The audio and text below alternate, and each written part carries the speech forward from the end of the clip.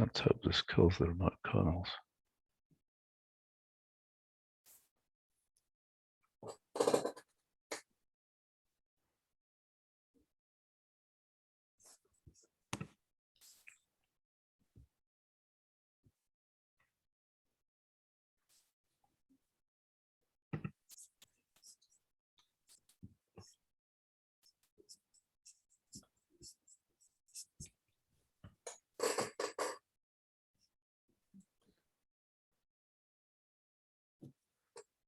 Let me just check that it's killed the remote kernels.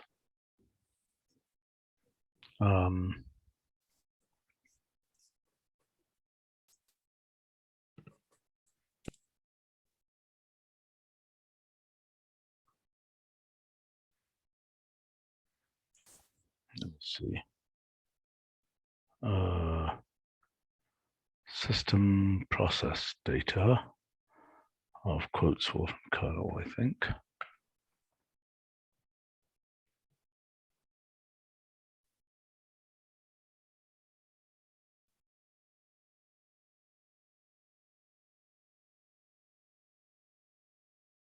That seems to be right. Okay.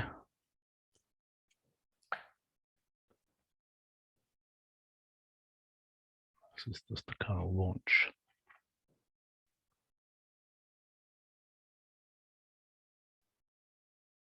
Why is it launched in TreeMac?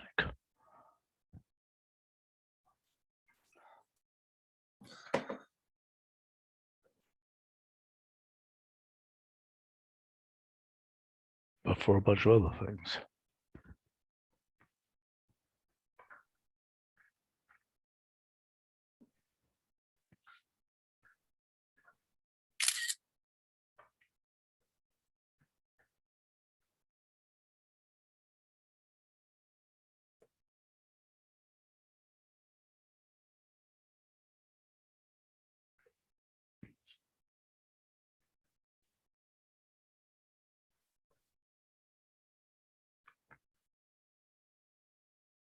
What's that? Is that packlet failures?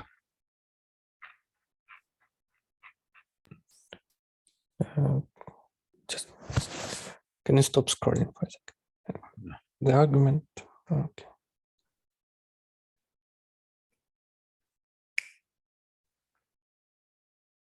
Yeah, let's see if we got nothing.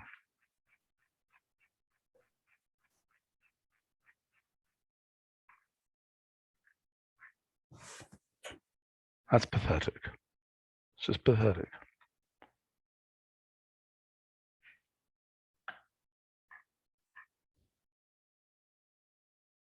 All right, what was going on there? Not sure.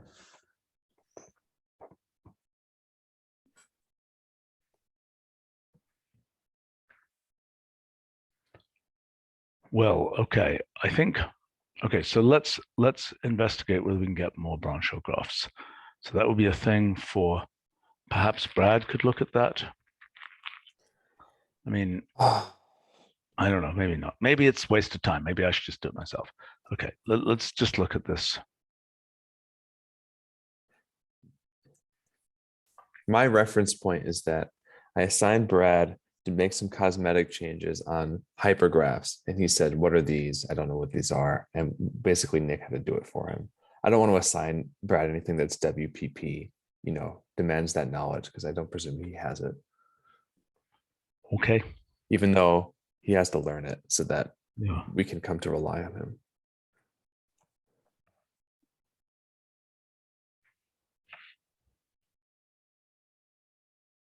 Okay, so the question is this,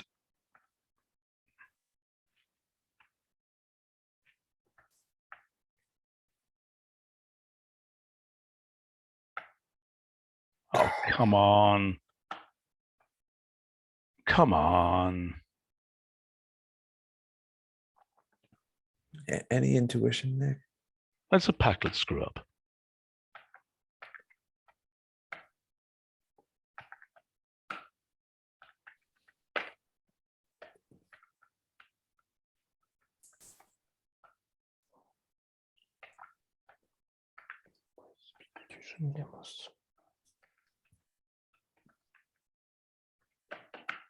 Why do is like an empty list there? Anyway.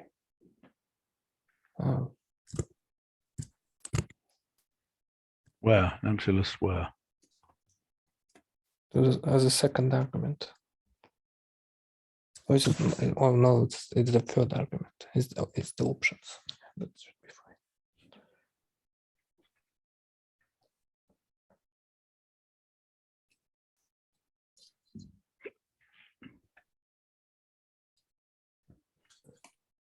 Yeah, that's the bucket.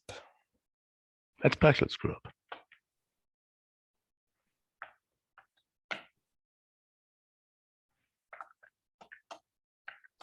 Have you installed it already on all the machines? I think so.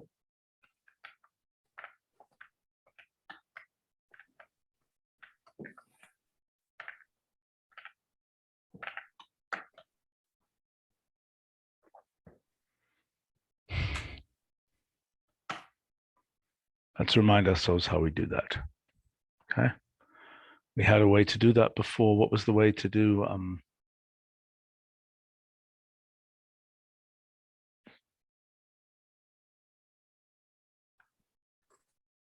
It was a remote something.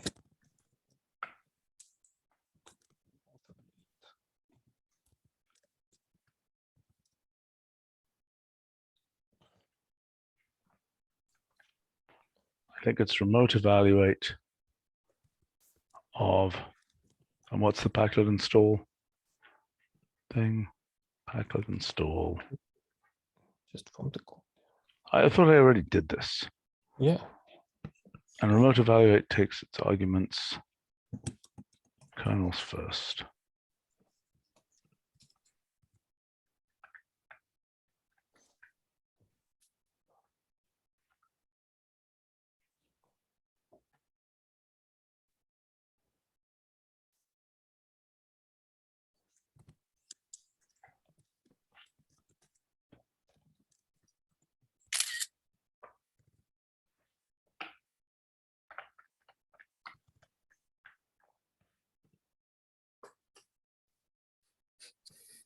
That's bullshit.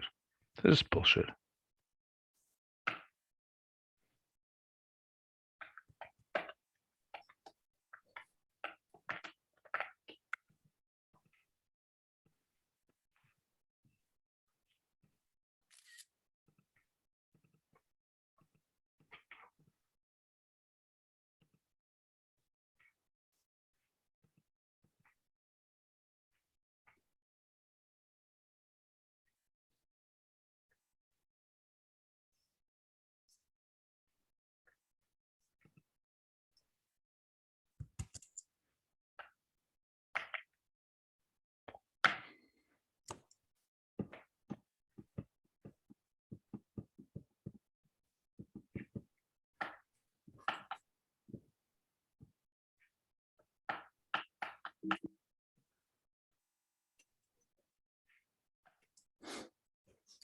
Did So you we like got the local kernels. How do we get the local kernels? We say take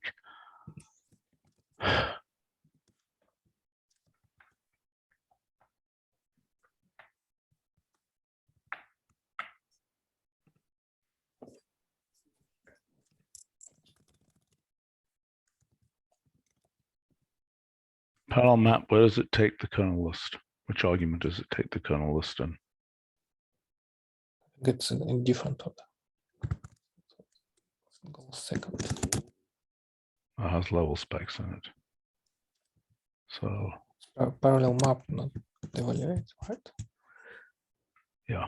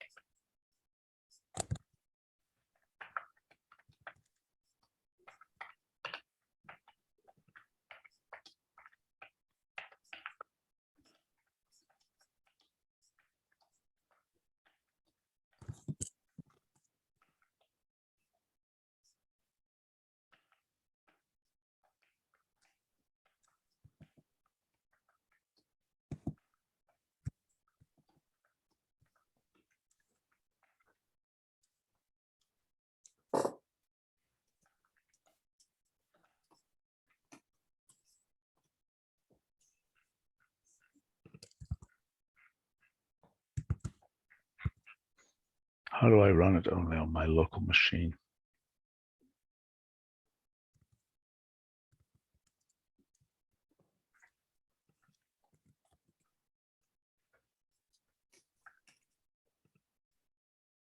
Oh God, this is so annoying.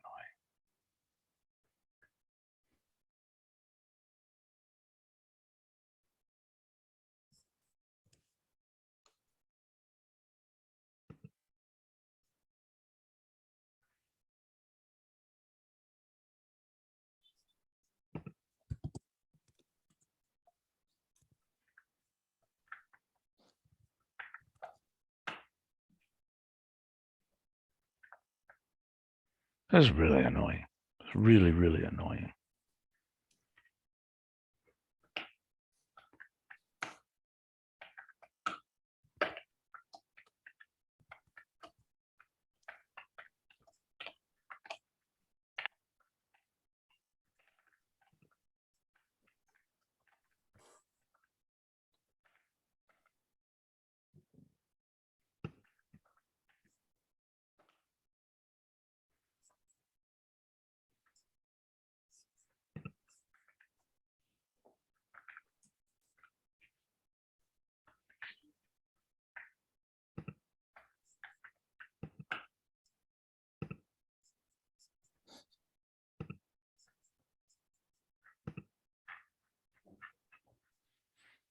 God.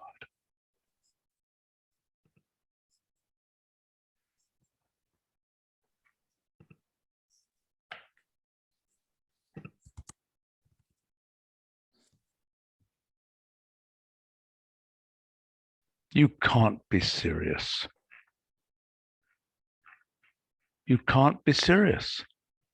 Those machines have the backlight loaded. You know what? You had suggested that distributed contexts thing before, right? All right. What was Yeah. the context? Well, that Wolfram mathematics.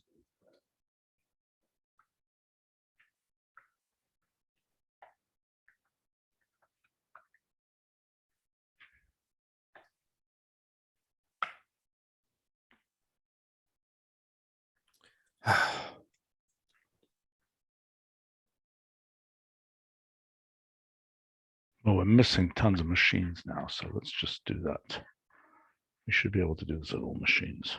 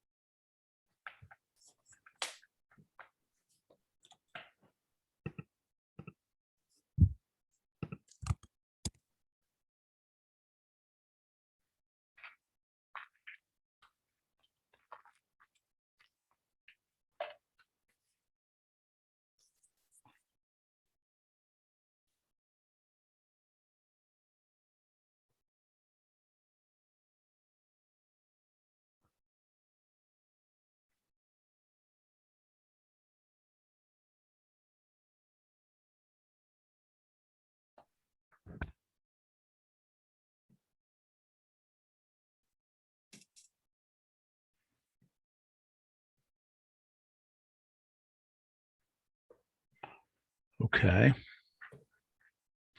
All right, let's go for the serious stuff.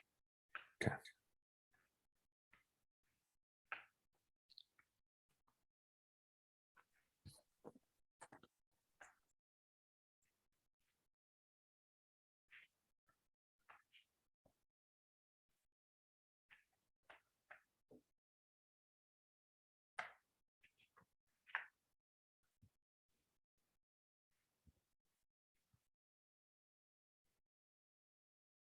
Oops, that's only a 1 there. Never mind. Give the same result. Now I want to put a 2 there.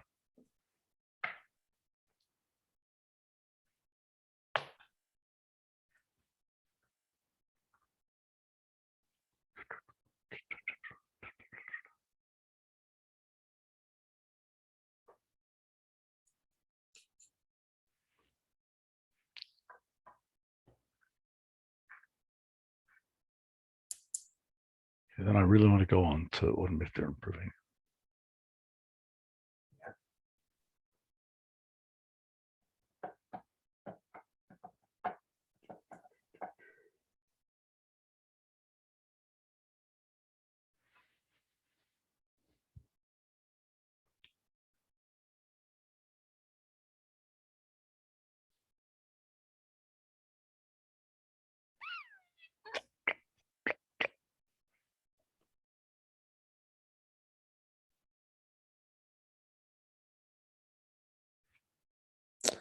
Okay.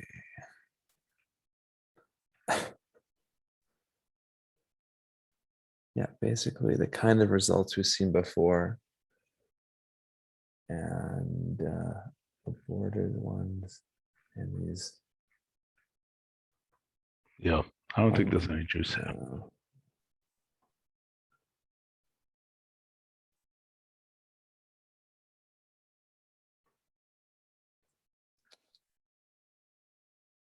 I don't think there's anything here.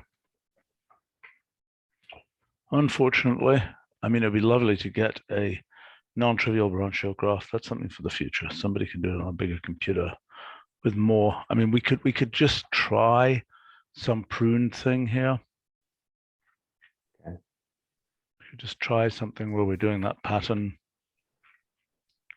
I'll just ask, I mean, does the graph layout or the edge thickness, you think that would help with these blobs? No, No, they're just it's too dense. we can look at that guy. Uh-oh.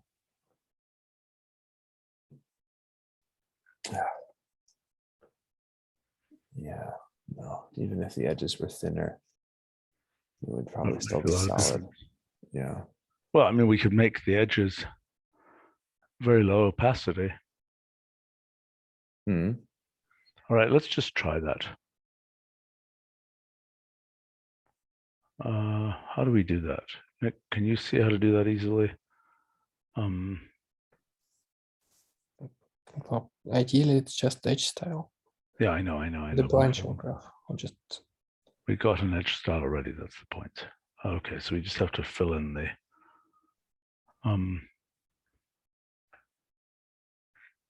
let's just take this one here. And let's say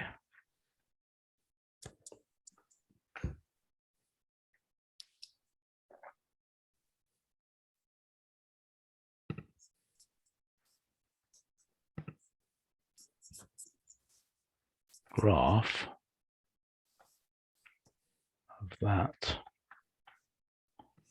edge style arrow opacity 0.1.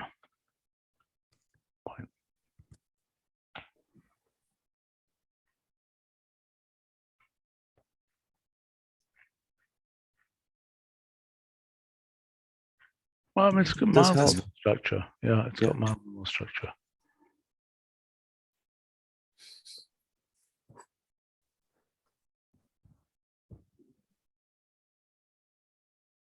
It's kind of interesting looking, actually. Okay, let's try doing this.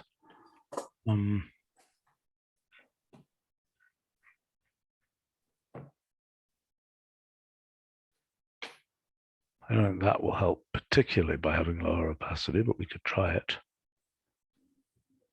Well, we can see in this case it's got lower opacity, so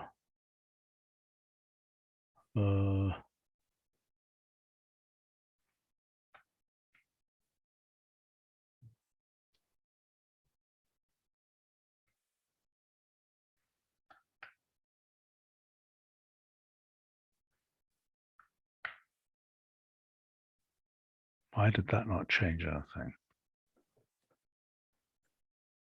Oh, probably because the branchial graph itself has that opacity, so we have to put it in the branchial graph outside there.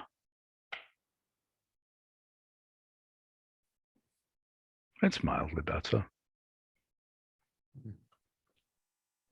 Oh. Yeah, it looks a bit better.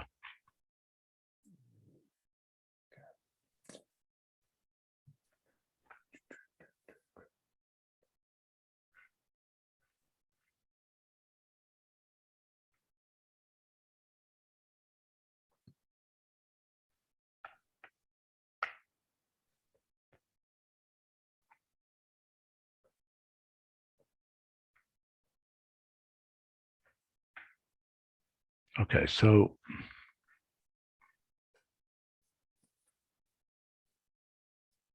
in axiom systems in the wild,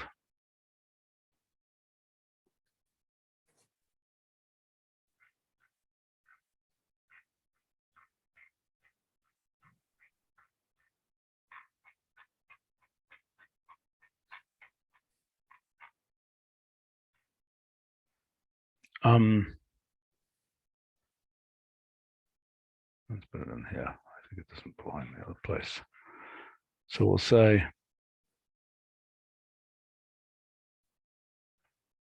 branchial graphs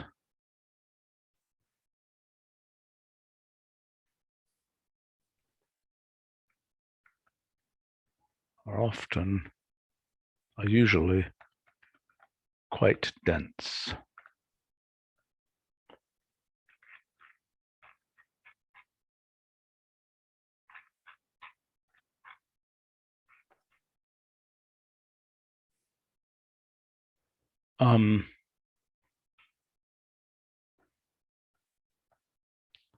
But they nevertheless do show definite structure. Okay, A equals A dot A, we can show that one. And let's look at all of these with virtual. Yeah.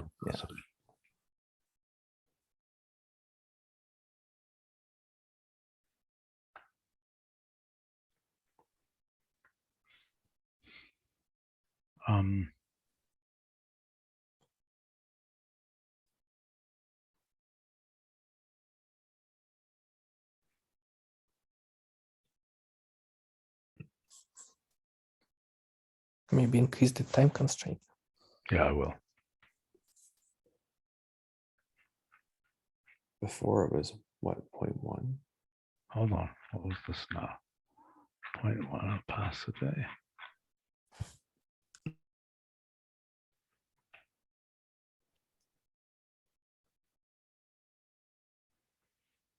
All right, let's go to a minute each.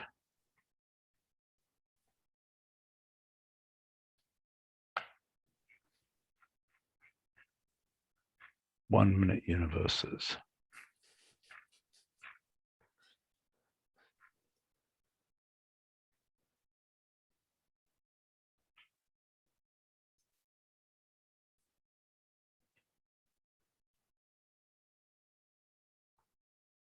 I wonder what the different regions of this thing are. That's A equals A dot A. I bet those are different. That's probably different sizes of trees. Hmm. And probably if we looked at this tree graph, we'd see that. Oh, I see. I see. Okay.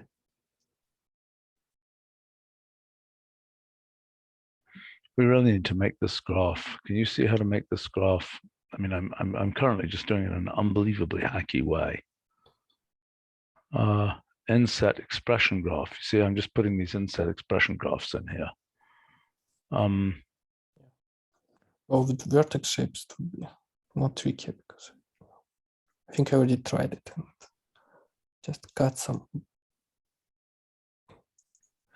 Well, I'm perfectly happy to have an overlay here, but I'm just saying that this, like that expression graph, that's just a single variable, is totally stupid. And I also am not sure that these are. I think these still, actually, you know what, we should fix these because I think they still have, they're not going inside pattern variables correctly.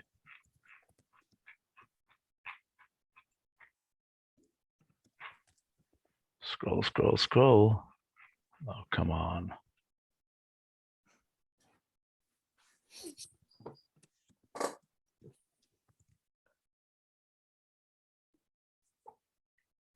Okay.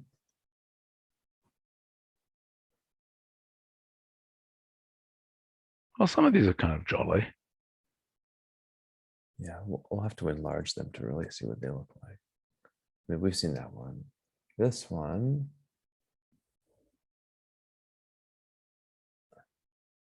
That's kind of fun.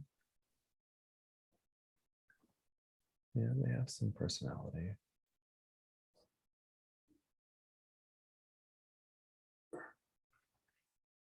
That one's less fun. It's still quite opaque in the center. Well, I mean, we have to we have to make the opacity level. See, that one has almost no. Yeah, I know. We have to make the opacity level depend on the number of edges, Good idea. or the square root of the number of edges. Good idea. Right.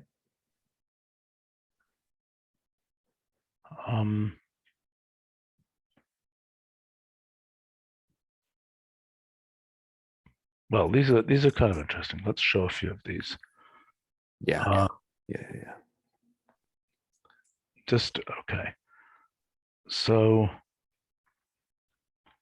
here we got an expression graph for each one of these things. So this B tag is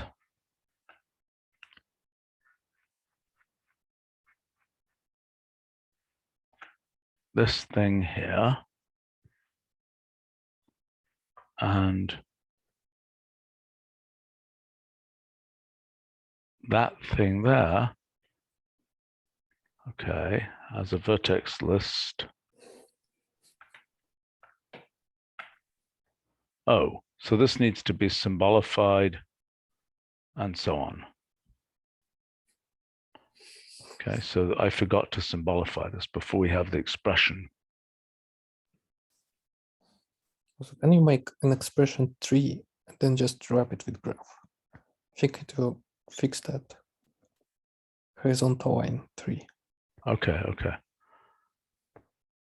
Well, but I want to show these as black. I don't want to be messing around with tree. Okay, No, but you first of turn all, it into a graph. I mean, What's that? first you turn it into a tree, but then I turn it into a graph. It Okay, will fine. inherit the layout. Okay, well, hold on. Expression graph. Okay, so here, this wants to symbolify patterns. Yeah. Okay, now meanwhile, you're suggesting what now? Make an expression tree of that simplified patterns. Like this. Yeah, and just rename expression graph to graph. That's it.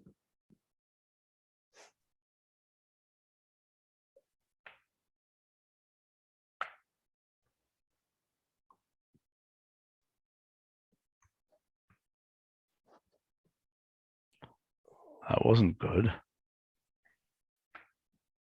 The hell did that do?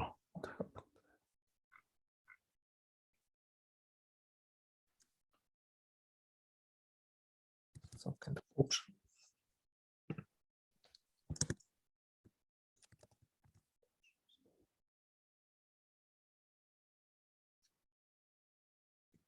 Okay, so this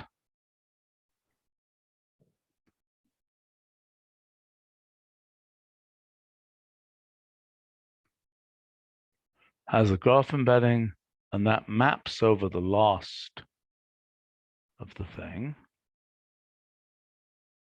Well, let's just see.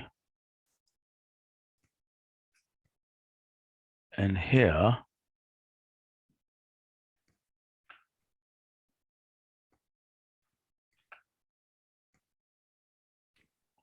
over %97. Well, that didn't look good. What the hell is that? First of all, why does it have the two-way rule at the top there? Because I thought I mapped over that. Oh, I see. I'm mapping over each of those ones. So relating to that mapped over %47. Okay, what's the hell's going on here? Now,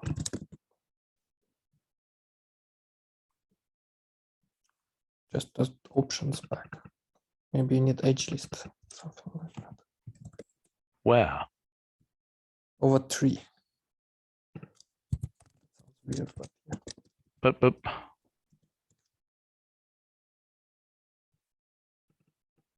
maybe graph of tree doesn't work. It works, but without options. And yeah, and sometimes the layout still kind of. You mean I need to remove these options here? Yeah, without options, it definitely works. Okay, well, maybe I put the options outside. Could you remember to report that bug if this indeed works? Oh, for God's frigging sake. Okay, we got these stupid things, and we've also got the things in the wrong embedding positions. Okay, how do we get rid of those stupid arrows? Is that an edge style issue? What's that? Oh, wait a minute. What's that? That's not helping.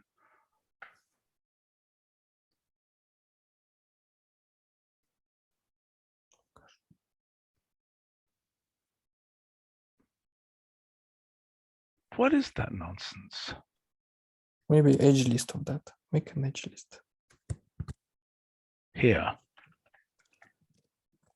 Well, that will, yeah, but that will break the way out. Oh, come on, yeah. Yeah, well, we reported this back multiple times. Well, who's fixing it? Okay, what did I have here before? What did I have here before? And we'll let Brad expression graph. Yeah.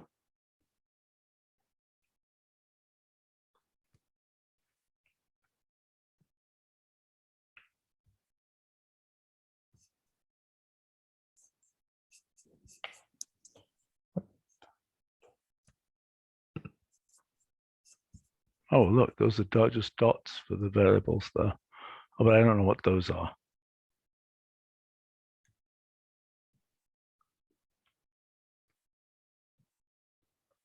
And we probably want to, those arrows, we want to be much smaller.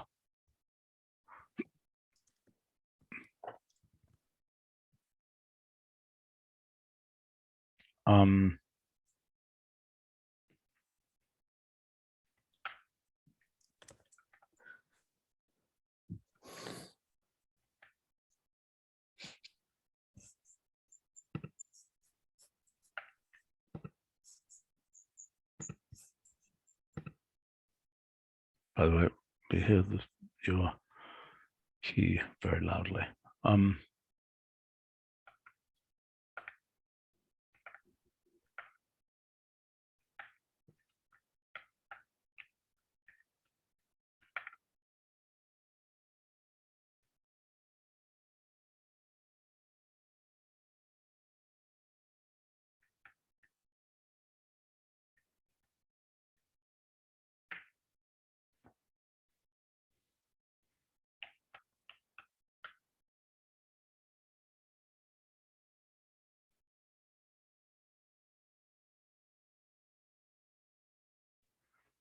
I wonder what I should do with those arrows. What do you think we should do with those arrows?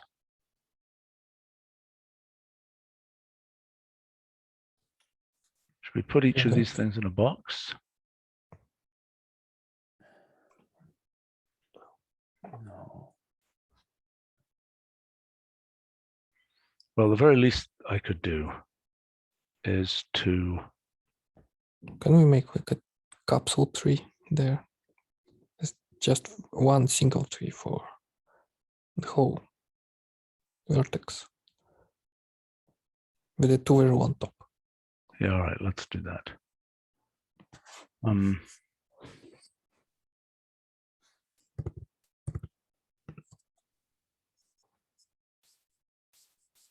All we need to do is that.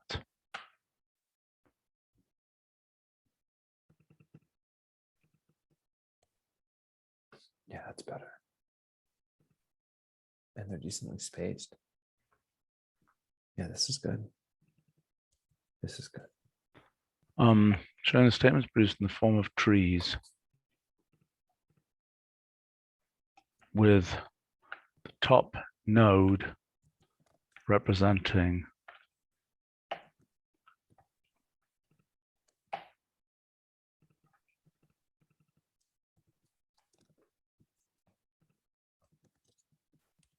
okay.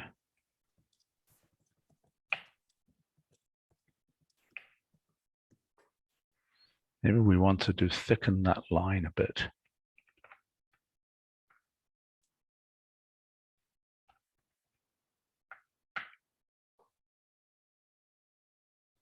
That's too thick.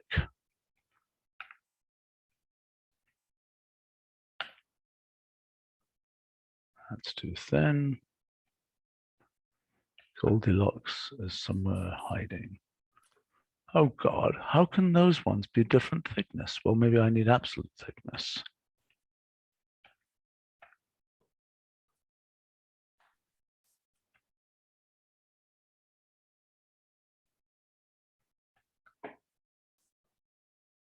Mm-mm. 1.2. That's okay. That's okay. Much better. Much better. Okay.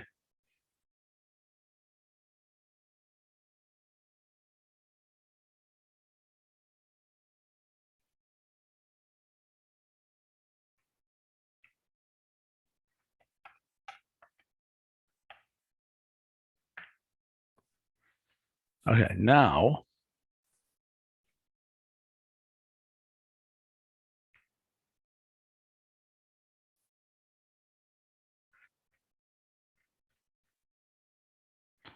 okay.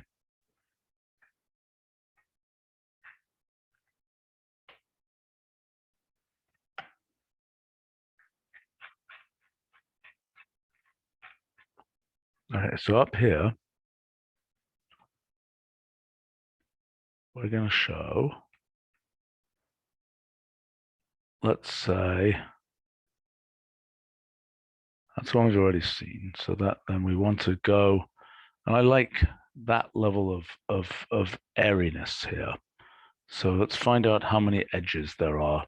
Okay, let's figure out what do we want to do? We'll assume that the edge density is constant. So what we want to know, is it how many edges or how many vertices there are? The guess tells us roughly how much I would go with edges, right? 578 edges. So let's see this guy here.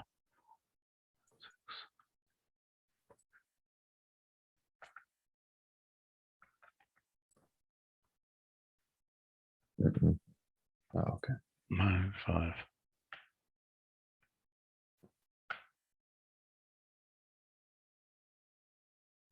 My God. What is this? Why is this taking such a long time?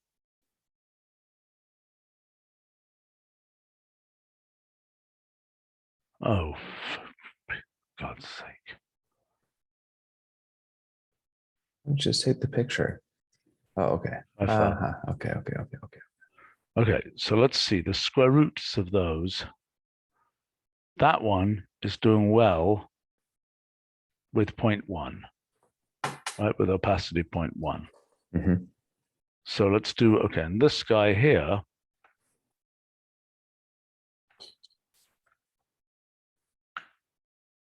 $55. Okay, so square root of 55.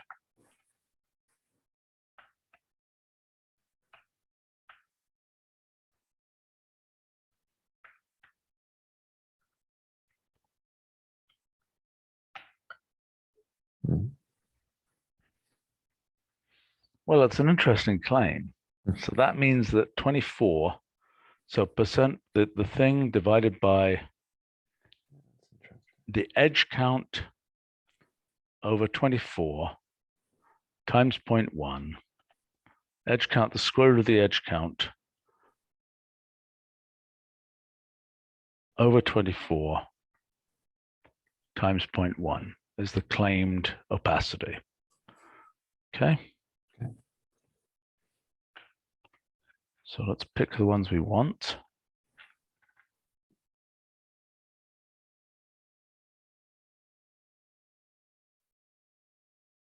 What are we doing here? A equals A dot B. B. A dot B is Dot B. B. Well, we can just, let's do A equals B dot A. Okay, so let's get the parallel map lined up. And then let's do opacity. Where is the opacity?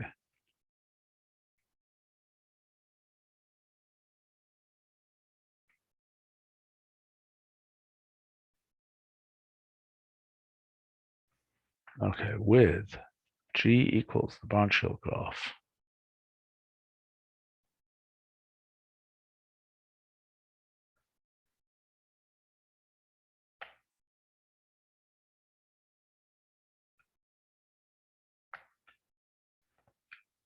And now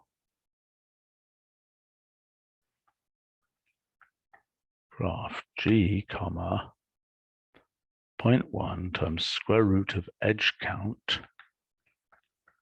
of G over 24.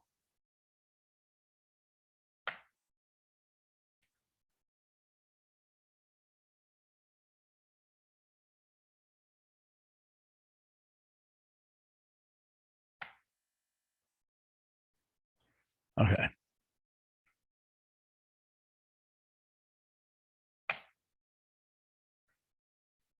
All right, let's get these now. So we're going to do A equals A dot A. Yep.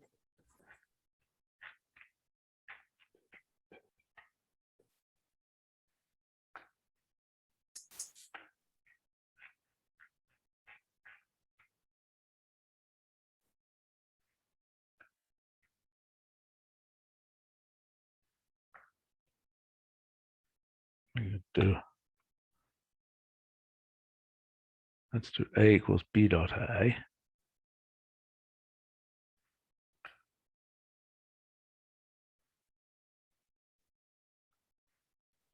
Let's do A equals B dot B. Mhm.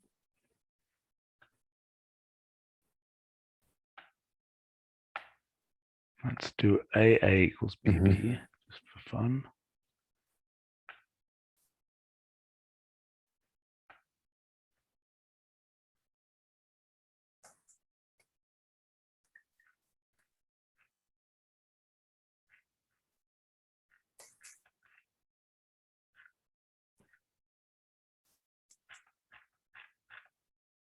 I like A equals A dot B dot B. Yeah. Yeah.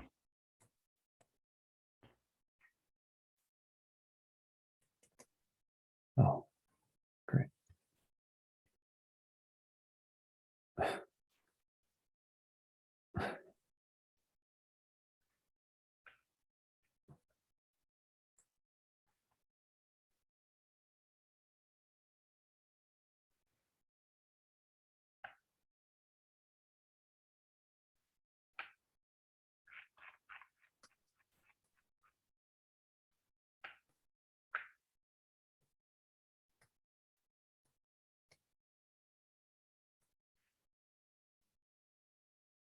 What? That's just saving. I do like the mail just came in. View your unread Neanderthal report. What? It's from a genomics service.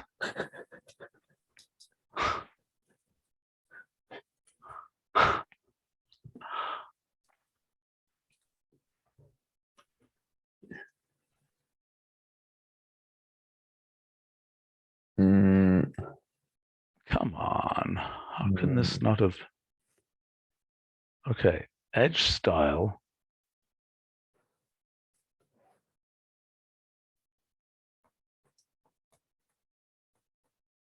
That's really weird. Square root of edge count.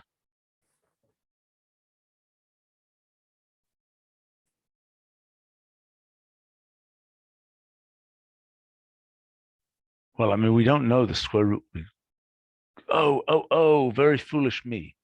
Very foolish me. It's 24 over square root of edge count.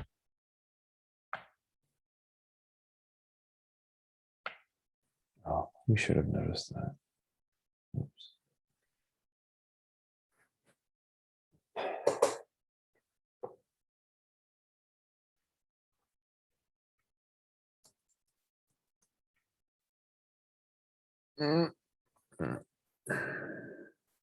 That's not bad.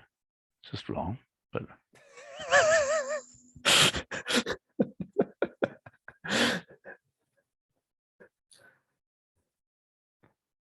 Okay.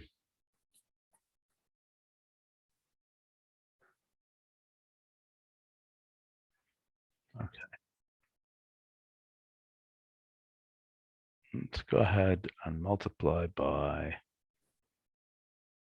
5, maybe 4. And I also want to, while we're at it, It's 4 too much. I don't know. We're about to find out. Truth is,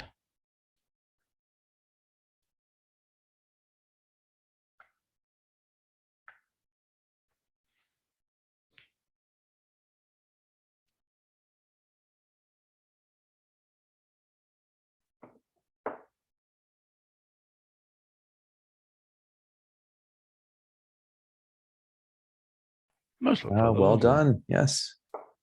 Hey.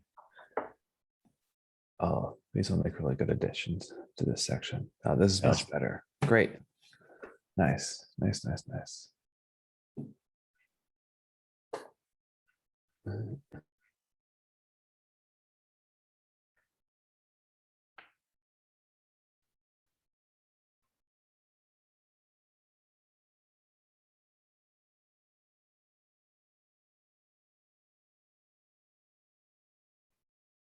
Maybe we need one more.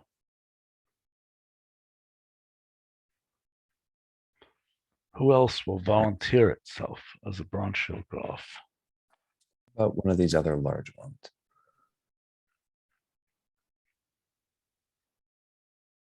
Are they interesting? Is A equals B dot A dot B interesting? That's kind of fun because it's got the pokies out the side. Okay.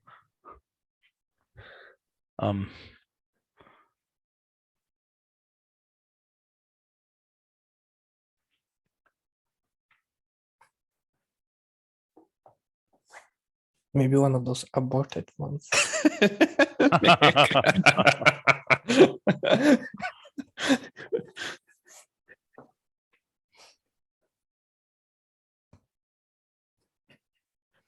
Yeah, where does this come in the sequence?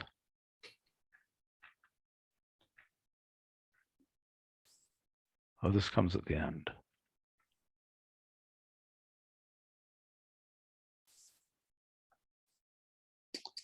Oh, I see. I see the concern. That guy is very symmetrical there.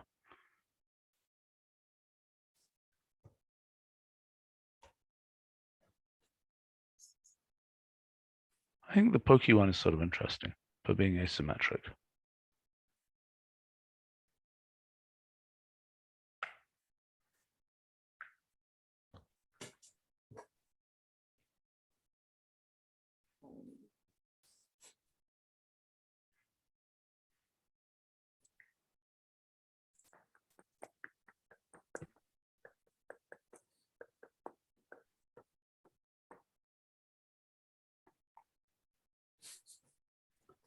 That's nice. Yeah. That's kind of a strange looking one. Yeah. Okay, good. Good. Picture. Here are some results after 2 steps.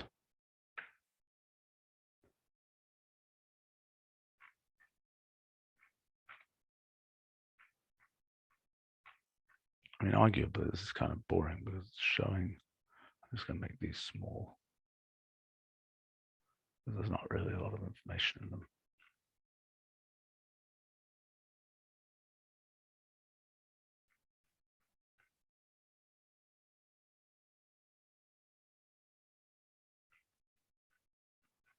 I think that's fine.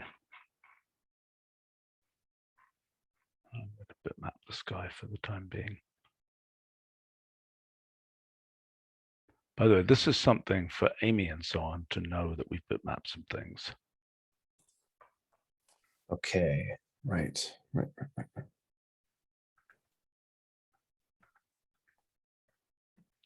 Because otherwise this notebook is going to get too big. That's a nice picture. Yeah, I'm happy with it. It's phenomenologically much more satisfying. Right. All right. Theorem proving. I just want to try one thing here that maybe is totally crazy, which is to render this in 3D.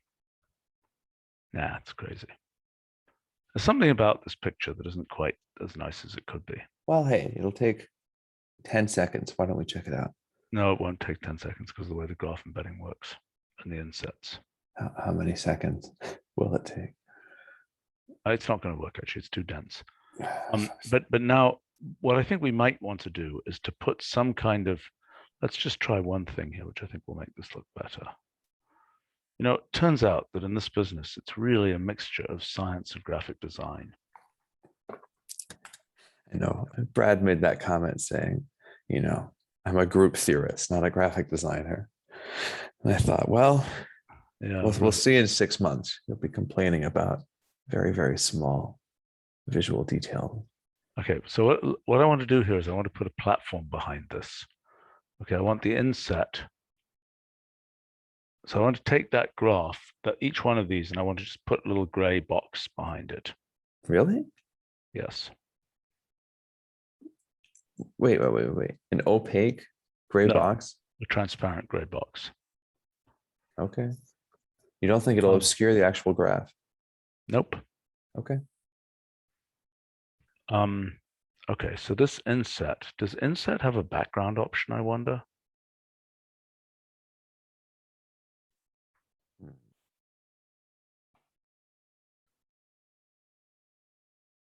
Or you can make a background for anything inside of it. How? Oh, look. Background. Whole region of the inset.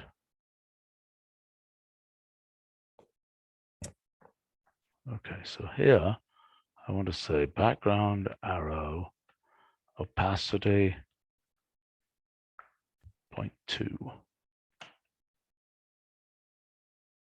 And we don't see anything. Opacity 0.5 gray.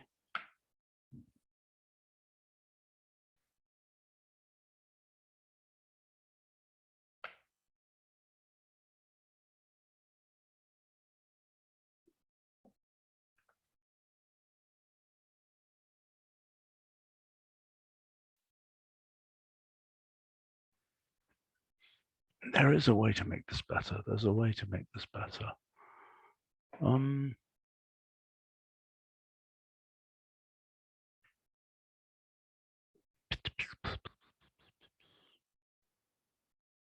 How can we make this better? Let us try.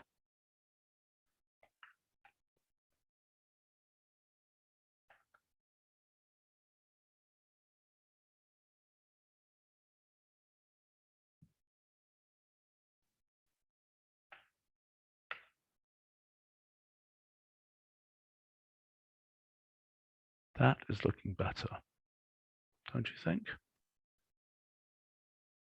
It's a very subtle effect.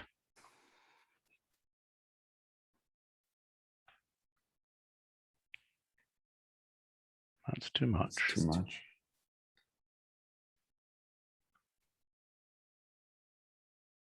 Still too much.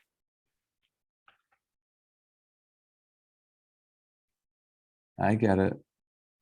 I think it's just a hair too much still now. Maybe. Like 4.48 or something. I get it. They're just a little lighter. The graph's a little lighter behind the trees. Yeah. Yeah, I get it. And it doesn't obscure it. I get it. I wonder if the trees want borders around them.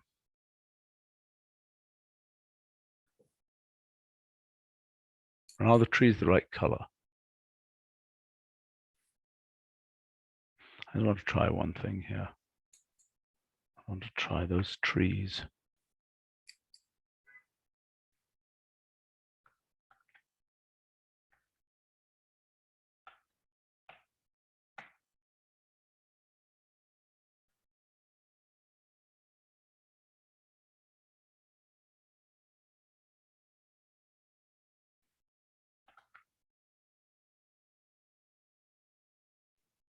Better. Jollier.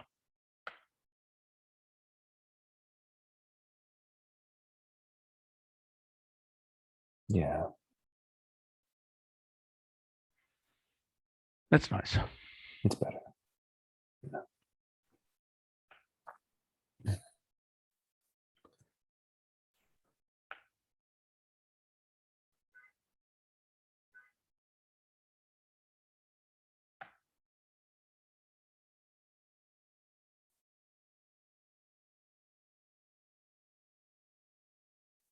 I wonder if actually the background could go a tad darker. Where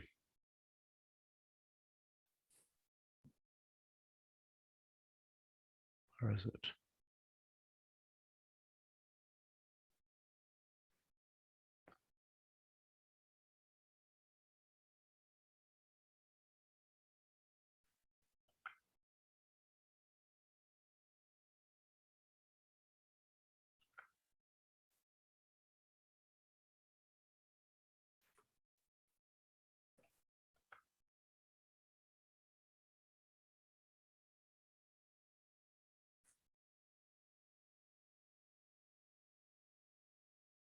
Too dark. You reckon? I think so.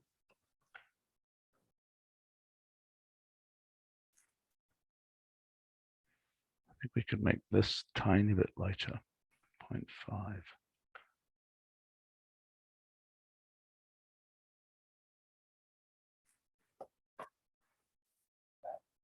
think that looks pretty good.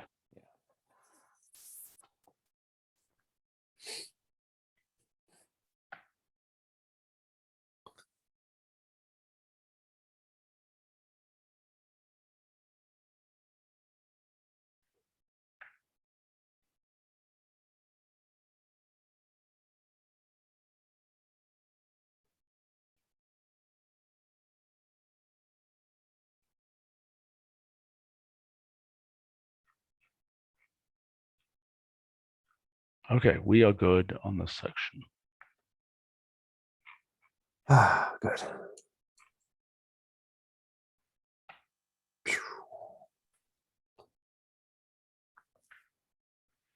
Okay, automated theorem proving. Mhm. So we want to take a quick gander at this one here. This one is actually probably rather easy.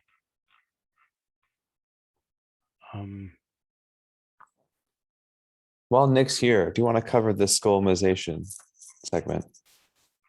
Yes, but I can't remember what the point of it was.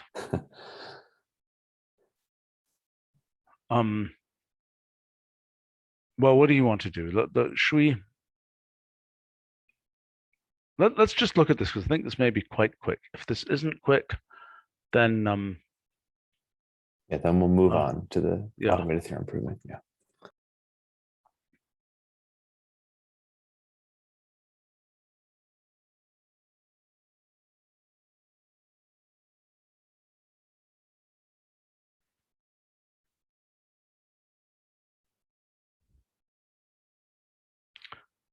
Simplest common.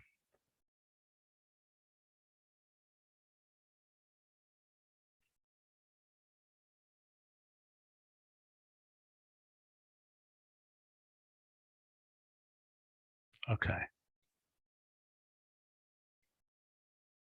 Oh dear.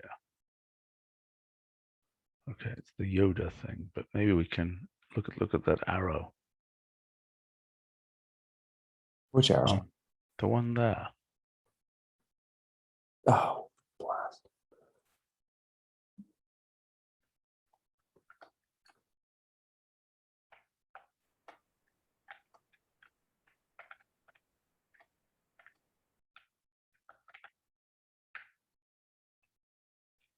Okay. I'll just trivial rearrangements of the original axiom. If we include by substitution, things get slightly more complicated, and then we already get this. Okay. You know what? Given that that has to be that size. Oh, we can, yeah. We need to reduce borders around the statements. Okay, this includes theorems like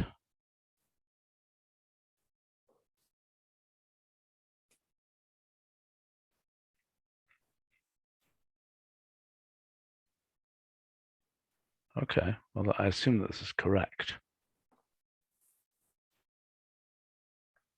That's a rather nice picture, which I'm going to bitmap for now.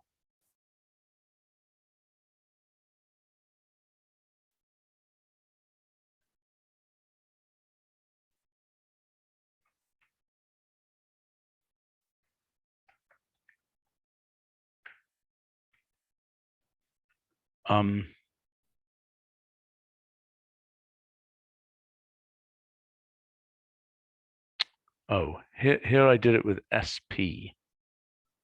Don't I just need P itself? Is that correct? It's B now, right? Just B itself, right? Nick, B for by just B. substitution. Yeah. Okay.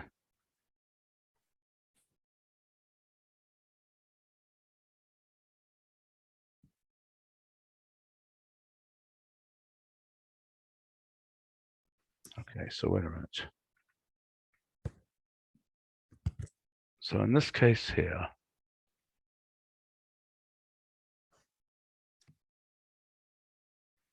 right, we want the token event graph. And let me just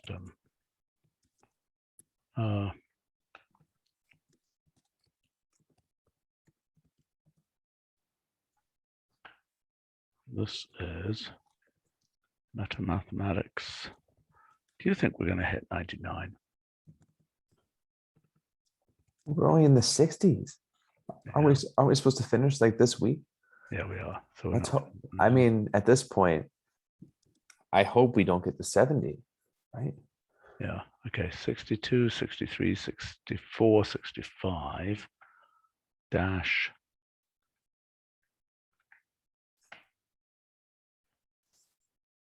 Okay.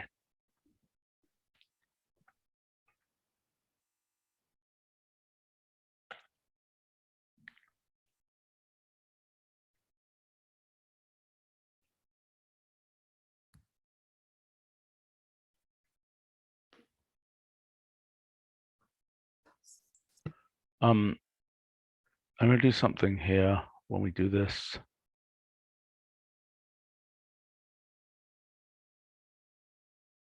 I'm using leaf count for size. I'm not.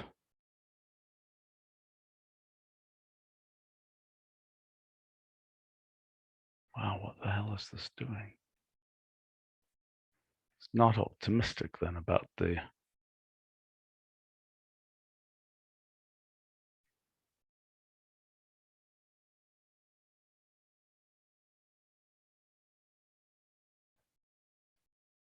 Come on.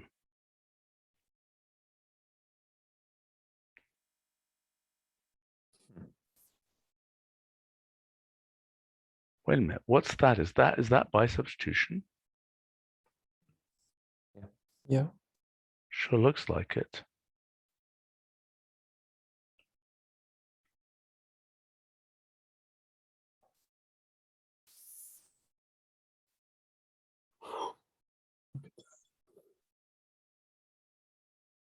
Okay, so this.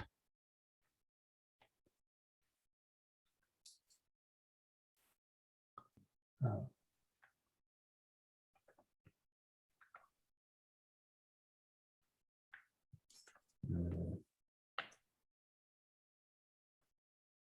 How can there be 2, 7, whatever theorems here and 2, 5, 1, 7 here? Or maybe I got something wrong then. Maybe, hold on. Let's look at this one with substitution only. How do we do that? With just an S there, right? Yes. Oh. I see. Well, okay.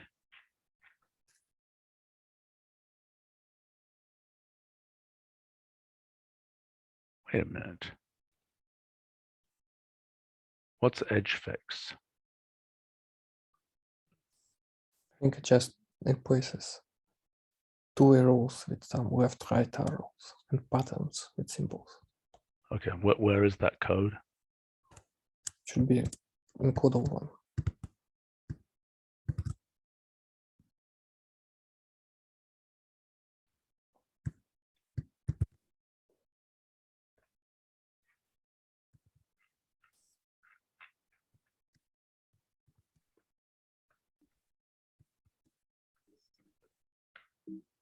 Not found. Oh, I renamed it to a two-way rule fix because it's nothing to do with edges. If it works at all. Maybe a lowercase.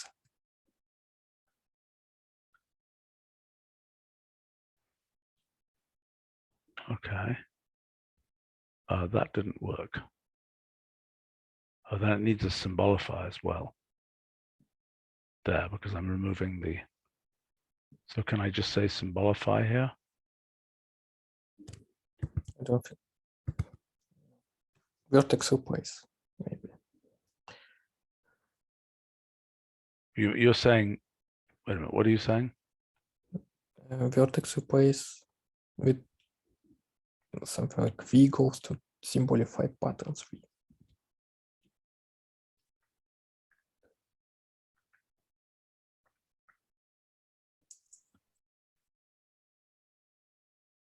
V What blank. do you see? What's that V blank goes to?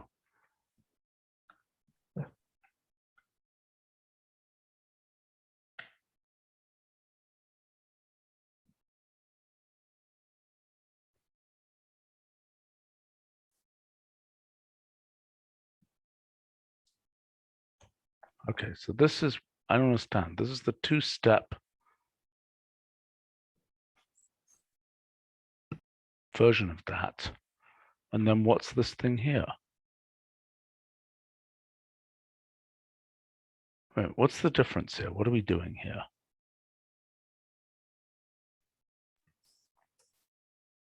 What's different between token event and a cumulative? Yes.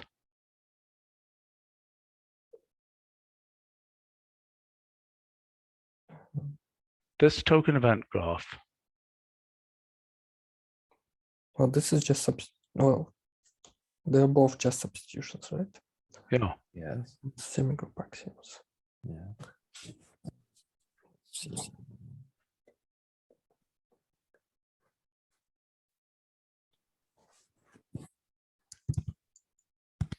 Check the code really quick.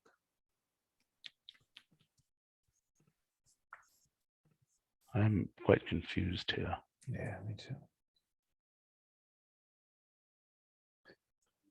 Maybe there's some difference in sorting. And which, Because we sort rules for a cumulative token event graph. But for token event substitution, there's no sorting. well, where's the initial rule? A dot B dot C. A dot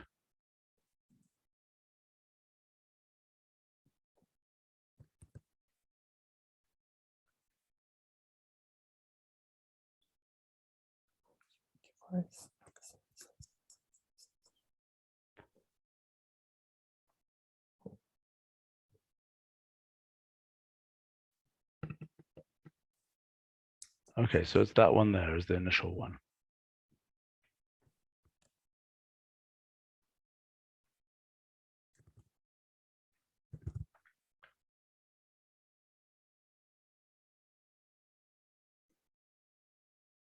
What is all this stuff?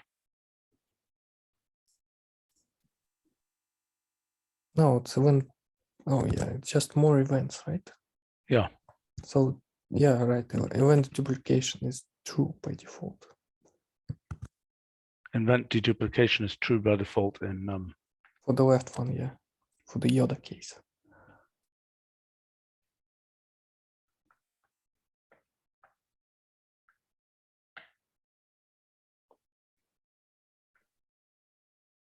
That's actually rather nice, that one. I sort of prefer that actually. What, Toyota?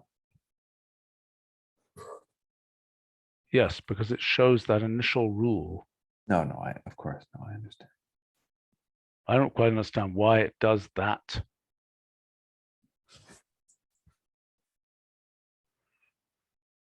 Right, it's an accumulative, that rule, wait a minute, why does this not show two edges coming into that event?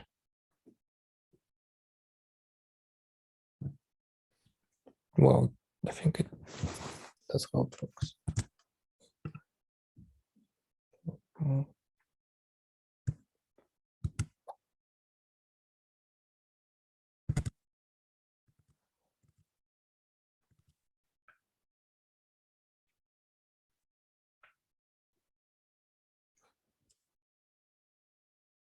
I think token in the graph never shows two edges if it matches like twice the same token. Okay.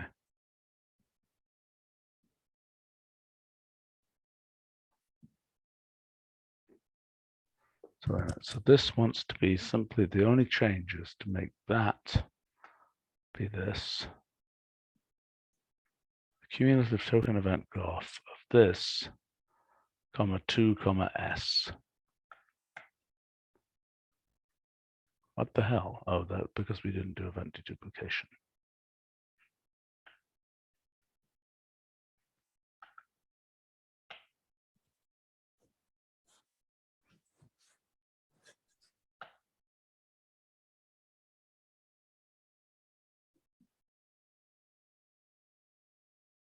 Wait a minute, that is basically a Yoda, Yeah, but it's it only just has three inverted events. Yoda. It doesn't have, it only has three events.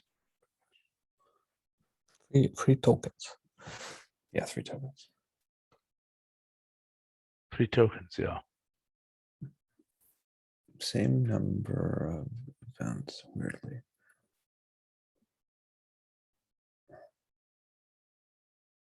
Nice.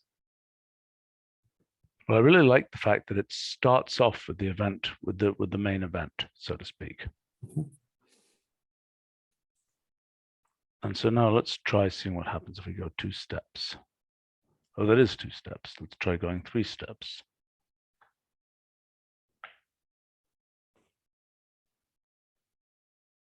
I'm Yeah. stuck.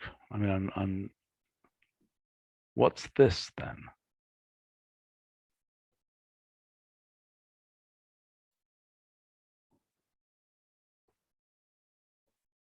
What the hell is this?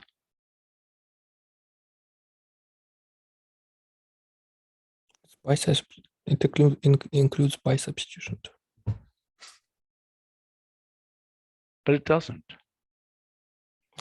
Well, the default case is by substitution. I know, but this. Well, maybe this was just wrong. Maybe we thought this was doing. Yeah, okay, we're confused here. Okay, so so I think this is right. That is that. And that doesn't manage to get to any more theorems by pure. Yeah, so let's go 1 step of by substitution. Okay, we've already got a whole bunch of theorems there.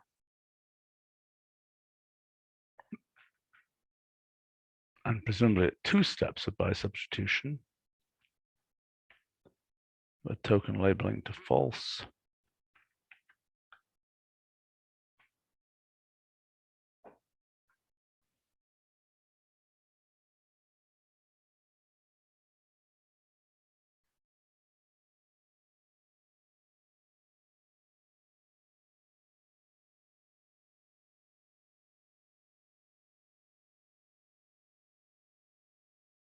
Humph.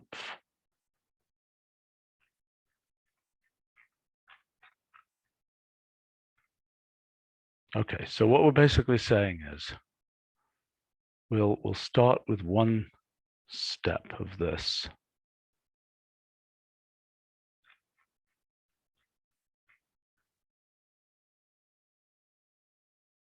Group theory.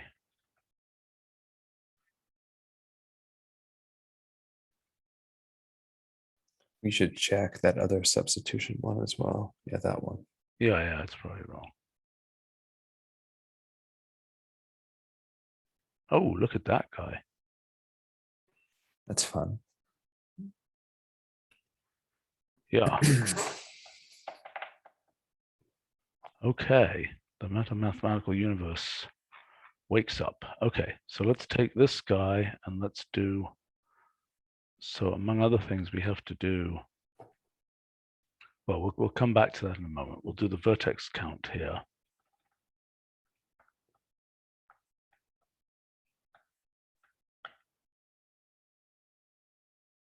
%155. What?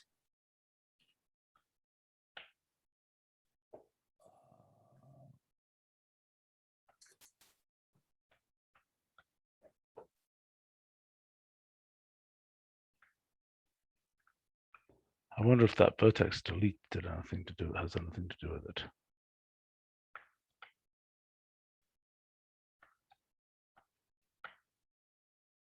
Okay, what's wrong? Why isn't there a two-way rule? Oh, is it because of a two-way fix or something like that? Yeah. Now it's a left right arrow. Why? I think we did it because there are some issues when you have two-way rule. It thinks it's an edge, undirected edge for this reason. Turns out it's user quality.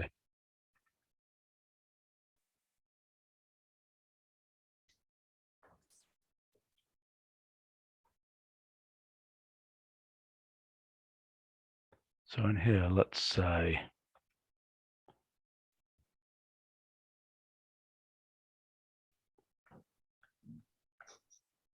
Oh, in this case, you don't have, I don't think you have to do it at all.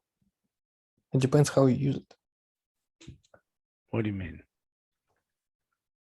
Well, you have to simplify patterns if you want it, but you don't have to replace your two-way rule.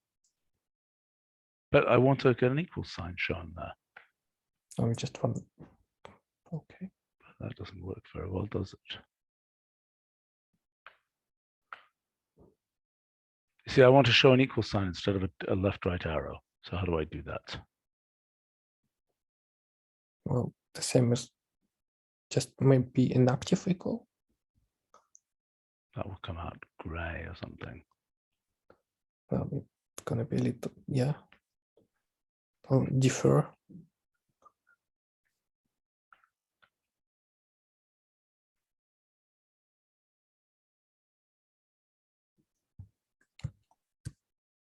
Well, okay, so let's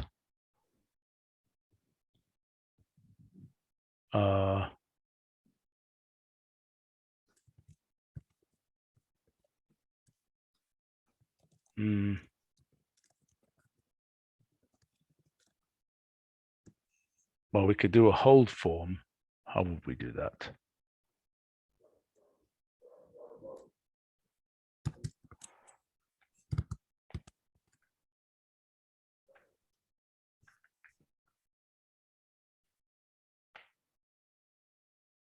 Oh, for God's sake, there's double equal signs there. That's super ugly.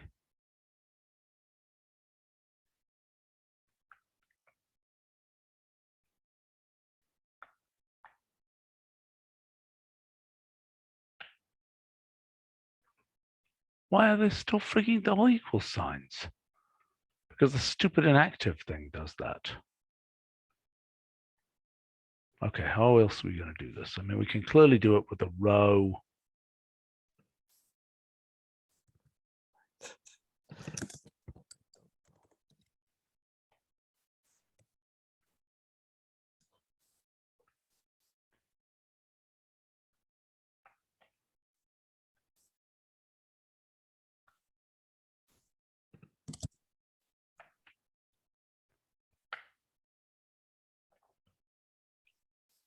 What?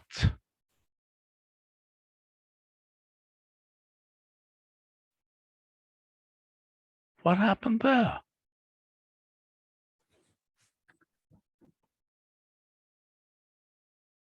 Oh, you have to do it for accept events, right?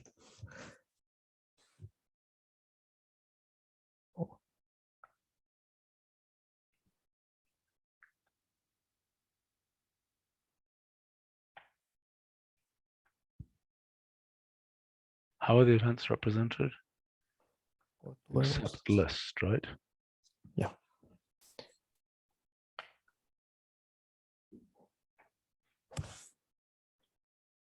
All right, I think that equal sign needs a tiny bit more space around it. That's probably not a full space. All right, that looks okay. All right, so let's go up here.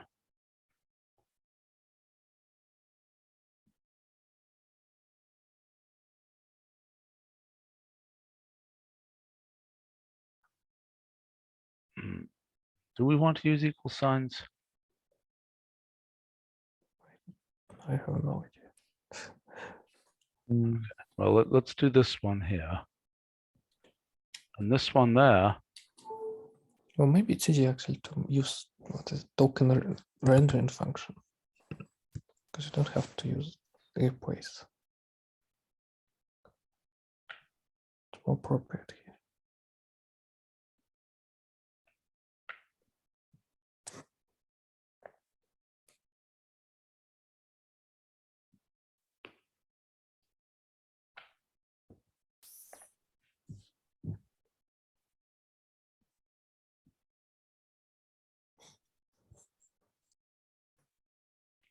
okay, we need to have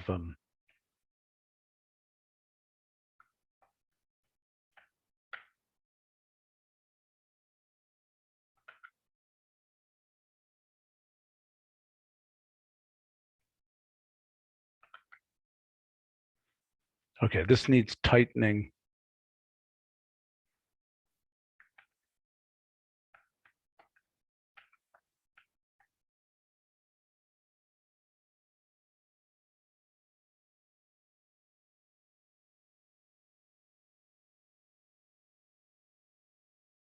Okay.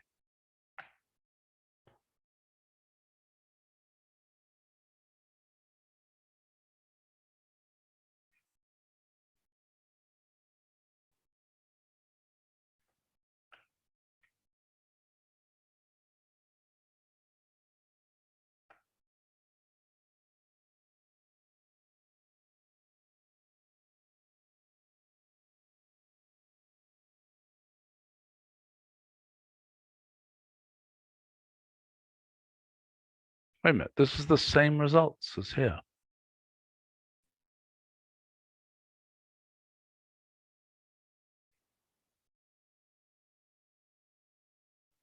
The two steps you get removing after two steps.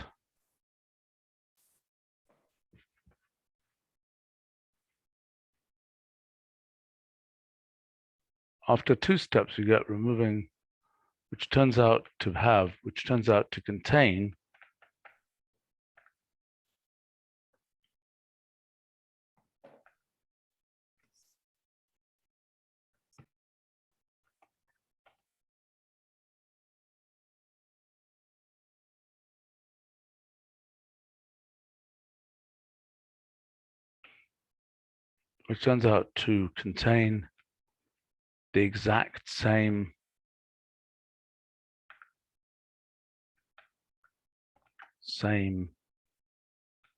theorems as after one step.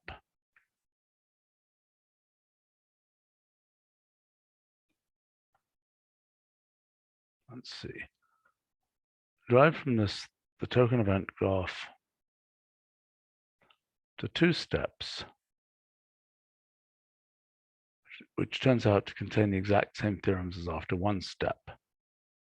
And indeed, there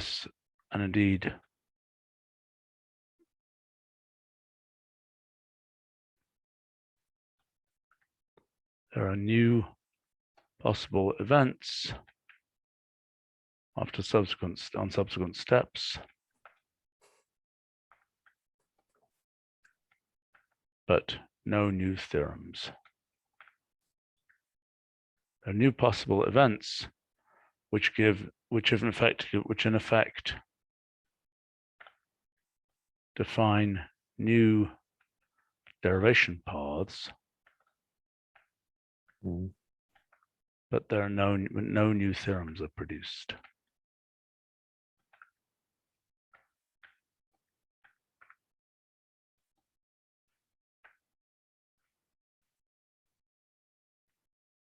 By substitution, however, is more fertile. Mhm. This is the result.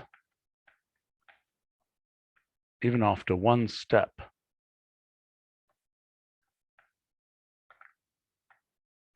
result is the token event graph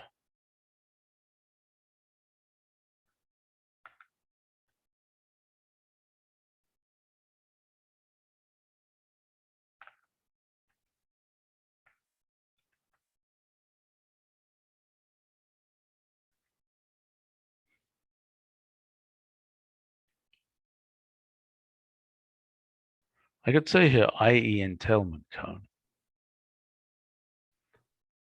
Yes. Some just comma using only substitution. We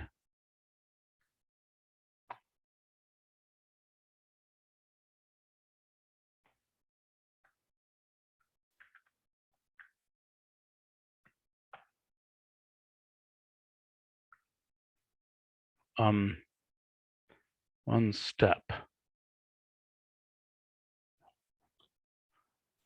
Even after one step, the entailment cone of the original axiom Mhm. is, okay, so now here,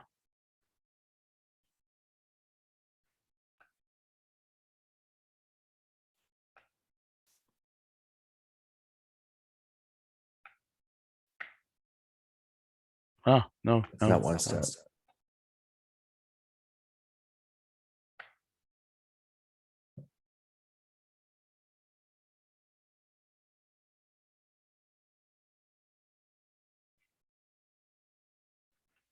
I am going to do something a little bit odd here. Graph layout, that's there.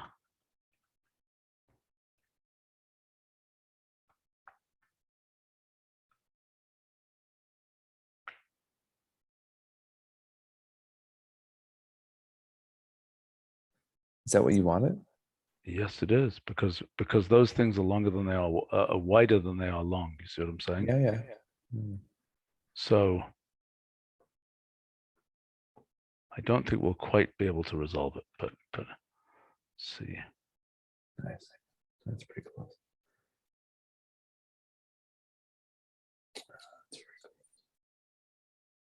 Yeah, well, I mean, we can do this by saying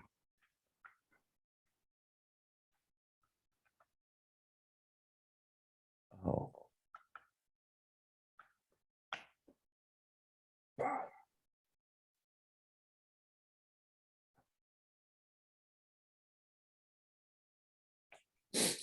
You know, Nick has this function that allows you to drag vertices around. yes. You could just drag that upper one out of the way.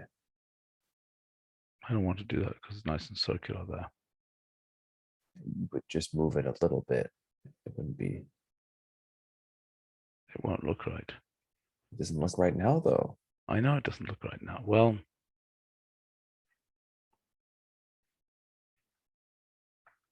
try to beautify lower priority.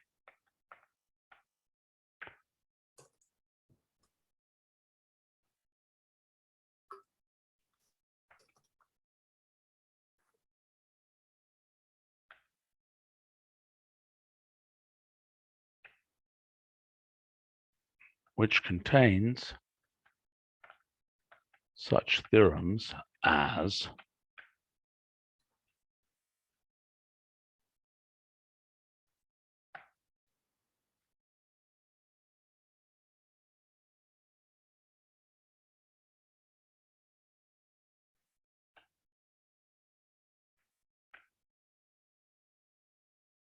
let's just check it does contain that one.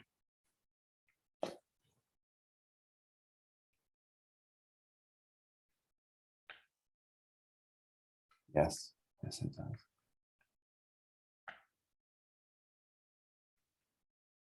It's in the lower left-hand corner.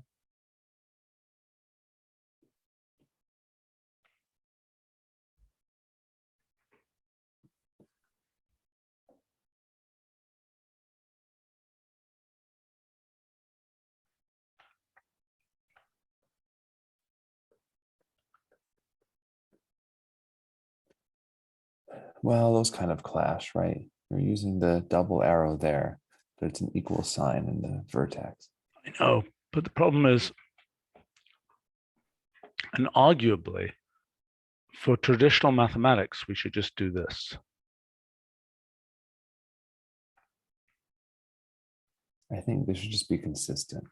I know, but consistency is hard to achieve.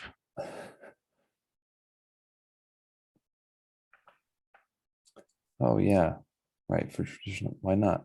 Right. Yeah. We probably want to make this. Is there a way of going up to the equivalent of 2 clickies?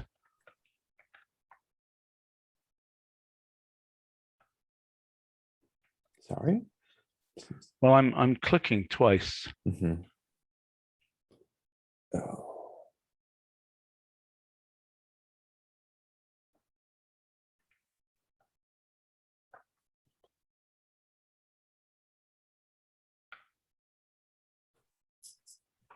That's sort of okay.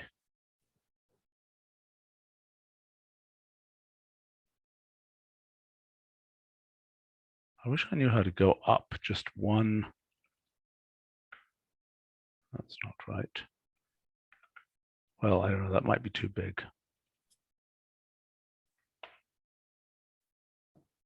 It's too big. Yeah, but then I have to do an absolute font size, and that's not going to work because it's going to be transformed. Okay. After 2 steps, by substitution gives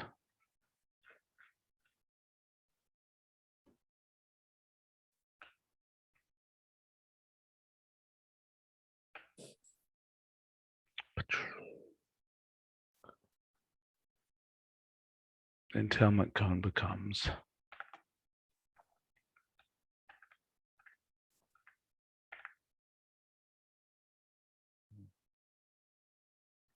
Make one general point about this graph, and that is that the arrowheads are larger than the vertices. yeah, okay, so let's fix that. Reduce arrowheads bitmapped.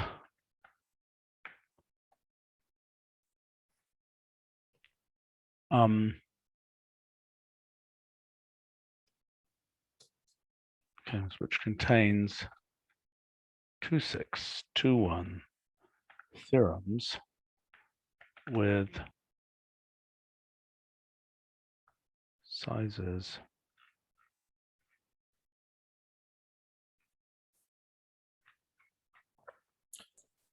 Don't you want to redo that graphic? absolutely. Yeah, okay.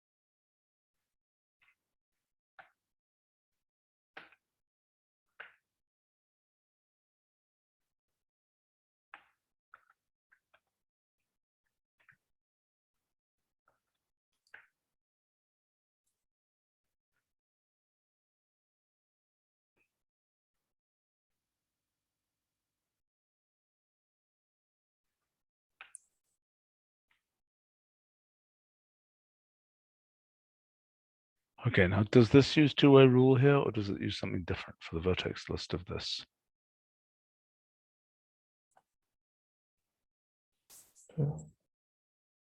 They all should be two rules.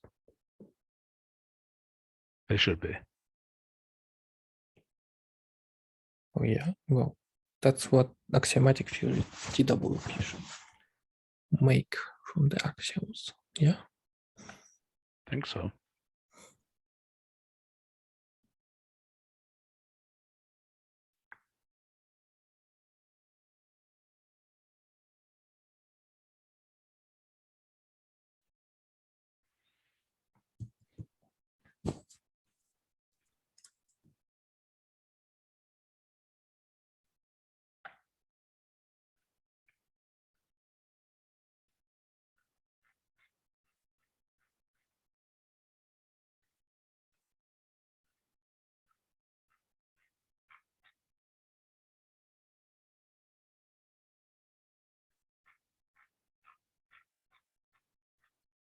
I'm very confused, by the way, about why some of the minimal axioms that are listed in NKS are not listed in axiomatic theory. And that is something we need to look at. Oh boy, that's different.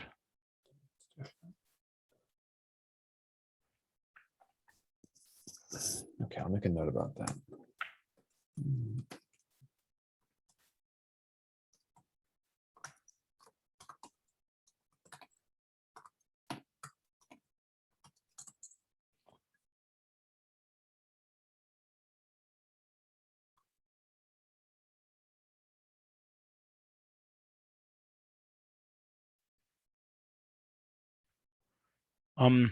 Should we show what one of those formulas actually looks like? I think we should.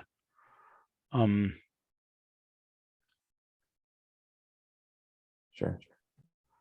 Such as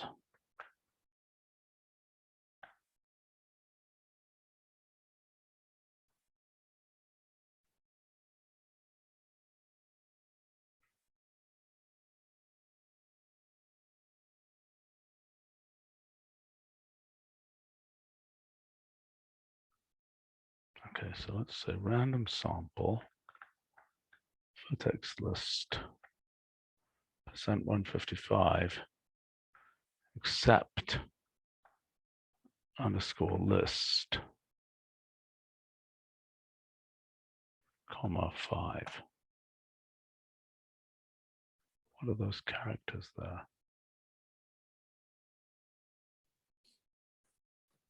All right, let's see what those leaf counts are. How could they be so small?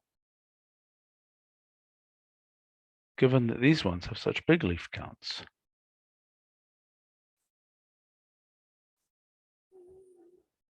Do you see what I'm saying? Maybe this computed it wrong.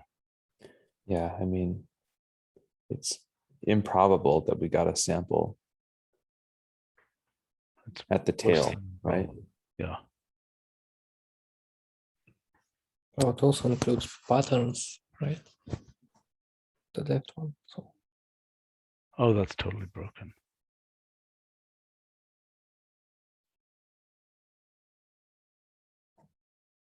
Right. So that's in fact totally broken. So let's go vertex list. The list equals this slash dot p underscore pattern colon greater than first to p.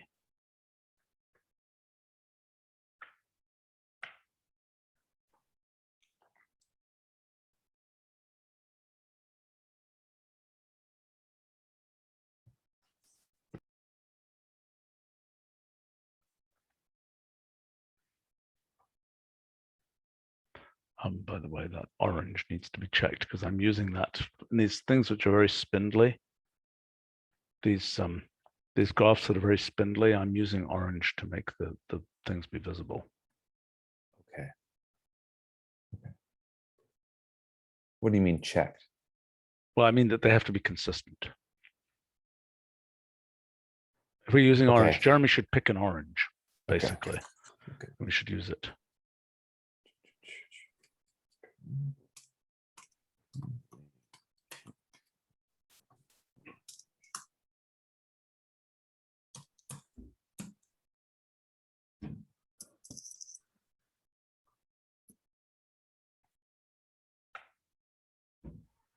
Okay. Ah, now it's a probable sample. Yeah. Yeah.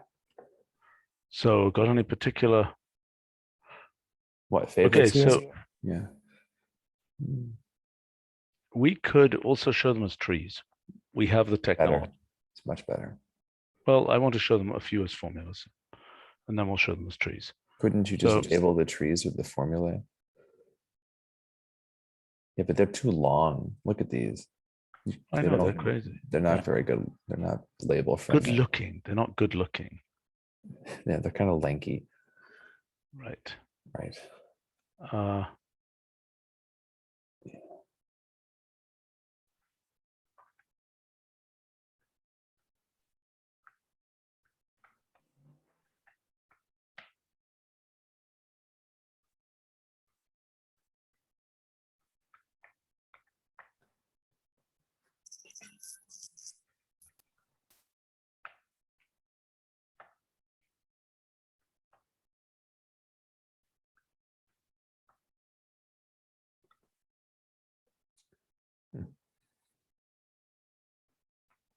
why the hell is the traditional form not showing up?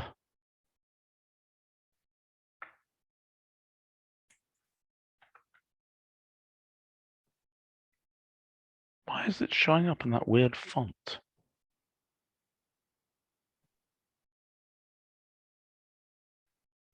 It's really odd.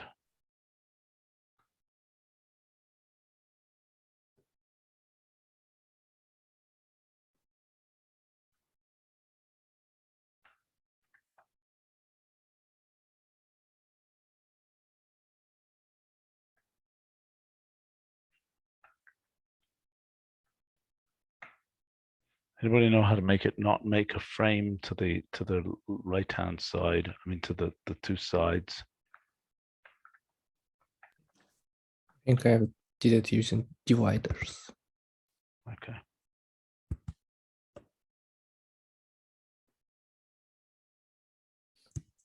Well, we might want traditional form here. I think we probably want traditional form here, although we might want, and perhaps use text.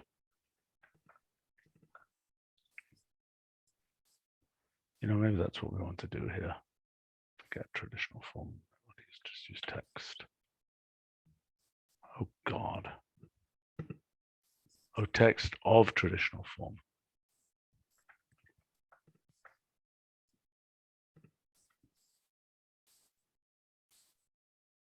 And we don't really need to be larger, I suspect. Yeah, it looks pretty decent.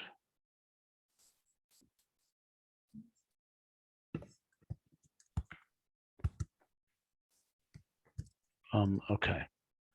Such as, do you have dividers? Do you have Here it is.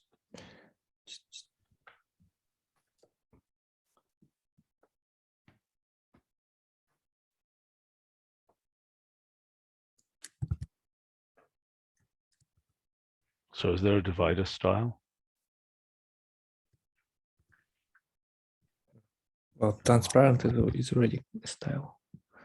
No, I understand that, but wait a minute, where are they?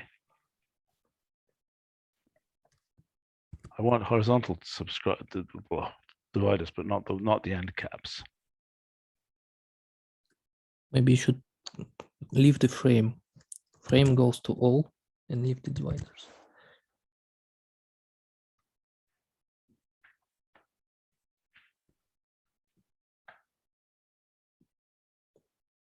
Okay. I'm not sure it actually needs the dividers. What do you think? I like them All right. because they're pretty long, kind of messy. So it helps. What do you think of those ones? Let's just try it again.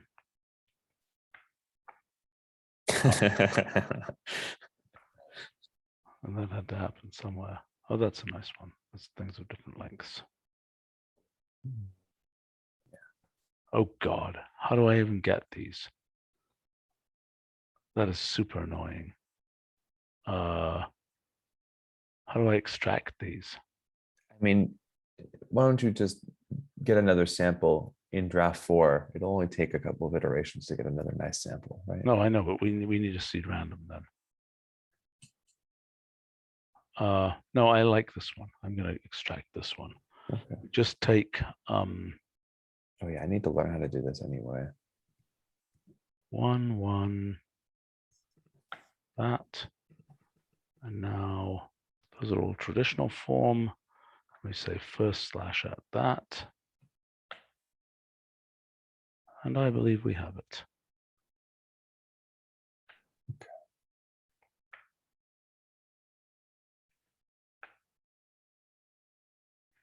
We don't even need that. Ta-da. Nice. Yep.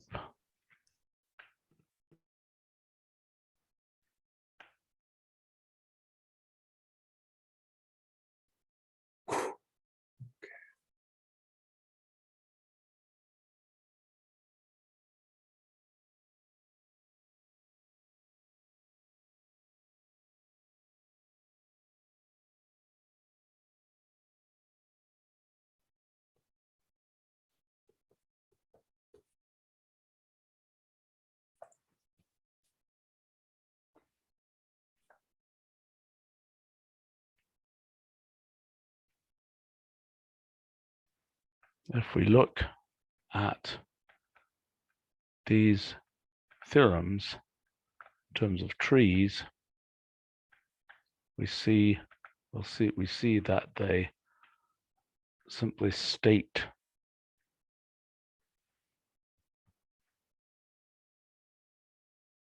equality between trees with the same leaves. Simply that they simply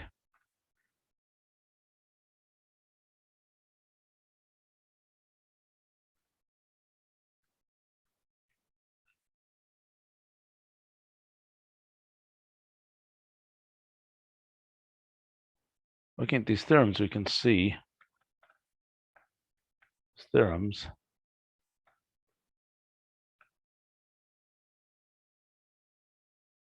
we can see that by construction, they're all just statements of the associativity of circle dot.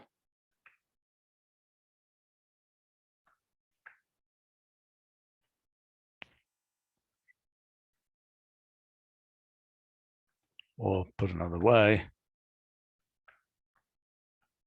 they state the equivalence of expression trees, of all expression trees that have the same leaves.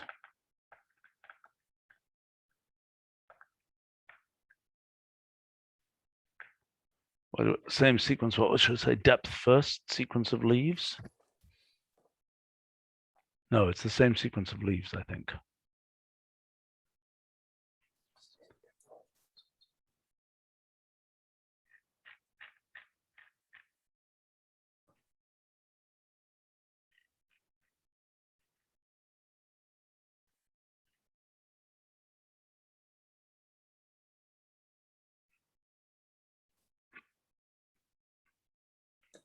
Wait, isn't it still too big?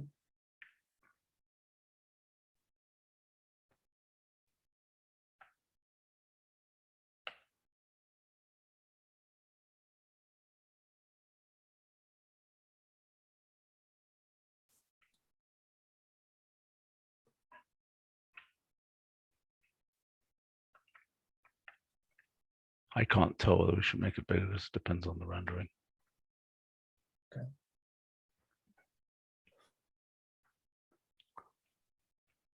Okay. So we're going to do group theory. I think we can do group theory followed by Now, I'll just remind you that this was supposed to be a brief detour, right? You said if the detour is Yeah, well, too fine, long, fine. Then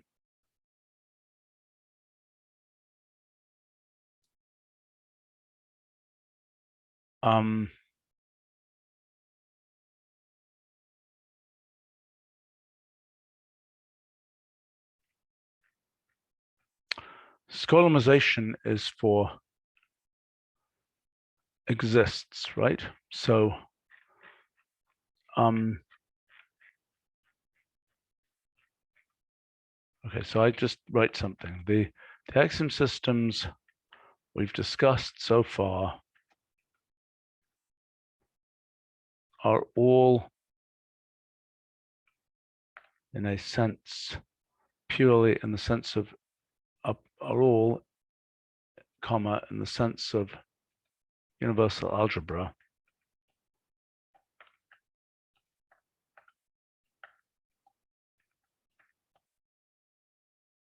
purely algebraic.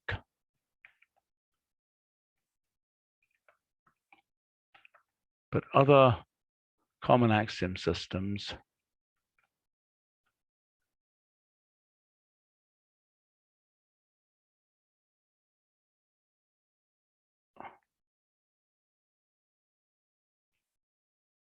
in that they state relations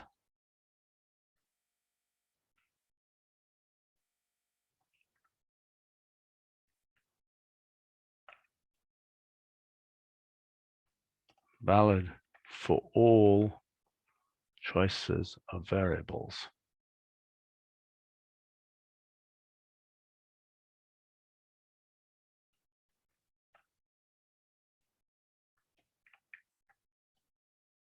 But other common axiom systems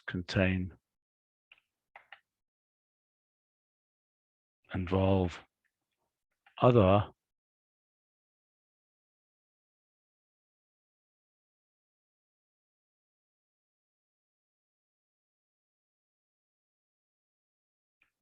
kinds of statements.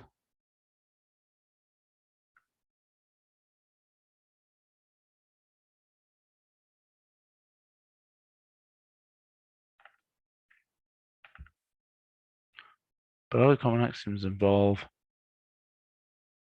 for example, well, is it predicates or is it an exists predicate?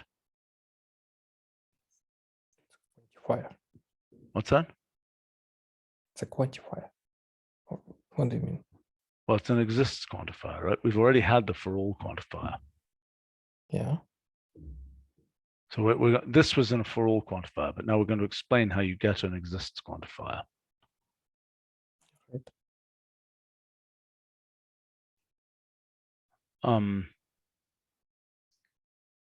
Well, we could say here, I'm just going to say thus, we'll say something like A small circle B equals B small circle B small circle A, which is stated by us as A blank, B blank, like this. And we know how to deal with that. So now what do we do for an existential quantifier? So this, we can think of this as for all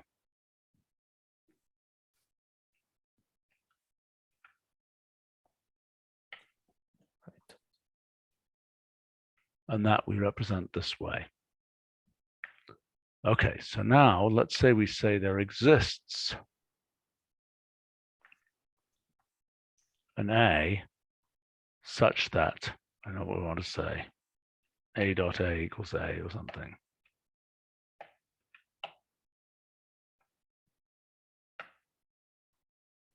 Okay, now what do we do with that?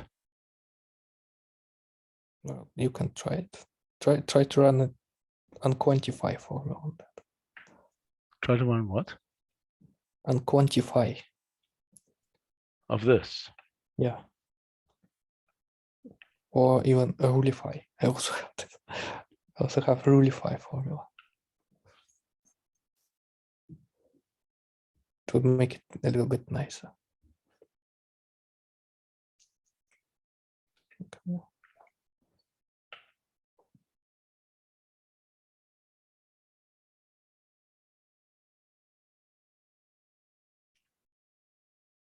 I see. The point there is,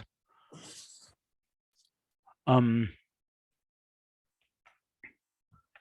do this, we just need a new variable that hasn't been seen before, hasn't been used before, right? Isn't it supposed to be a pattern variable? It's not a variable. It's not a variable. It's well, it's a functional symbol. It can also contain arguments. If you have a wrapping for all, you have a Okay, a new constant slash function. right. Okay, 1 second, I'll be right back. Oh, hold on, just 1 second.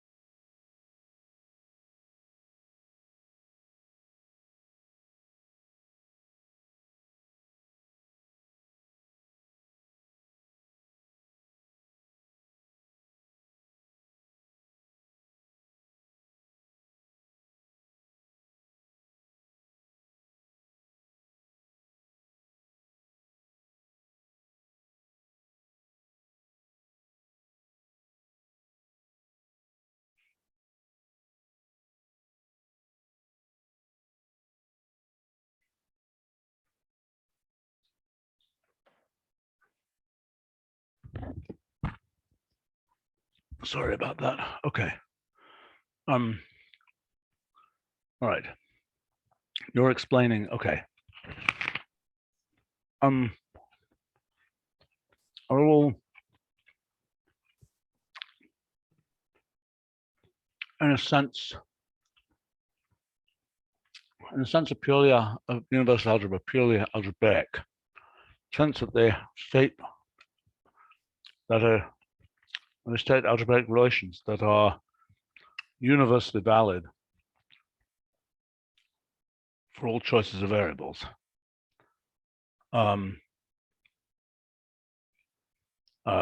For example, in mathematical notation, in standard mathematical notation, in the standard notation of mathematical logic, one might write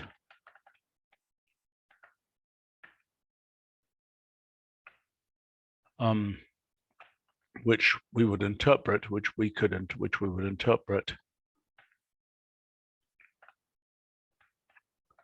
in our meta model of mathematics as lump.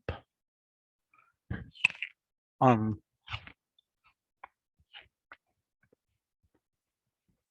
what about existential statements such as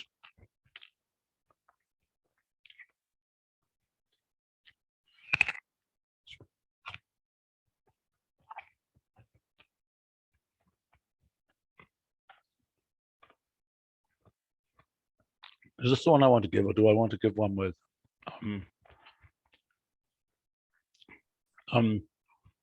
we can write this in our meta model. We can so what are we doing here? We're introducing a new constant. Is that true? I mean, I can talk about the new function thing. Is that right? Yeah, function symbol, basically. A new function symbol. Which can be... Which happens to be a constant here. Yeah. Because there's no universal quantifier wrapping it. Right. In our meta model, we can represent this simply as, let's do the following. Let's say A goes to double struck A. Is that too obscure?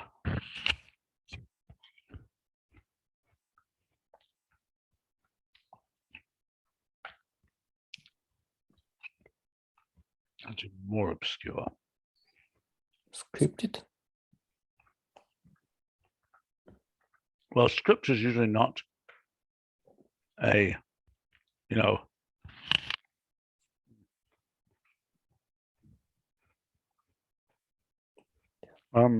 capital.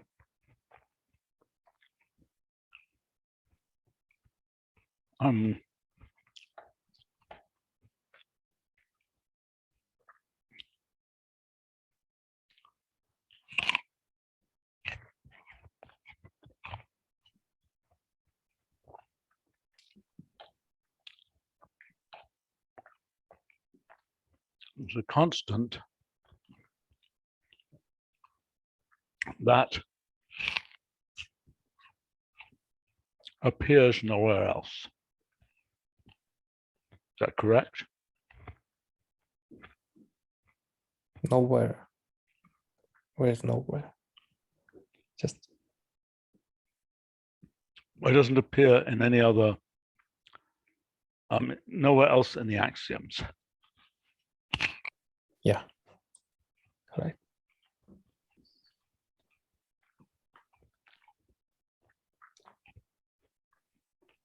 This is basically colonization, right? Yeah, right. Pretty damn trivial now.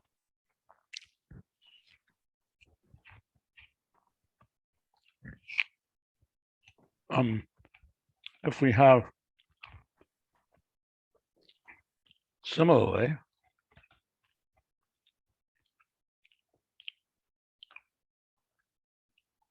so let's say we say something like A dot B equals A for all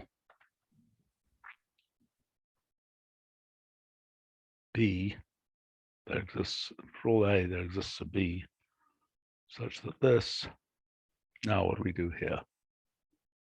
Can I just run your rule of 5 formula? Yeah.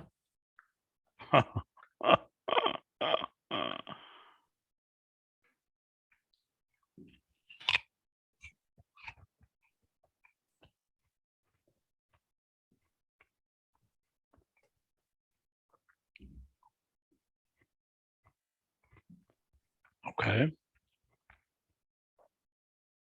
Oh, whoops, we don't want to say that. We want to say this. Right?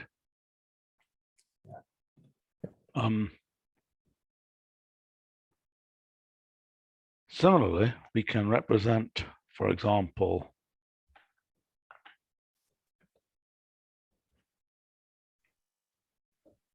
simply as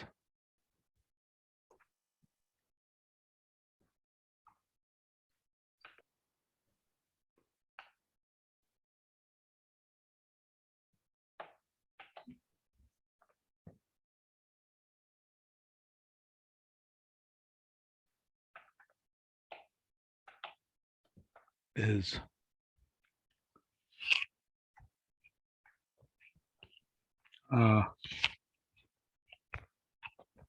function symbol.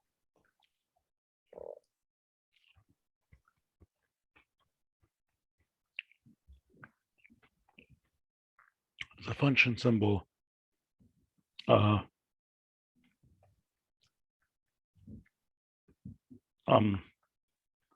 this case is a unary function symbol.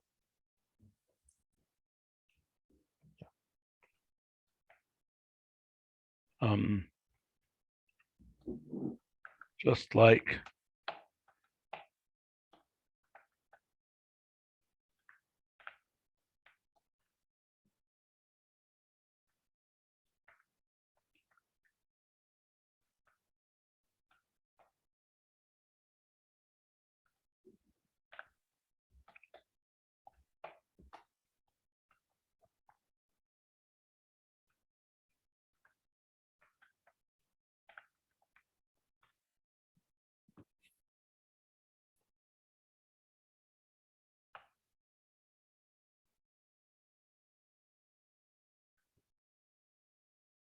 zero argument null array.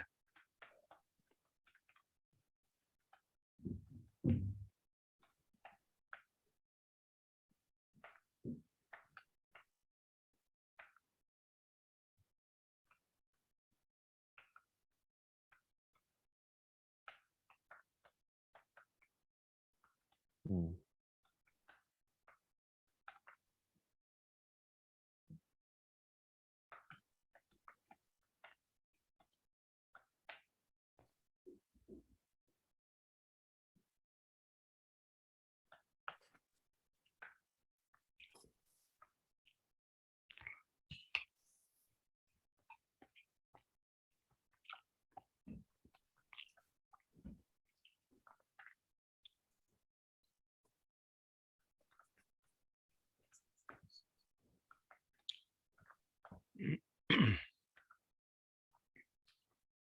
To represent more elaborate features,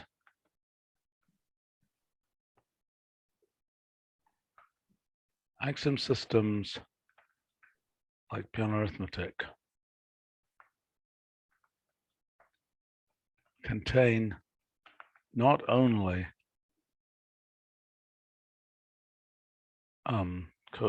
pure quantified axioms, but also axiom schemas, quanti-fed, it's a type of cow, but also axiom schemas that effectively generate infinite sequences of axioms.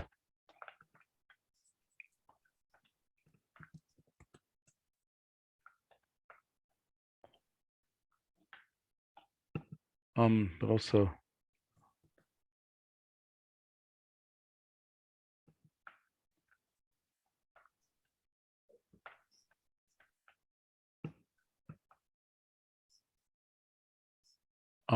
how on earth would we do axiom schemas? I bet they're just functions.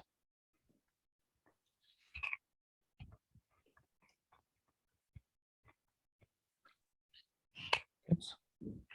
If you replace function symbols with more than one greater than zero rarity, right?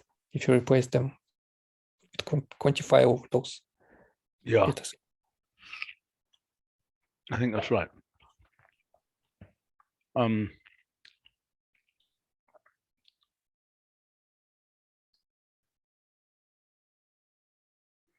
axioms that involve quantifying over variables, not only axioms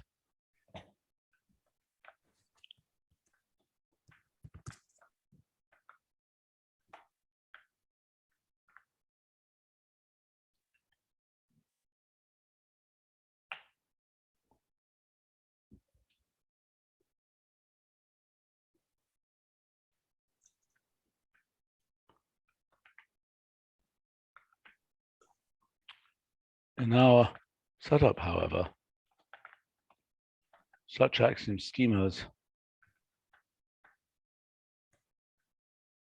can be thought of just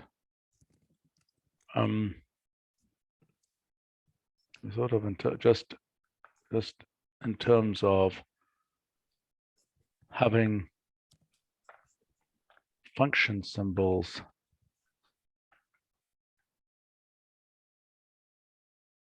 that are themselves functions, basically.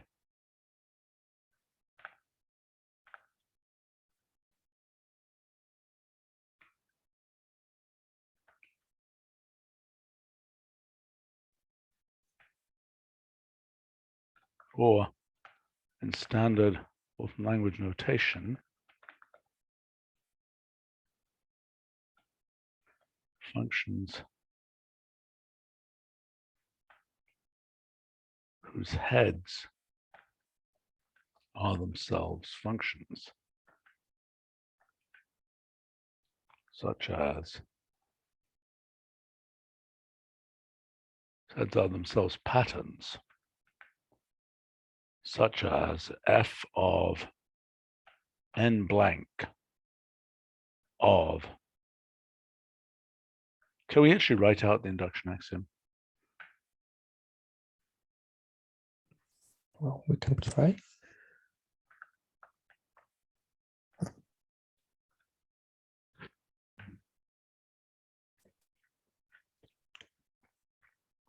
Okay, we're going to need, I mean,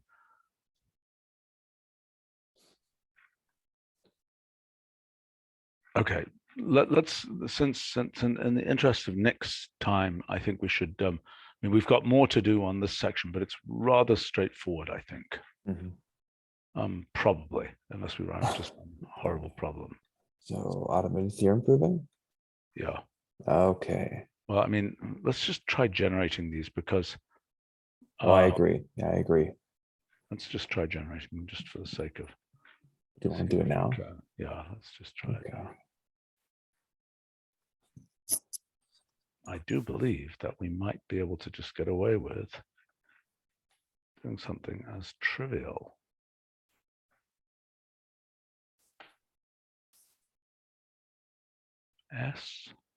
S1. Wow, really? That's all we have to do.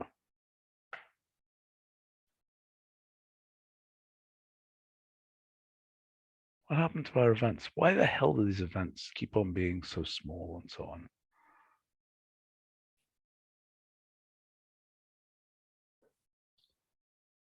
All right, let's just try.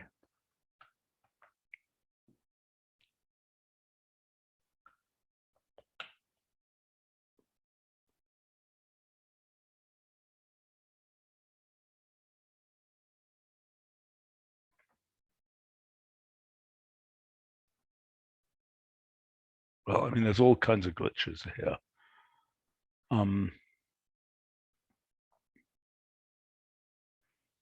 All kinds of formatting issues.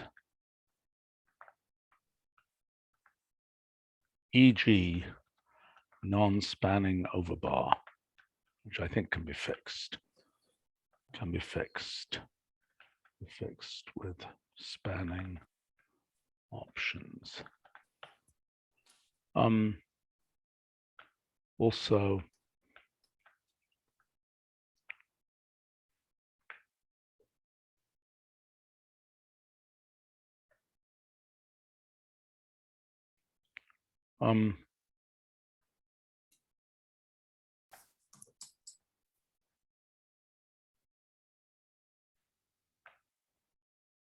it's notable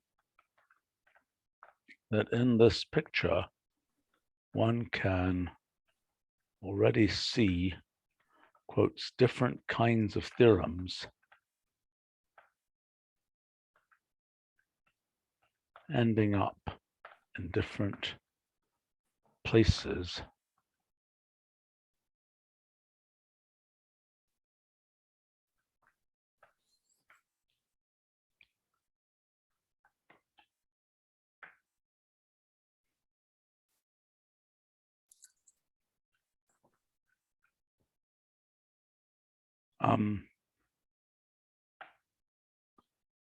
now we, yeah.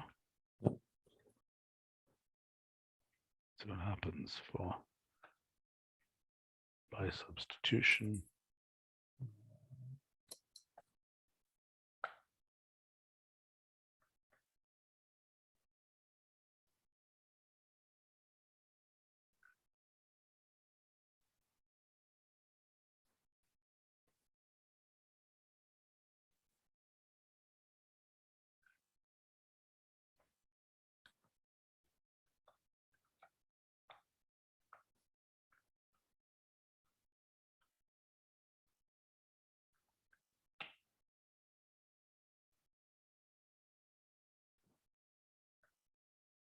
What is this if it's not a freaking graph object? Oh.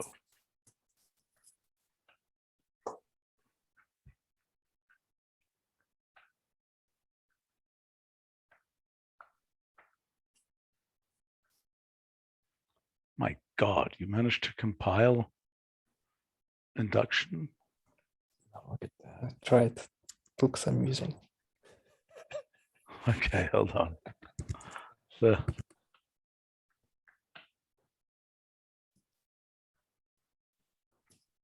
hold on. Just do one more thing here. Okay.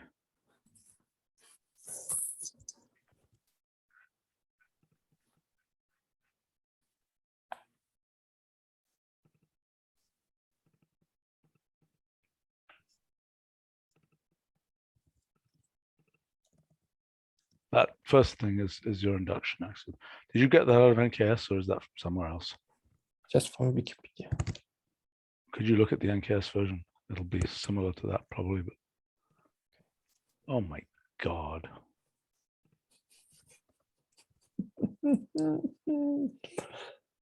Ah, Wait. What is this? This is, what are you doing here? the second one. This one here. I'm just replacing that second argument with tuple blank because it's like a sequence.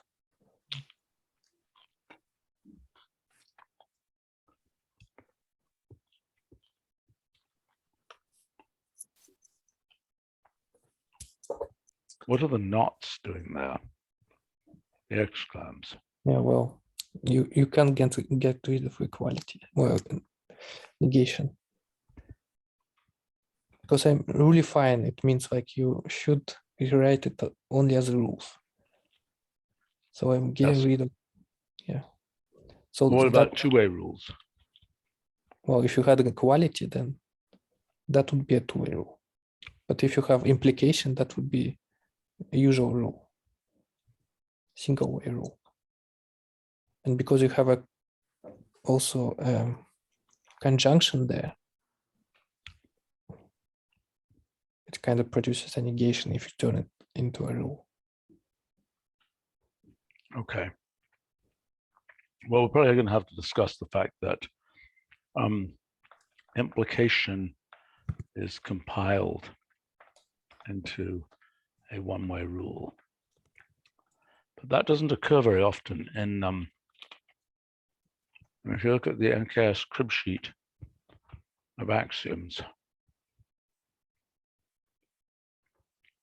I have to say, I have an urge to reproduce that here. Unless I had it somewhere else in the post. I vaguely remember putting it somewhere else in the post. Do you remember whether I have that somewhere else in the post? I don't recall seeing that. Okay, if you look at the NKS version, it has some interesting features here.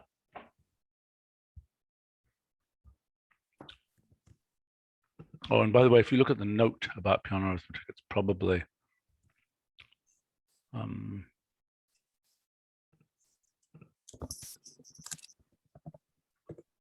probably goes into more detail.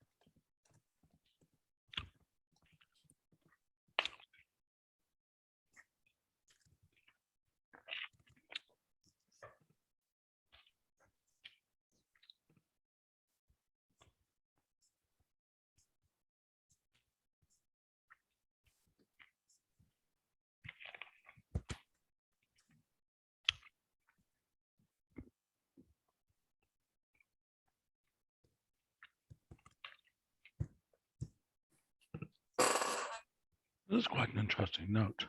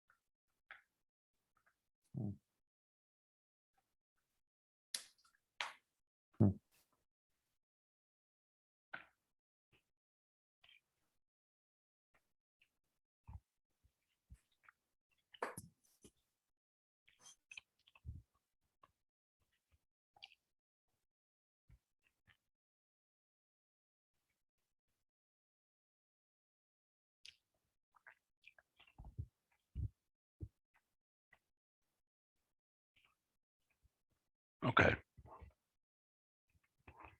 Well,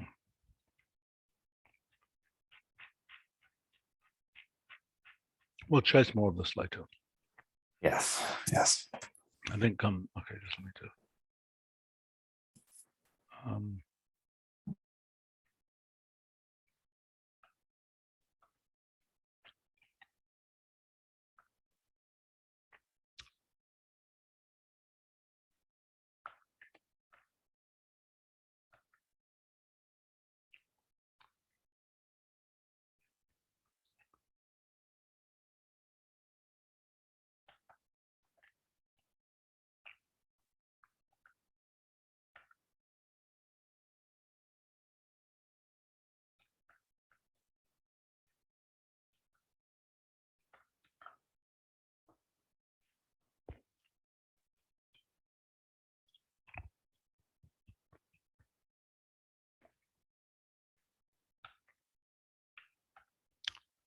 I wonder whether I talk about,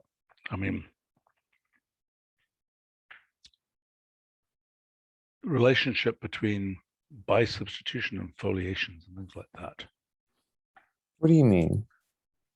Well, the fact that if you can get everywhere by substitution, Yes.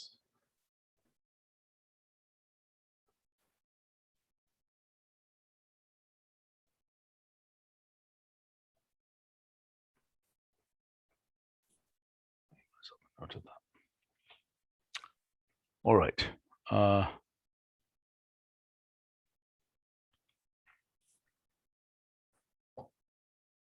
Claim is, by the way, here. There's a certain argument that this would look better if those edges were more transparent.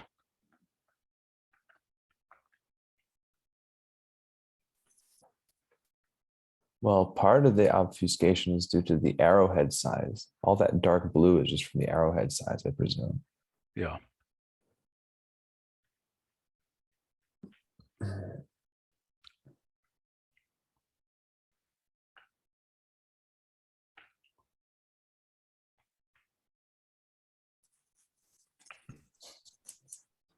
Oh. But by substitution related to foliation in a sense that it kind of looks like completion, right? In the critical pair lemma.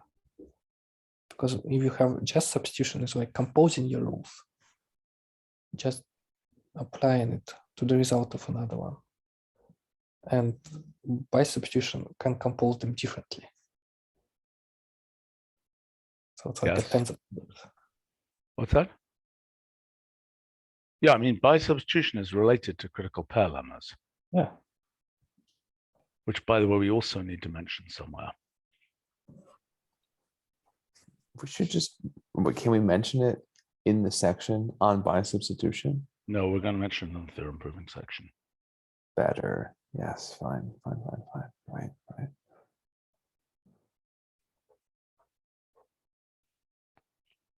Which we are about to get to. Right.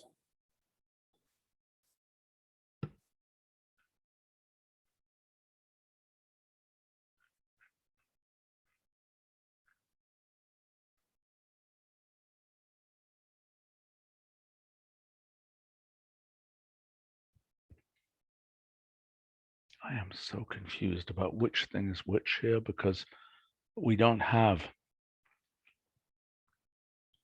the axioms we thought we have.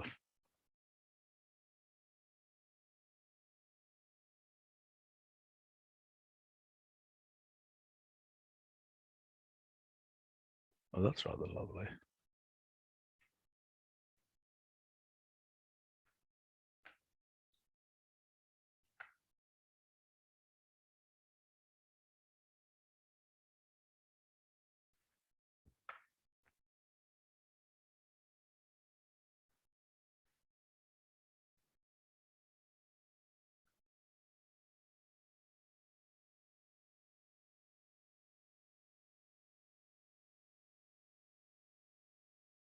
I am.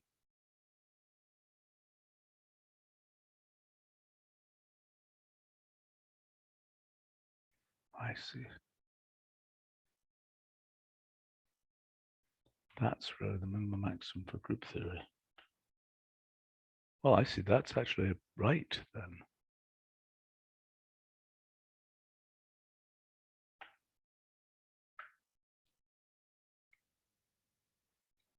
Okay.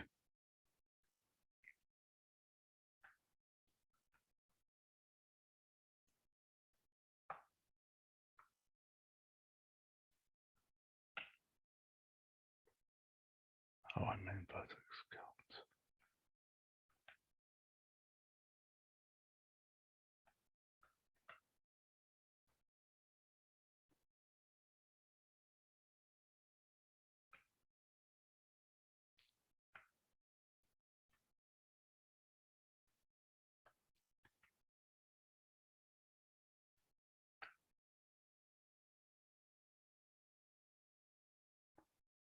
Oh yeah, we can add the specifics of a particular group here.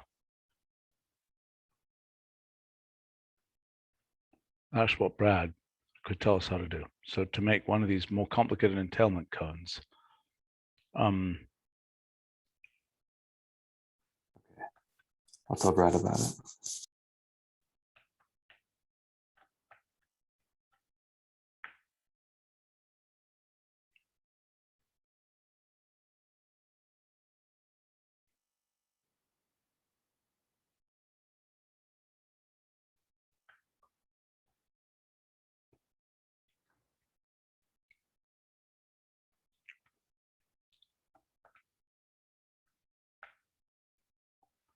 I think the roadmap here is I'm probably going to do Boolean algebra. I'm going to do the single axiom for group theory, Boolean algebra.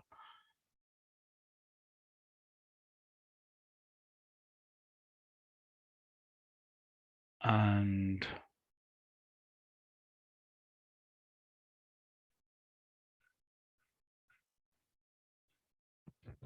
I mean, that's geometry. I think we're going to have a separate section. I mean, there's no way we can do that. It is pretty explicit.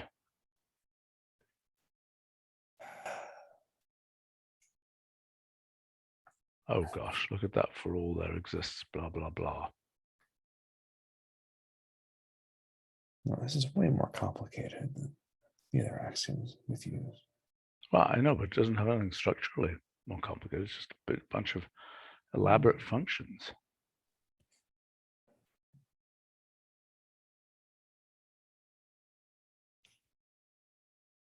Anyway, it might be useful. Maybe I'll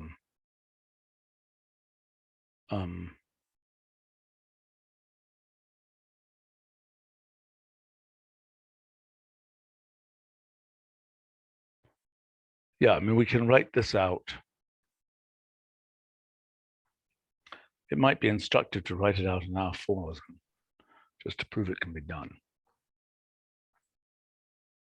Sure, we can try. Yeah. Anyway, okay, let's go. Not today, right? Right, not today. We're going to go to theorem proving today.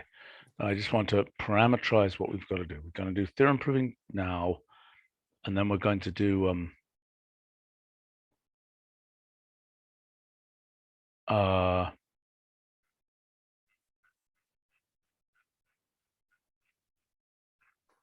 this one. The main thing is again these axioms of present-day mathematics shown in this form,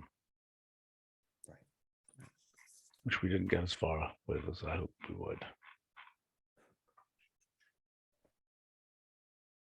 Okay, and last night,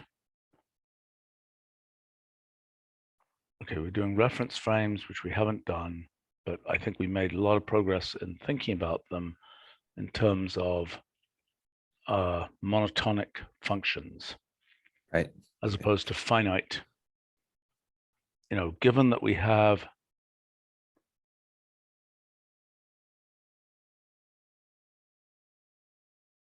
I don't really see how we can have a monotonic function in the case where we have two-way rules. Well, I mean, I guess everything that's equal has to have the same value, which is the same story as with models. I mean, with ordinary finite models,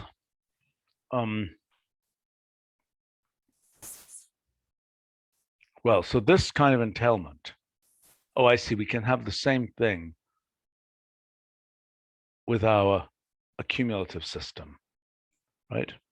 A cumulative system can also have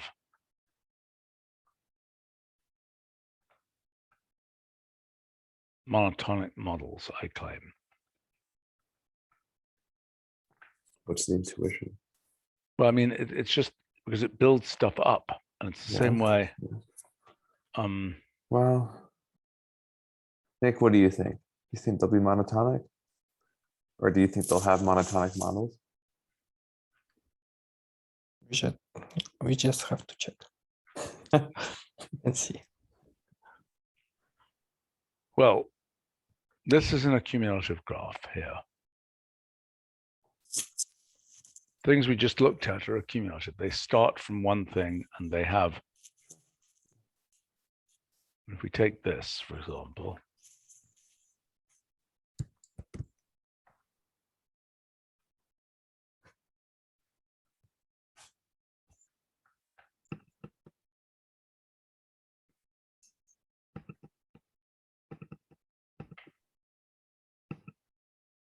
well, look at that.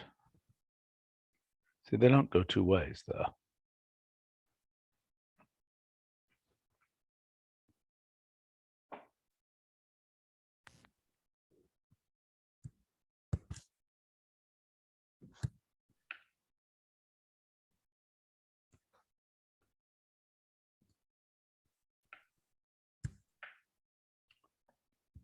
So the question is, as we go down to the bigger theorems, does it always,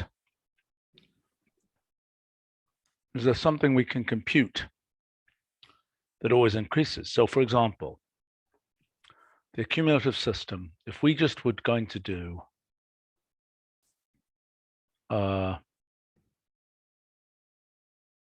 let's try something here. So if we're going to say, for example,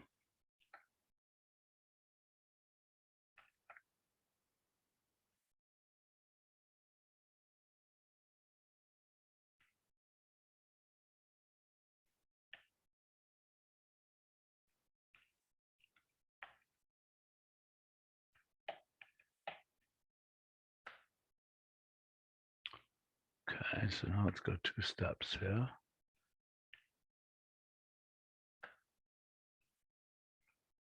Okay, so I claim in a case like this, if we say of that graph,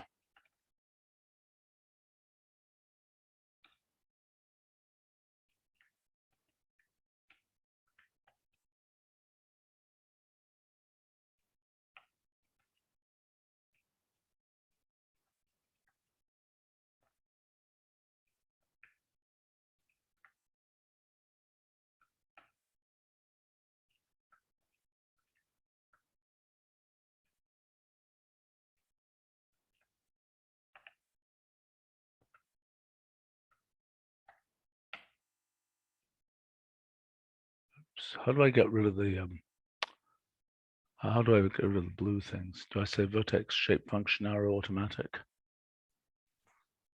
Yeah.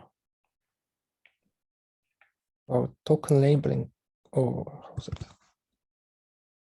Oh yeah, Labeling false.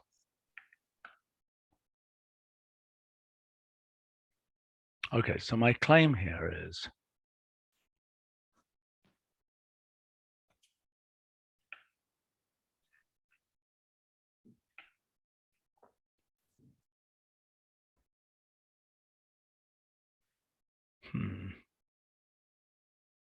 this claim appears to be false.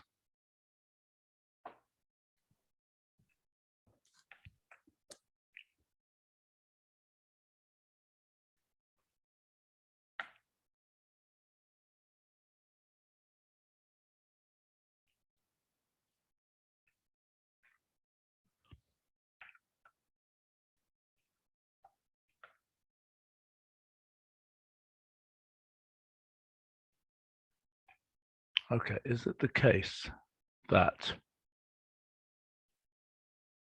no, it appears not to be. 4 can go to 2 here.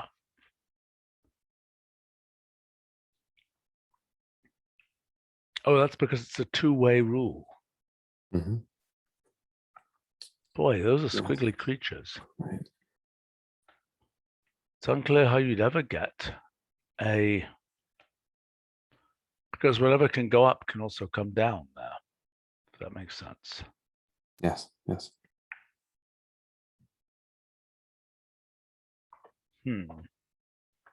That's very odd.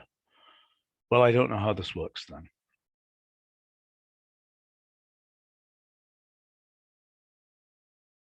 I mean, but here we're deriving new formulas from old ones. We're not deriving, it's not like we're going from one side to the other. All right, okay, we'll come back to this. Yeah. Okay. Are we going to go to automated theorem proving? Let us do it. Okay. Okay. Here we go. Great.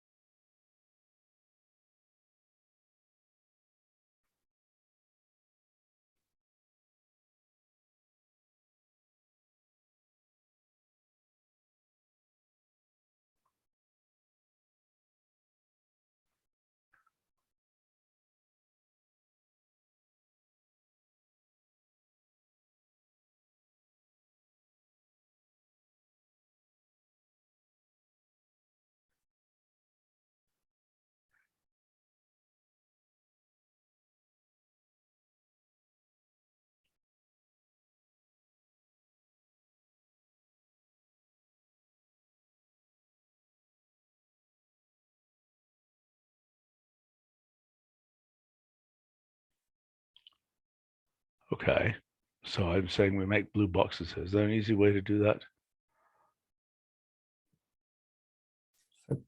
Set the background. Where's find replace path coming from? Oh, that's a unfinished function. So it's not ready. Okay.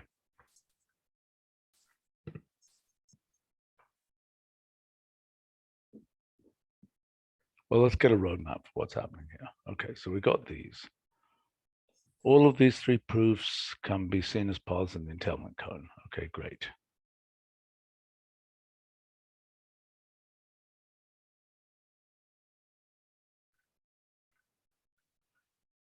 Okay.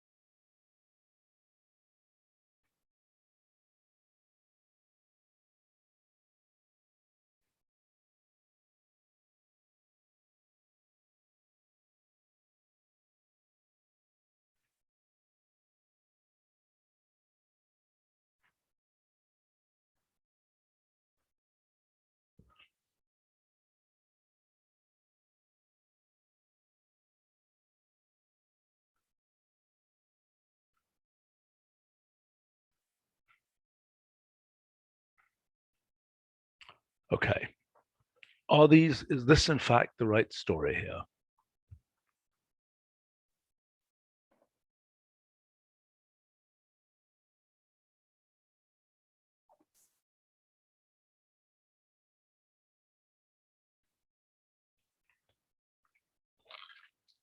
Mhm.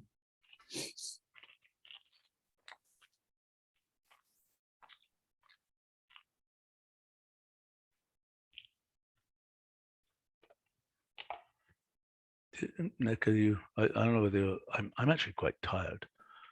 Maybe Nick is justified in being much tireder than I am. We might all be tired. I'm thinking. Nick and I were also meeting for quite a few hours before we even jumped on this call as well. Right. Well, let's just see. I mean, do we just to get a sense of what's here? Okay. So Yeah. the question is, this is proofs as subgraphs of the entailment graph. Is that in fact a correct? Well, don't we usually think of proofs as just being paths, like single paths? I know, but not these. No, but that's not what. See, then we have this, but that's different from these. And then we have this notion of accumulative versus non-accumulative. Okay, so I think we need to look at these things. So we've got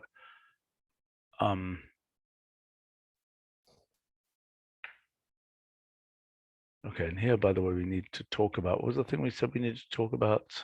Oh yeah, critical pair lemmas. Yeah.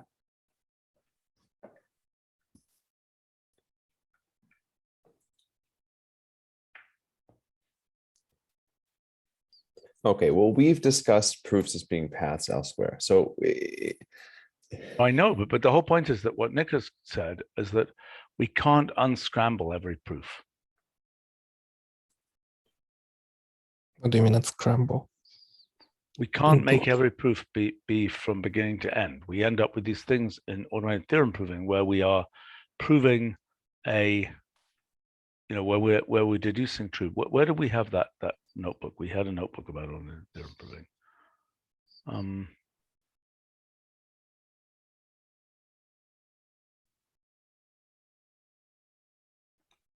Hold on. Oh, what I meant, it's not trivial to do this, but not impossible.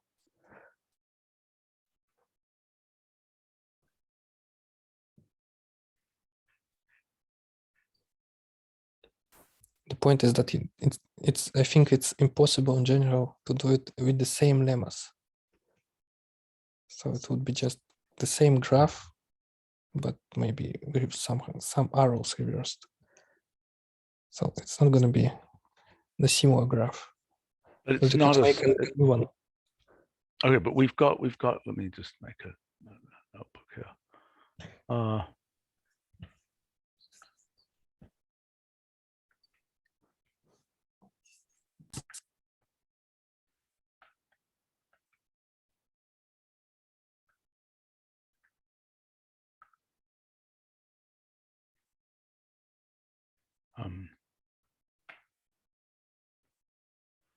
Okay, so the first claim is we've got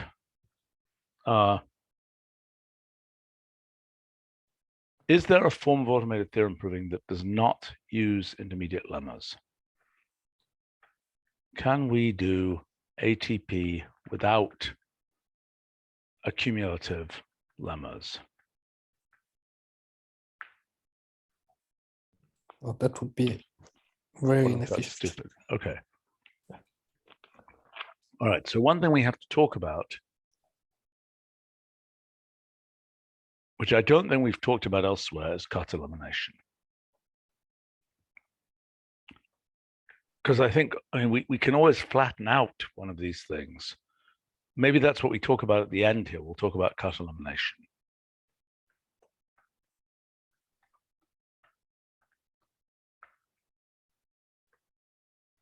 We can always flatten out to use original axioms with the claim, even though that's probably very inefficient. Okay, so here,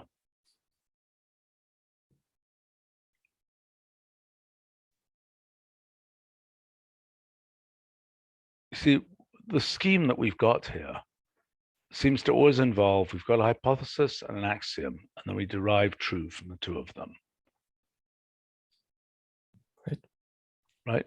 Which is a little different from what we've been doing, which is this accumulative thing that goes from the axiom to the theorem. Right.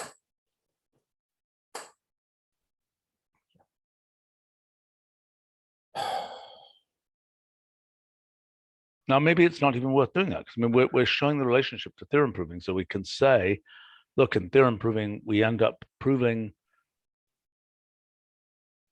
A equals A.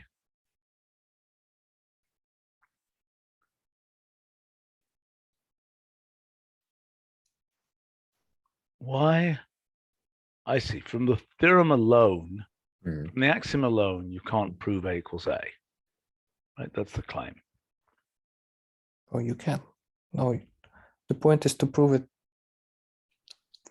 so that this true axiom or true lemma is going to be in the entailment column of a hypothesis. Oh, right. It may Okay. as well be there just using axioms, but without hypothesis. Right. So the claim is, okay. So the original point, okay, so let's just work through the logic. So one point is just, there are these paths. Yes. And then the point is, how do you find the paths? Okay, so structure. There are paths.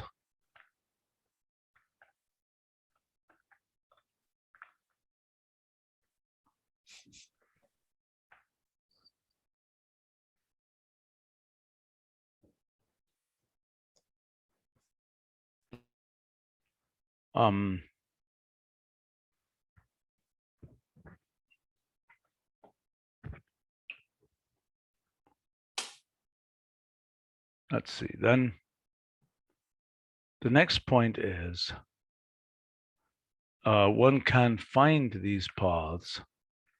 Well, we have to be clear on whether we're doing paths or cumulative things. We can find these paths in paths that correspond to proofs of expression to expression.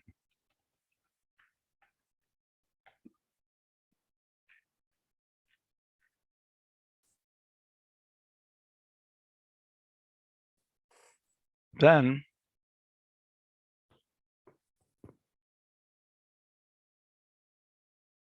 there are also paths that correspond to proofs, also paths for statement to statement. That's also a story of giving a path. Sure. Okay, one can find these paths. Go ahead. Statement to statement, it's not a path, it's more a graph or a tree. Oh, right. Okay, for statement to statement. Okay. For statement to statement, the proof is a tree.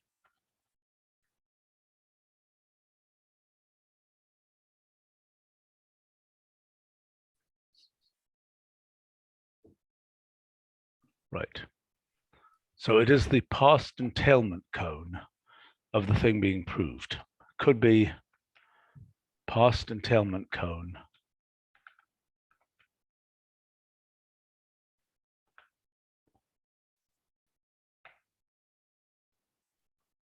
of what is being proved. But instead,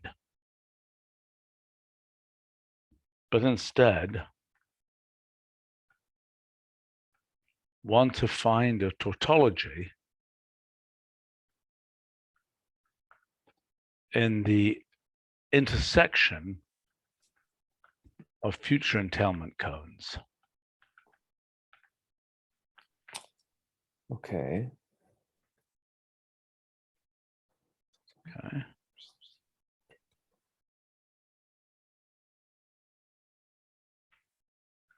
So here, what the heck are we doing?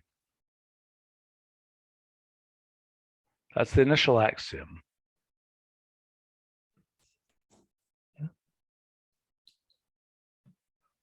When it's saying that we can derive that theorem, we have to go through those two steps to derive that theorem.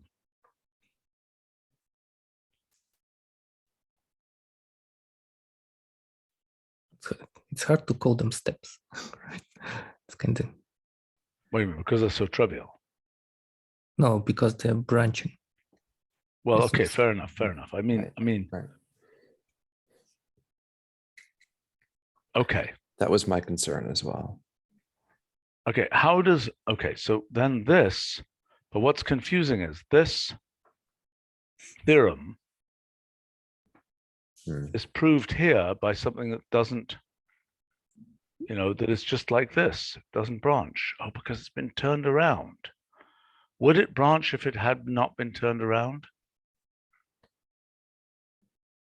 What do you mean turned around? Nothing here is turned around.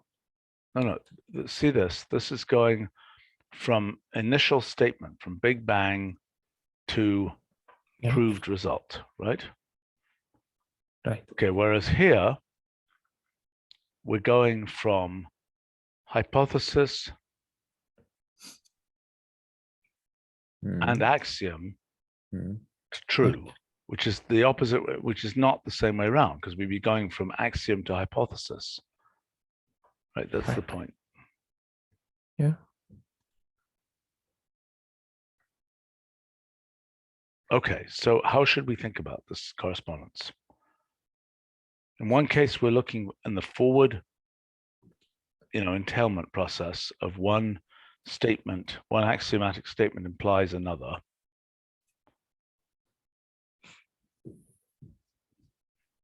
And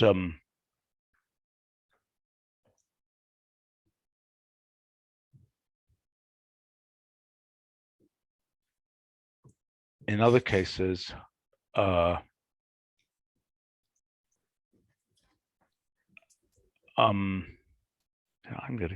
quite tired, but this is before my bedtime. So, okay, do you see what the question I'm asking? I understand the question. Oh, I don't know. You can state it as axioms, and your hypothesis should be found in your past entailment cone of your true. Yeah, sure, of true, but that's different from what's happening here, where the hypothesis is derived Sure. forwards. Yeah. I understand. So that's my question. Well, we can also compare like for the different proof techniques. It's like not the only one, right?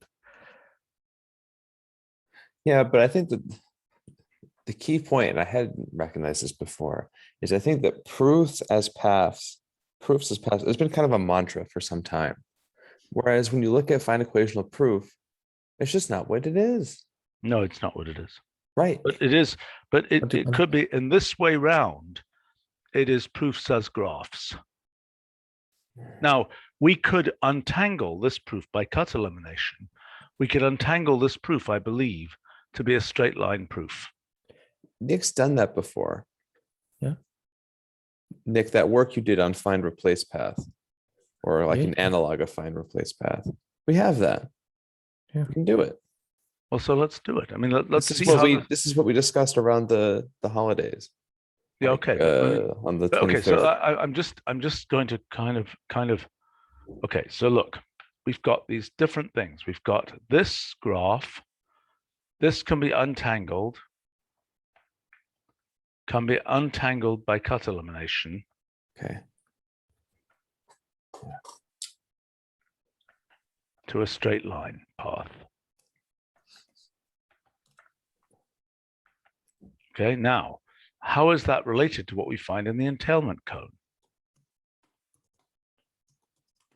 The accumulative system in the entailment cone already, yeah, we could do a non-accumulative proof. Could we not? In which we just keep applying the original axiom to things. Yeah, but yeah, there are there's some also cases, like the case we discussed yesterday, right, with A equals B.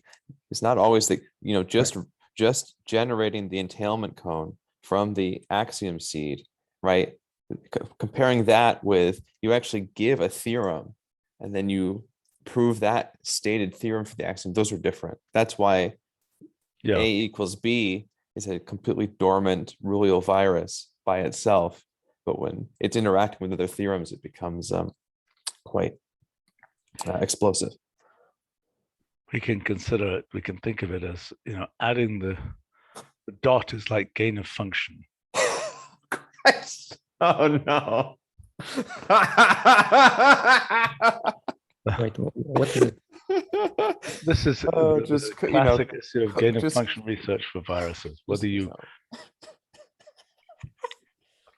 you make the virus more potent. COVID humor.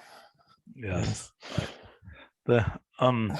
Just wait until we're doing immunology. Then these pieces of humor will end up being, the question is a viral virus. Never mind. I'm Yeah. Right. What's the equivalent of principle of explosion in immunology? Okay, we'll see. Anyway, sadly, I bet the answer is multiple, leukemia.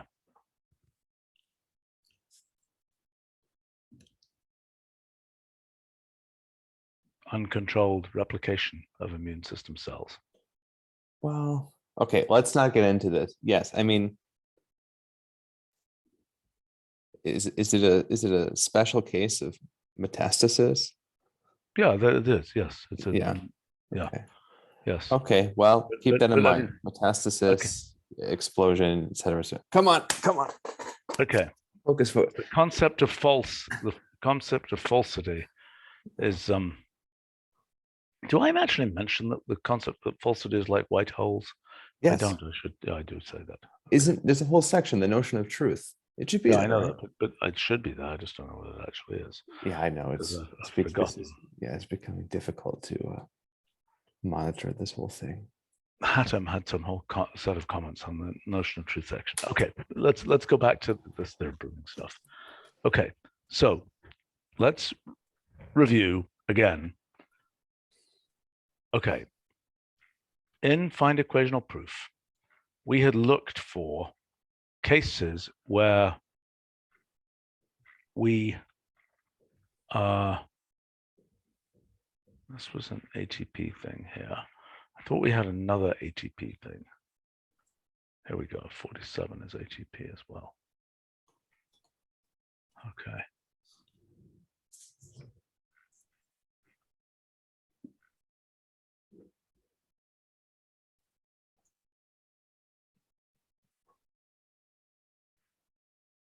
Okay, and 41 is ATP as well.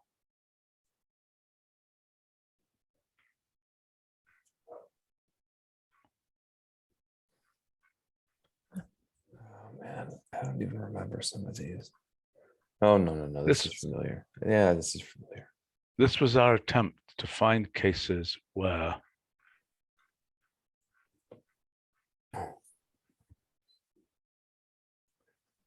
That's funny. Look at that.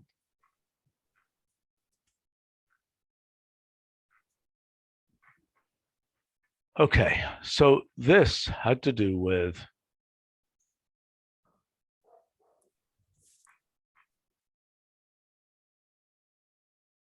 those are proofs for A equals B dot A.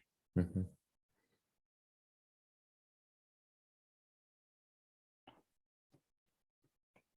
Wait. Those are pieces of the entailment cone. Okay. Mhm. These are shortest proofs of pieces of the entailment cone. Now, arguably, we'd be better off by finding something which is not necessarily available in the entailment cone. Mm. Let's try to do that. So here we've got an example. What is the rule here? We've got A equals B dot A. Okay. And now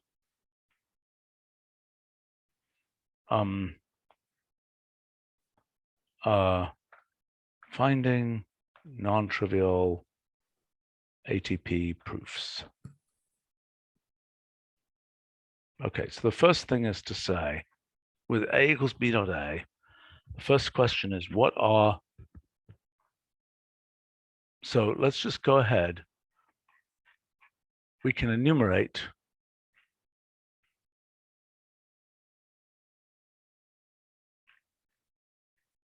we're just enumerating theorems here.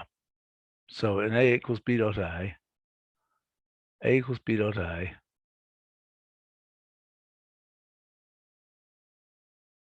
there are all kinds of random theorems that are true. Okay, we could pick something different here. We could pick something where there are fewer theorems that are true. A equals A dot B. Mm. Okay. Well, let's just try A equals A dot B to begin Fine. with. Okay.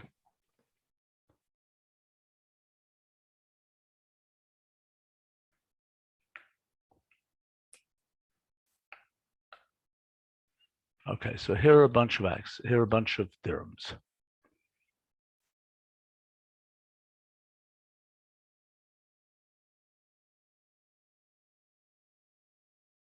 Okay, so this is now saying, so let's say find equational proof, parallel map.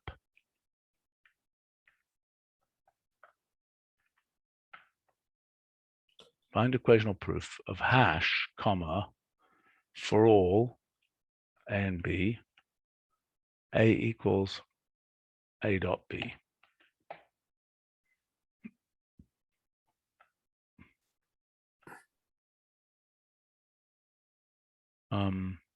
And then let's say time constraint, arrow 4 seconds.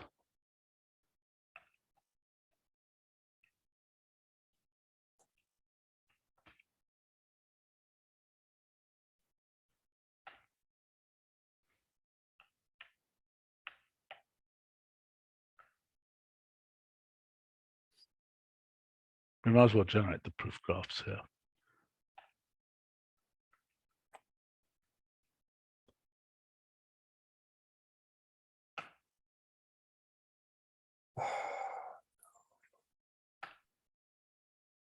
Is that not another thing you can do? Proof graph.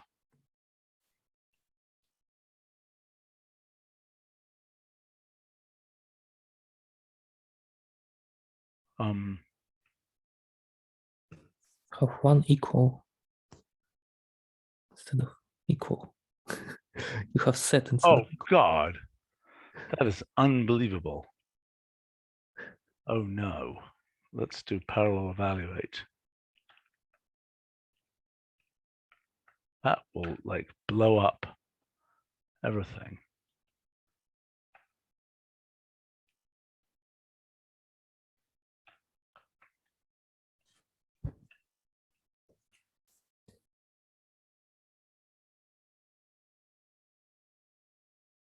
Proof graph is not an allowed thing. Okay, so let's just use this. Wait, what? You have a proof graph as an argument to for all. Oh,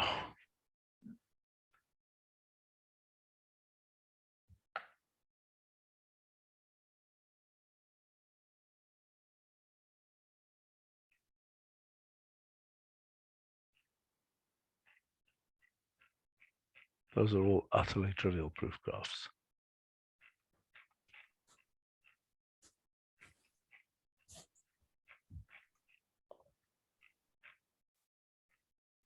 Except that one isn't quite so trivial. Okay, but this is the least non-trivial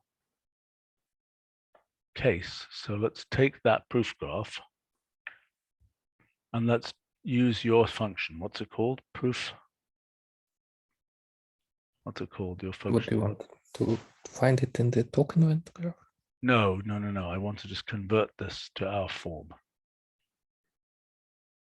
You have to extract the proof object for that first, and then you use it. Oh, I see. Okay. Proof object to token event graph.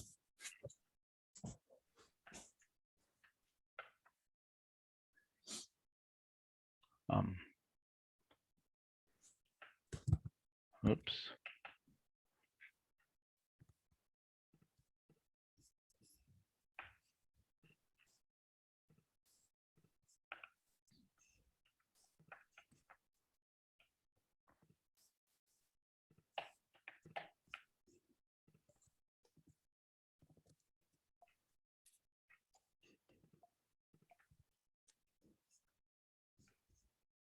How is it spelled?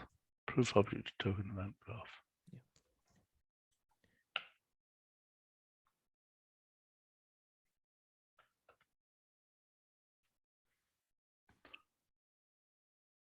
Okay. Well, that's nice, but it's a straight line kind of proof. It involves no critical pair limits. Okay, so then this we think of, but this is not the same way around. It doesn't go from A equals A dot B to the hypothesis. No, it doesn't. Is there any way to make it do that, or is that just something? I mean, should we just say that the technology of automated theorem proving makes it more convenient to do this? Why is it more convenient to do this? Well, I don't know. Because I don't know. Okay. Maybe to even more general, because from axiom A equals B, this allows you to actually prove it. Well, okay, so let's pick where we had another.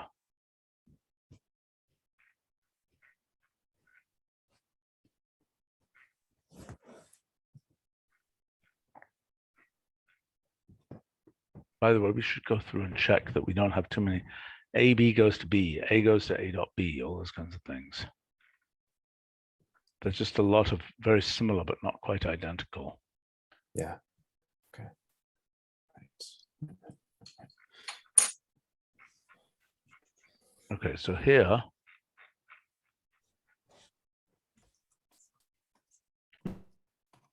oops.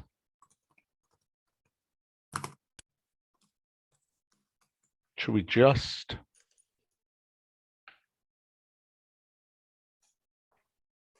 we could just take this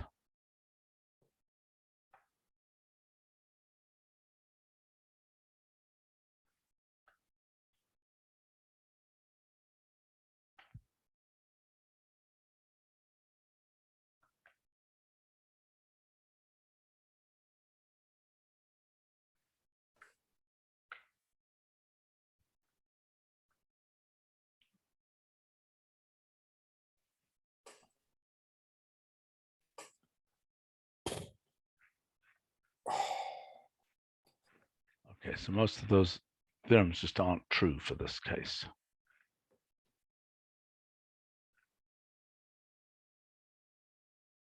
Right, maybe we should take a case.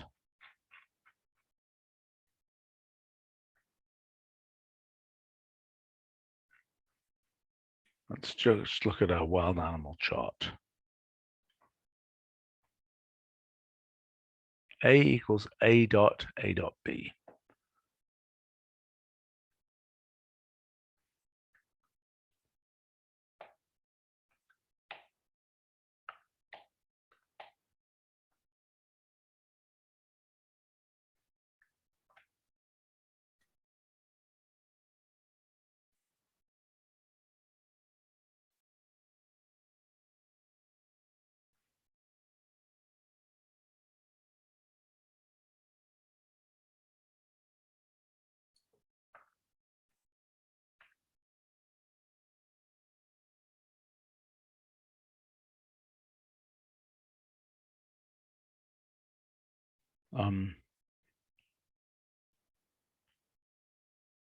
Oh, what the hell?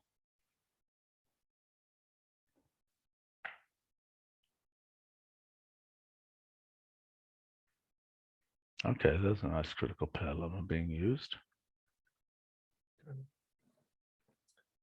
But is it one of these trivial ones? I think it is. I mean, Well, that one is from the axiom at least. yeah. Okay. We can inspect it.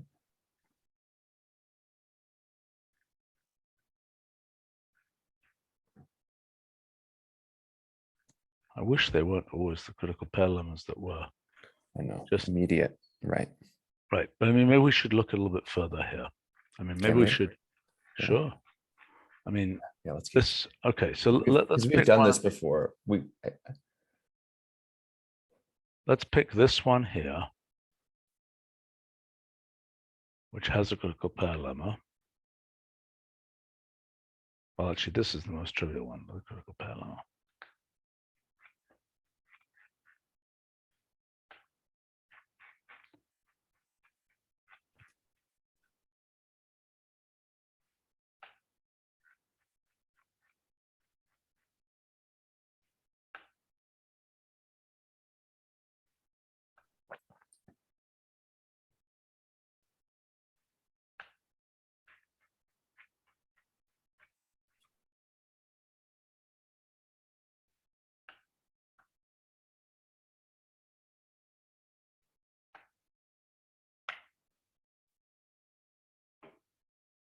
Lovely. Okay, so let's go to critical pair lemma. So now let's just go hunting for critical pair lemmas. Okay. Yes. So this is our somewhat canonicalized list of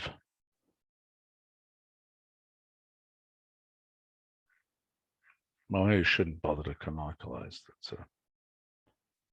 Well, this is a permutation canonicalized. Is there an easier way to do this? I'm canonicalizing by, I'm using all of this canonicalized pattern stuff, which maybe I don't need. Maybe. So let's do this. Let's just say tuples A, B, C, let's say. Let's put in another one. Well, let's just do A, B, comma, N. Table of those tuples N up to 3, for example. Concatenate that. Okay, and then we'll be saying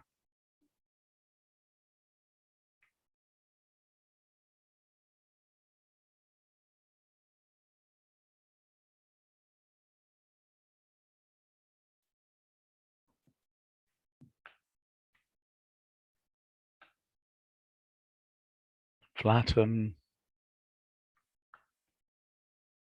that over that.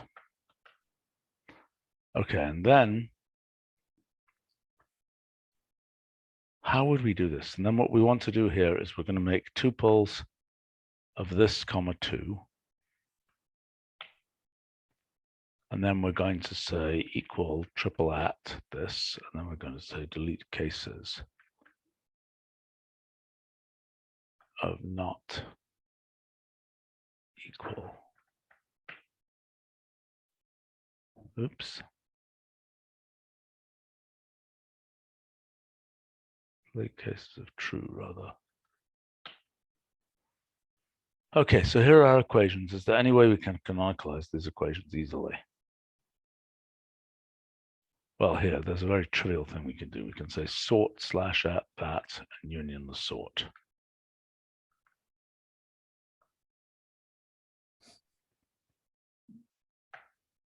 Now, we're not getting a lot of other, so we can now do A goes to B, B goes to A, I think. And then we canonicalize that.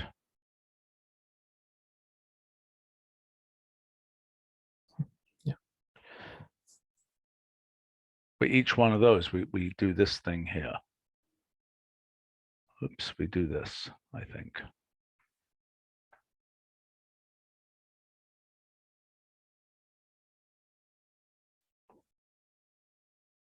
All right, we take each thing and we find the minimum, right? We find the minimum of this thing there for each of these.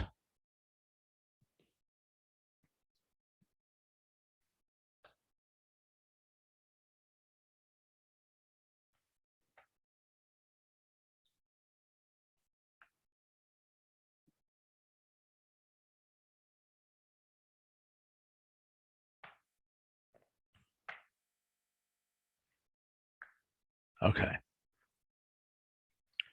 All right, so that's that.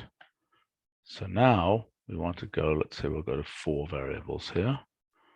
And now we want to do this, and we want to say,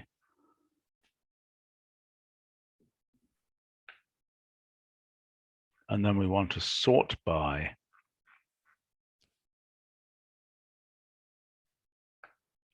So we do this, we find equational proof, we find the theorem there, and now we want to say, time constraint this, and now we want to say,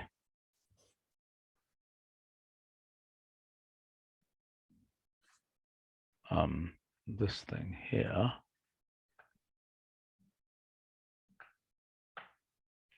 want to say to this result. Okay, first we say delete cases of underscore failure.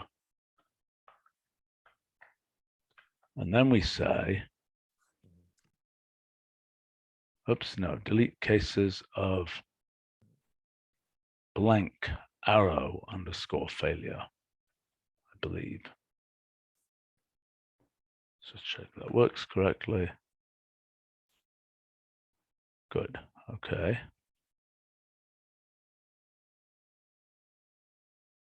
The proof object. So then, now we want to count the number of different kinds of things in here. I think we've done this before. I have this distinct memory of doing this before. Of doing a count of the number of critical pair lemmas and so on. Well, maybe. Don't remember we counted them. We definitely enumerated a bunch of this stuff. Well, let's count them. Okay. So here we're going to get, let's try with 3. Let's try with 4 here.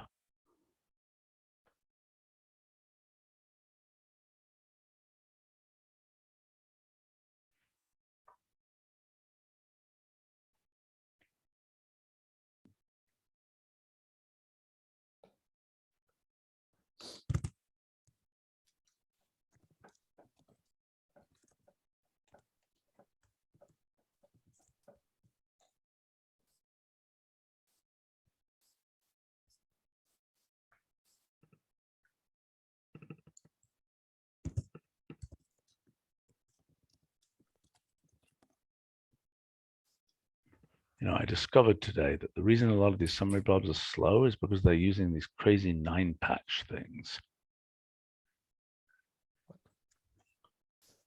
Okay, so we've got. Is there any way to improve that? Yes, it's just getting improved for 13.0.1. Great. Okay. So let's look here at, let's say, Oh, some of these look a little more take interesting. largest by percent comma hash sub 2 sub proof length.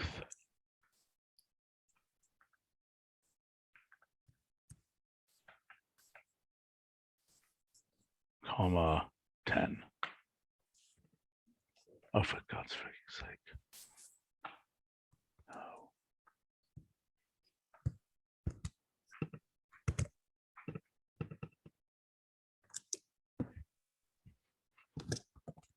Two, 6, 7.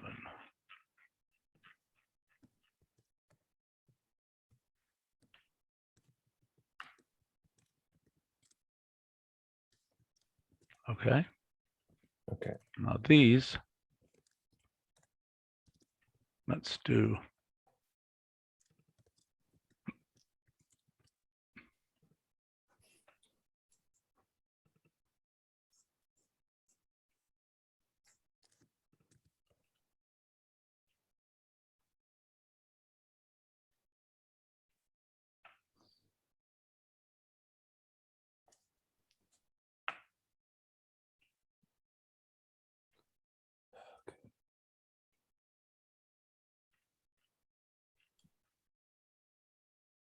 they're all using their freaking critical pair limit at this first step. I have to go deeper. Can we go deeper?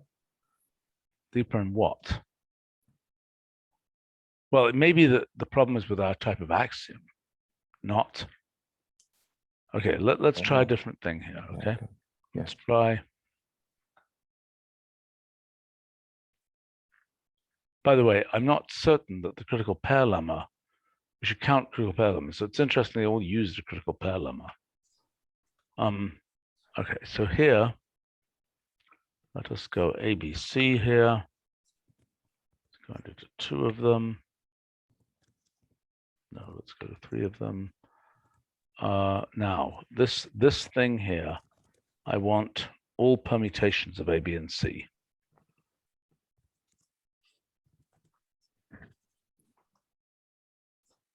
Ah, So okay, you count it. thank you.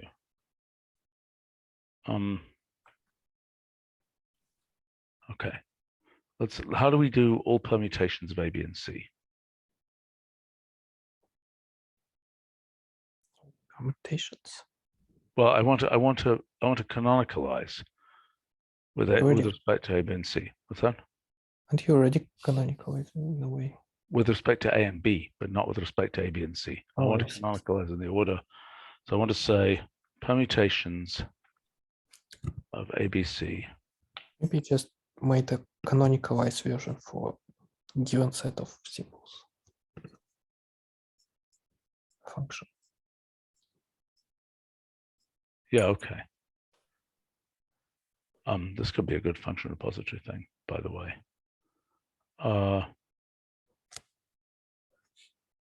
Well, it's basically permutation canonicalize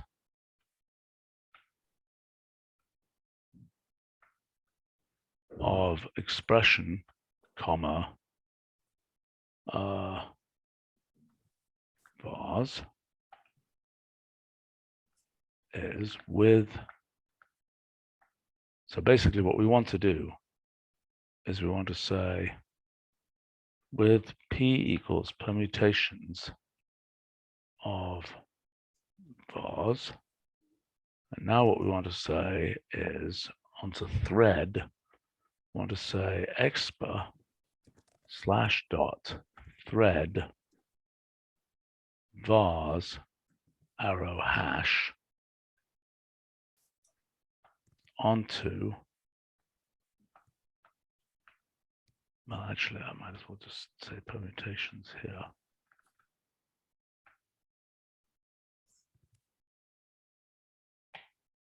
Okay, so then I want to get all of those.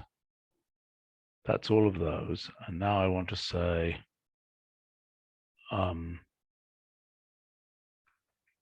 first of sort of those.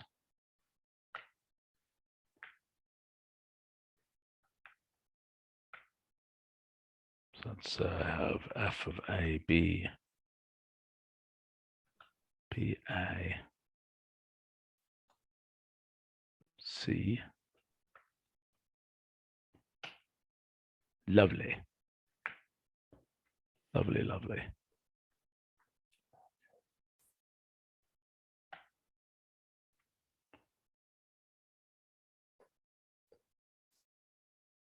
So here,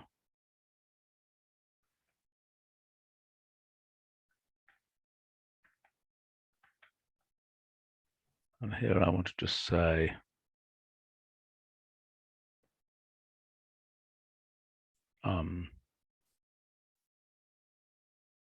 that's basically vars and n.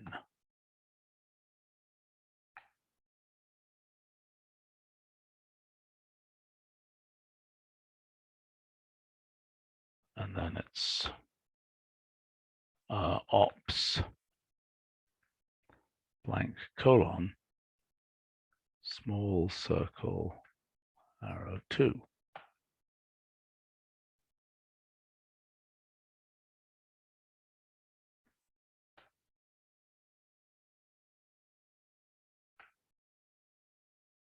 Actually, this is generate theorems. And then this is vars.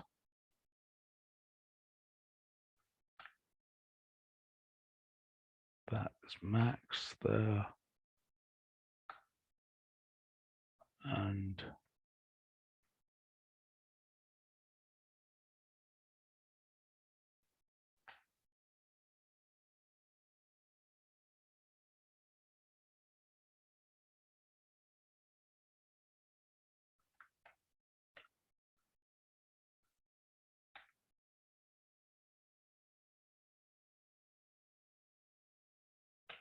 I think that's right. So now we say generate theorems.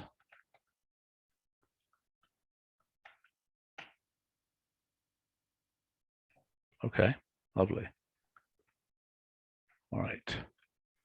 Those are useful utilities, and we should probably put these in our code 01. I'm going to do that. Just have to remember that they're there. You haven't modified. No, you haven't modified this.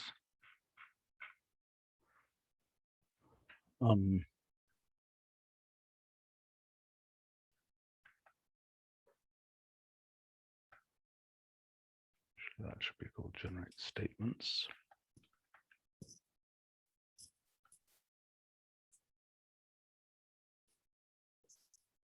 That's control 8, right? Yes.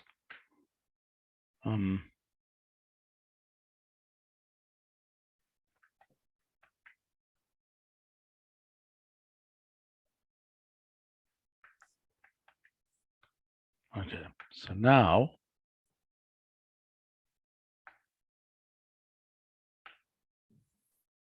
this becomes generate statements of ABC, comma 2. And then we say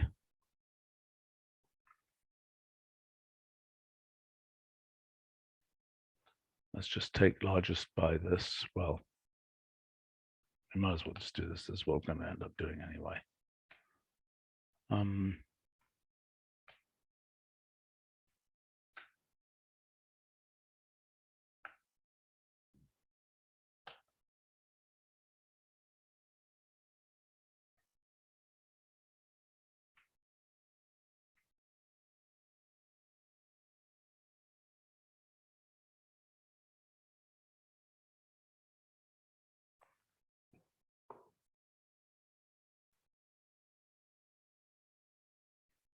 Okay, let's see what's wrong here. Oh, silly me, silly me, silly me. I don't think you can do that.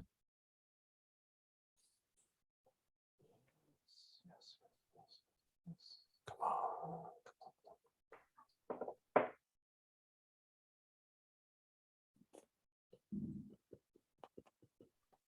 Oh, well, that was uninspiring. These are Okay. lame. Yeah. up to 20. And then here, let's generate with 4. Okay. Actually, I need to check. I'm running all my cores, right? Yes, I am.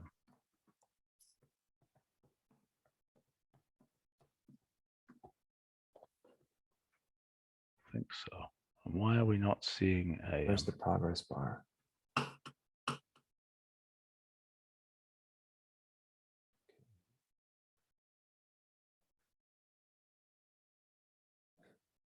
Zero. Well, each one has 37 items in it. Okay. There we go.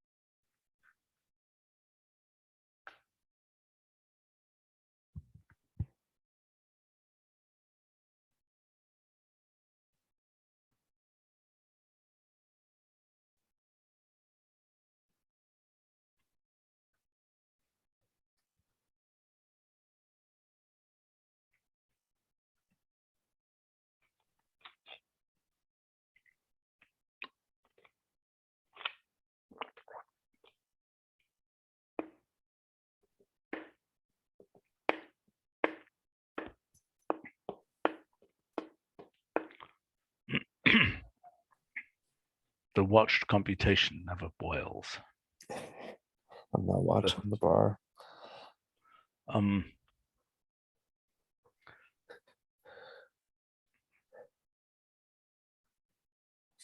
By the way, what do you want to discuss during the live stream?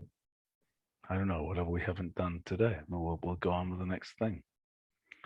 We could talk about Monotonic functions. I think we should look at empirical mathematics, probably. I think that one is one that we haven't really touched, and we need to do that. Either that or reference Renzo models. Let's see what we're. I think the empirical mathematics will be slightly more followable by people, because I think some of the other stuff requires just knowing a lot about the whole stack. Yeah. I was so proud of myself that I managed to get through pretty much the whole stack During the in an talk. hour and Yeah. a quarter today. It was a good talk. It was Yeah, that's probably helpful as you finalize this. well To articulate it. Yeah, it is and it isn't. I mean, I got a good sequence for explaining consciousness, though. Very good sequence. Why wouldn't it be helpful? Well, because I've already written most of this. I'm not going to go back. You're not going to go back, but you're not done. I know. Just, But I've written conclusions. I've written a lot of stuff. I mean, there's only the innards to be filled in, which we just have to hope don't explode out. I mean, I may write the subsequent sort of short summary thing. As we finalize this, I might try to write that. based on past experience, what do you think is an accurate, reasonable estimate for the completion of this, at least on our side, before we hand it off to Amy and other people? I think we'll be handing it off to Amy in not that many days. Good. Yeah. I've been thinking, this week, we need to get this done this week. Yeah. Oh, come on. It's still the same. Yeah. Okay. There's probably a reason why the critical pair lemma has to be. Nick?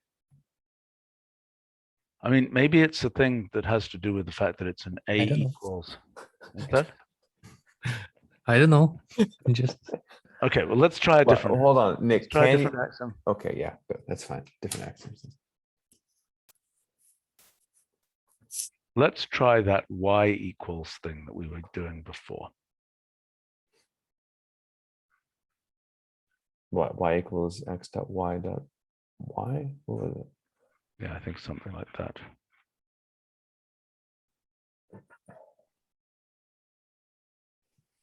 Why not add something like unary, Yes. some unary operator to the I can binary do that. one? Yeah, I can do that, but I don't want to do that unless we have to. I agree. We'll try one more time with this, and then and if that doesn't work, we will go to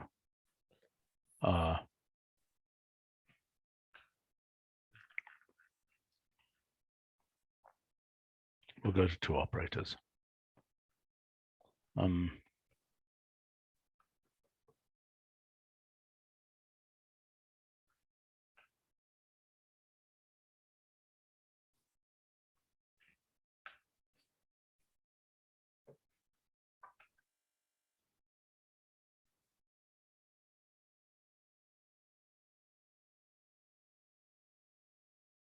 All right, let's try this case.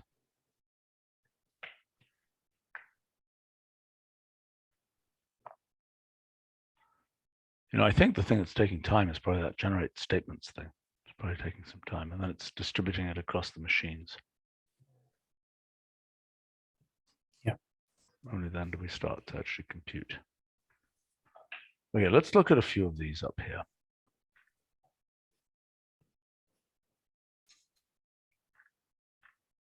I mean, this is not absolutely horrible, except I don't understand what the hell's happening here with I don't this. understand this at all. Oh, it's just not laid out right. Yeah. Look, A equals A. Yes, it's just in the middle. Yeah. But I don't understand how this can be right because it's not in the entailment cone of hypothesis 1. This is just the layout issue. It's just the way you just follow You can- follow the graph all the way around. Oh, I see. But just where's laid out the poorly. axiom? Isn't that the axiom? Oh, I see. You have to go all the way through there. Yes, to get to that. Yeah. This should be just a very long edge with that A equals A on the bottom, as usual.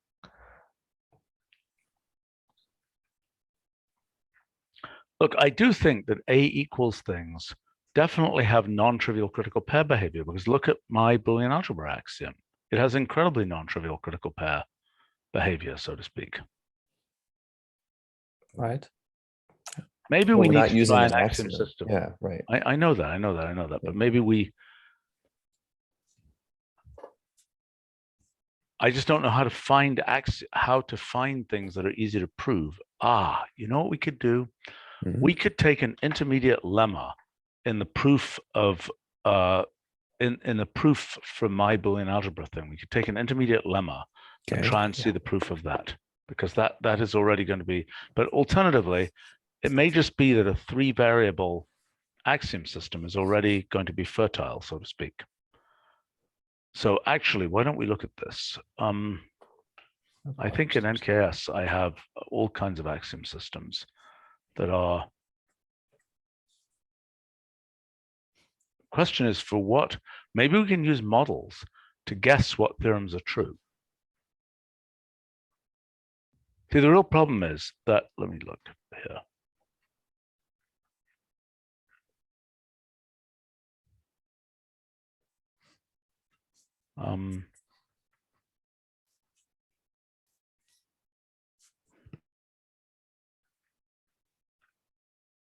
I think people didn't understand this was a significant result because it's shown only in this very small thing on this page. Well, Okay.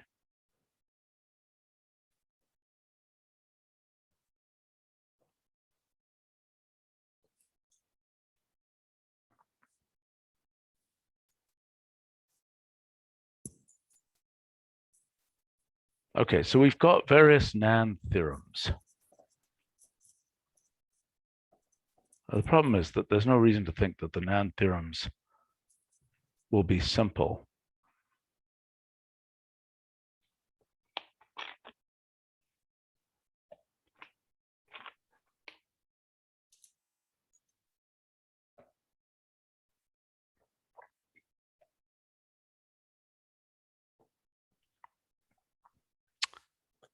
I wonder whether the there's got to be a simpler axiom system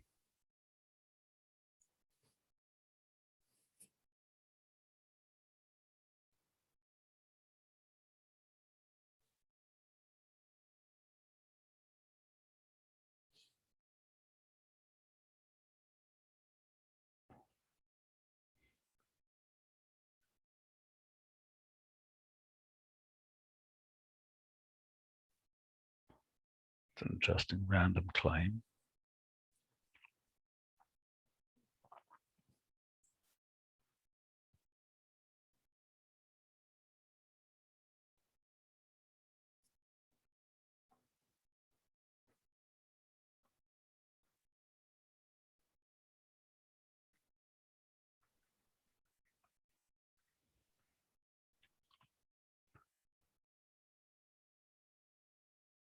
Wonder how long it will be before people check every formula in here.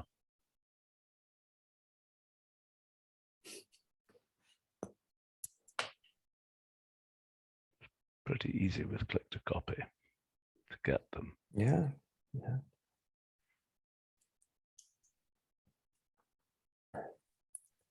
How's that process going, by the way? Well, I mean, all of these are click to copy and have been for years. The question of the process of getting all of the pictures to be click to copy is a much more difficult matter. Yeah. Oh, what?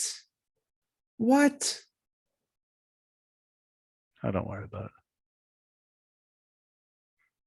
Just a casualty.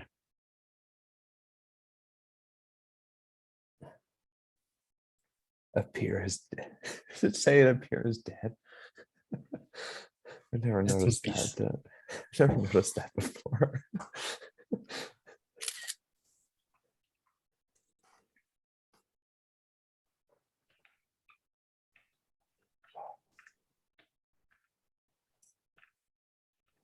There are many inspiring tales for the what is it like to be a computer blog.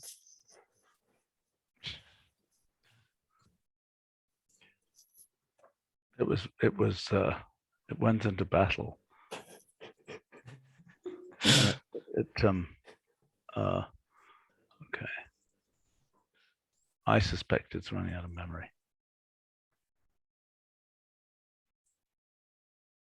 Is there a memory constraint? I wonder.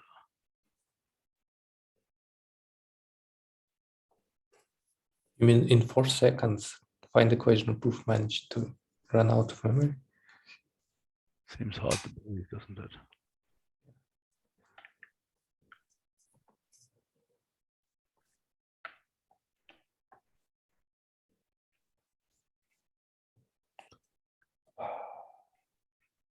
On my machine, I noticed that if you run some in parallel, there's some memory leaks always. Are you serious? Well, it depends on your operation.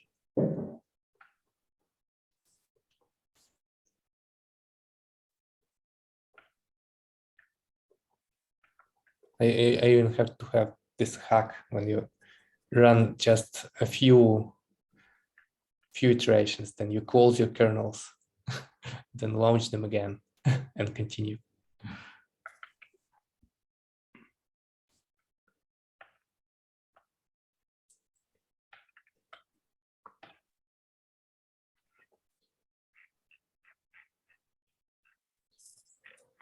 And so I'm not sure whether it's parallel or not, but it seems like it's maintaining some kind of state between each evaluation. Is there any point letting this continue to run? Yeah, I think it's going to work. I mean, I don't know why it lost its progress monitor.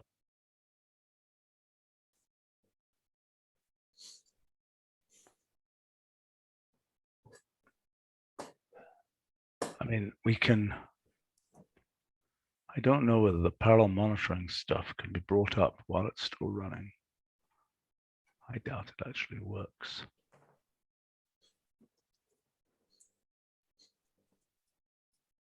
I think it's fruitless anyway to try to search for critical pi-lemmas this way. Maybe Why? you have to, I don't know, maybe because this is just one axiom. But we know that you can get it with one axiom with the Boolean algebra. Yeah.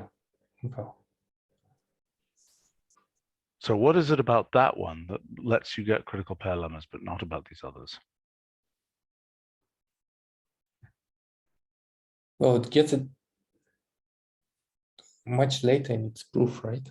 Because it's more of a feature that the proofs are too long, so the probability of critical pair lemma being useful is higher. But when you're searching for short proof, All right, well, let's take that point of view. Okay, let's find,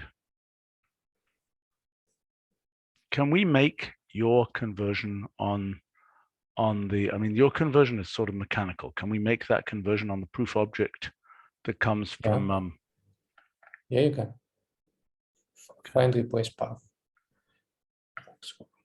no, I mean that comes from, What conversion? from,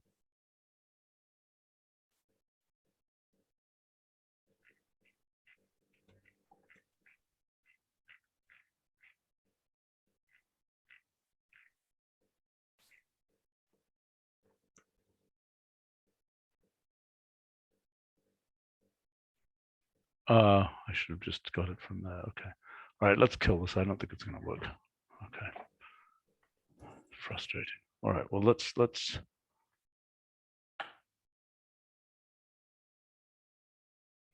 great.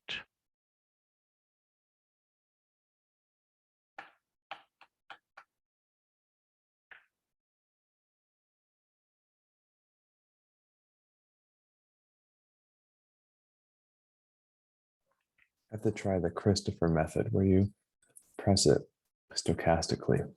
I know. I do that. I use that method. It usually works.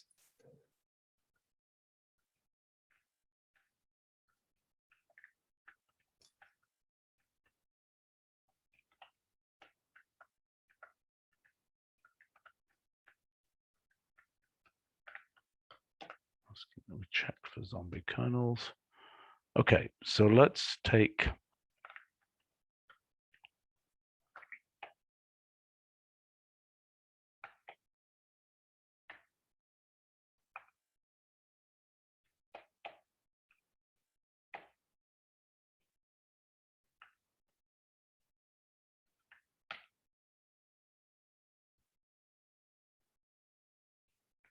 it's notable, it does take a little while. It doesn't take that long. Okay, so now I will do your proof object token graph.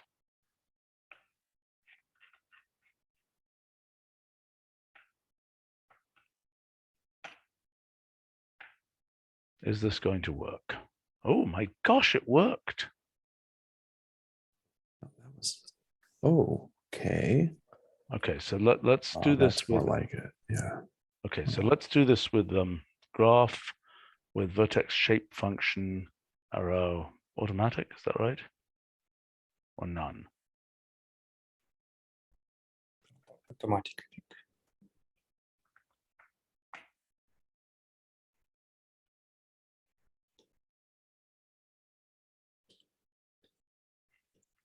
What are these gray things? Oh, those are the, Oh, this, yeah, axioms. okay. Axioms, lemmas.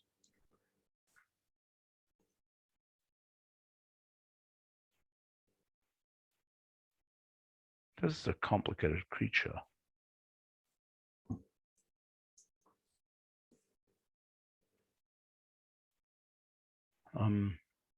I just want to make a decent version of this. Okay, so this,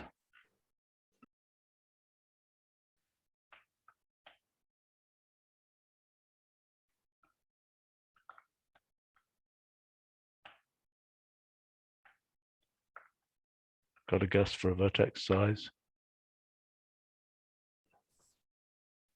Not 0.2. Might be too big. 1.1, maybe just 1. Oh. Yeah, that's nice. Close enough. Okay, so somewhere there, so there's the axiom. The hell is hypothesis 1 doing all the way down there? So usually that's how it goes. So this one is actually easily invertible.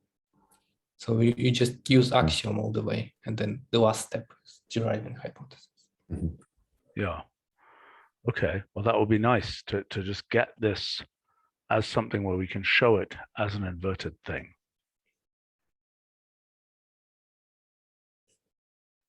And I Okay. wonder whether we could wonder whether we can show this across the page where it's easier to display the actual. I also feel like, and I'm just be curious to display the leaf count of every lemma or the number of variables or anything there. Mhm. Let's just try that.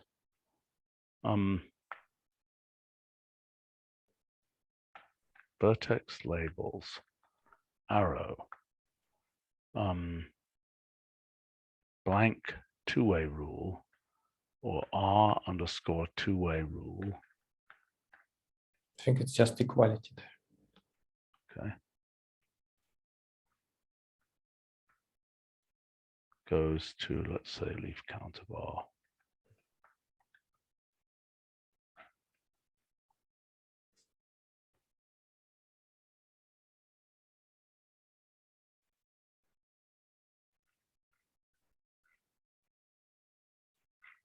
Let's do this. Vertex labels goes to placed.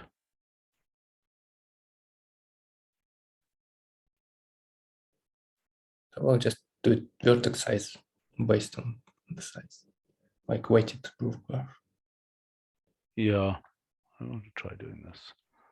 Placed this. Now, Center. yeah, center, but then I want to have, I want to get a white background here.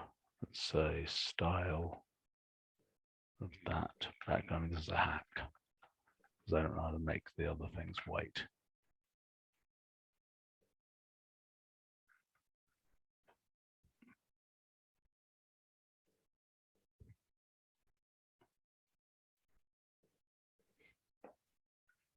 Well, mildly interesting. I mean, I kind of agree with you that it would be better to just use the sizes.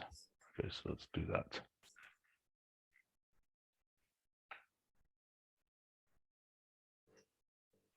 Vertex size arrow.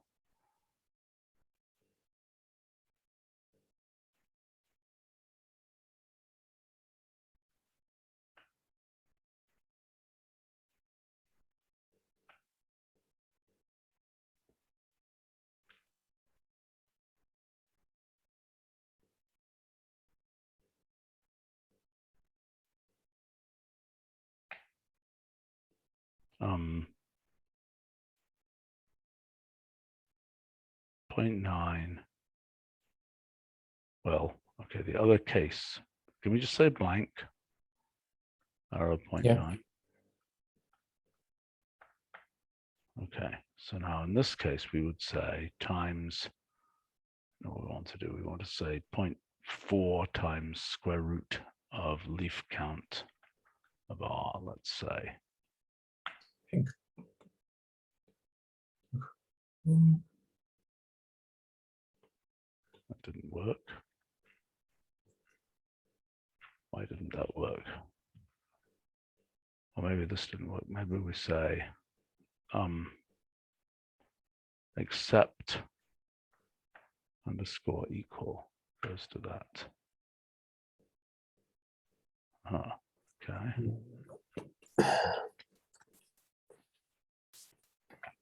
0.2 times that. Let's make those equal to point.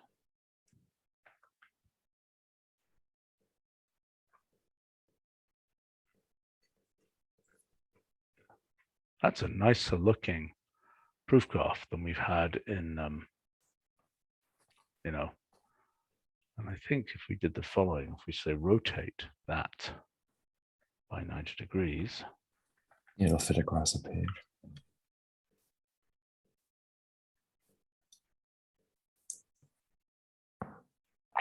Yeah, that's interesting. Okay.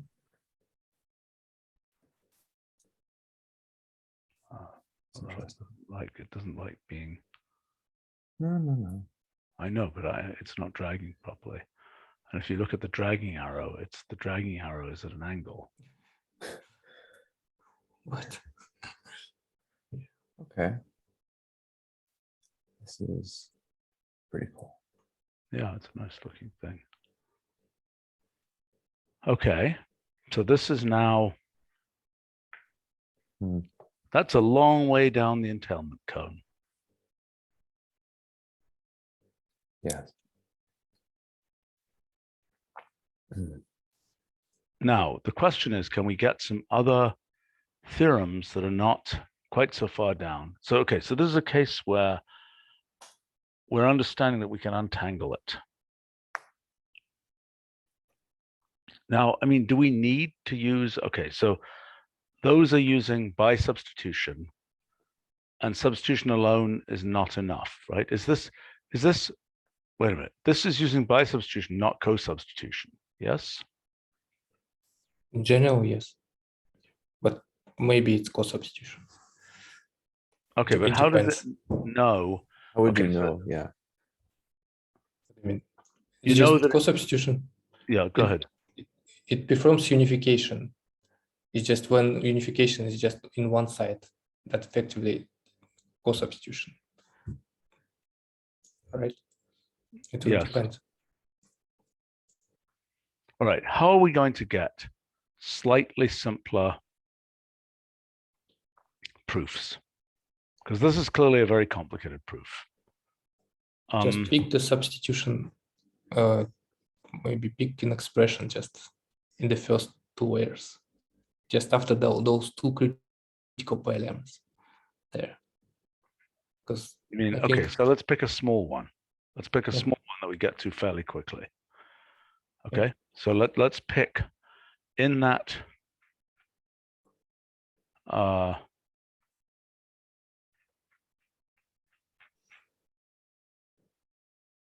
in this, we can get, how do we get a list of the lemmas? We just get I'll just prove data set. And then they yeah, go in order. Actually, let me hold on a second. Let me just include this so that we see what we're getting down here. I just want to include this in.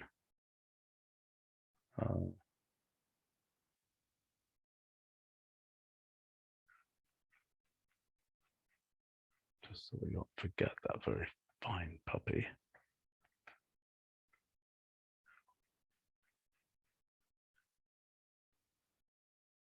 What a fine, elegant object. Yet another absolutely incomprehensible, whatevered image. Oh my God. When I copied that, wow, that's a bug. That's a Bugosaurus. Reported. But did it rotate? on Yeah. its Yes, own? it re-rotated back to normal. Oh. Or back to its original position. Maybe you like copied the inside of it because you can dig inside Yeah, the graphics. I copied this, rotated.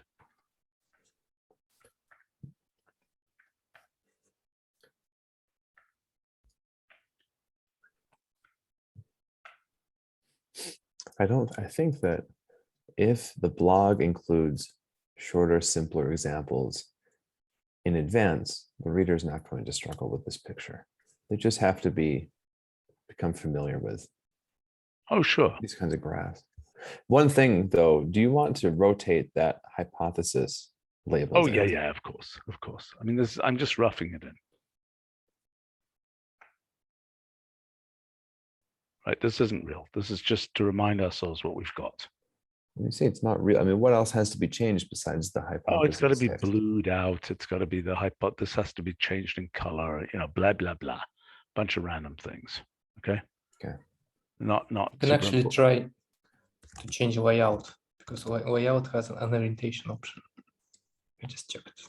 Oh. Graph layout does. Yeah, well, where the graph embedding, if you provide similar to the root vertex, right? How you provide the root vertex. Okay, if you can give me, can you give me the Oh, it's in documentation. So Copy it. I can paste it. Yeah. That would be left. By the way, we should put the colors for substitution and by substitution and so on into the Wolfram Physics Project style data once Jeremy has finalized those, but I think they're pretty good right now.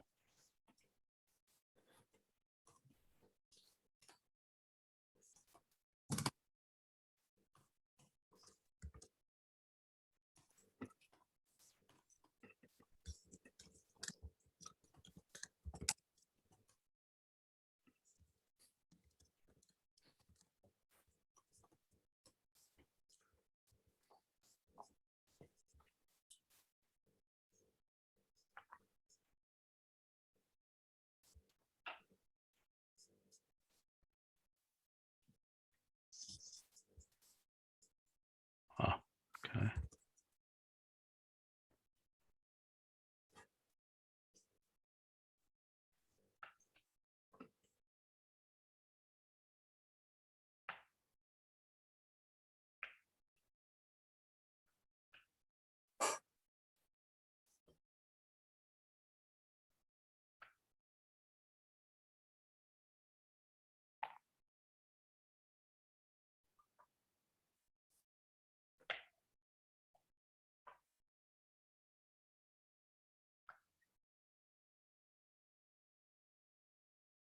What happened there?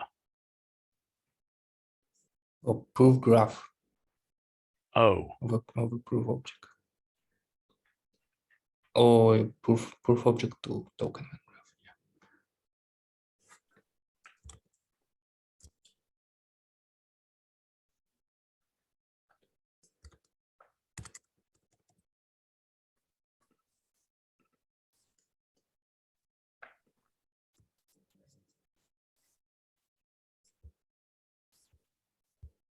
okay. Now let's figure out how to get the data set here. Whoa, whoa, whoa, whoa. Oh, piffle, piffle. Look, aspect ratio should be 1/3.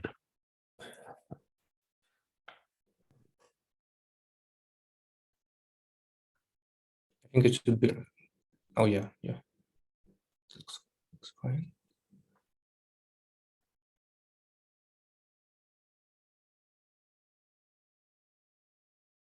Okay, well, I mean, there's minor things to be fixed here. At this size, the Yes. The substitution, the events are too small.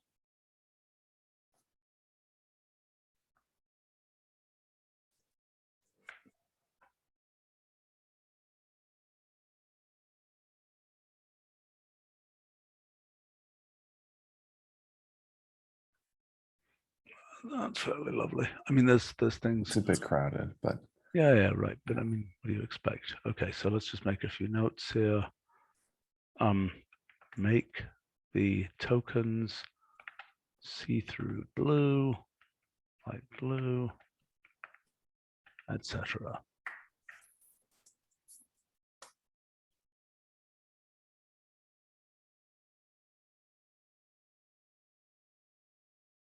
Yeah, it's really cool.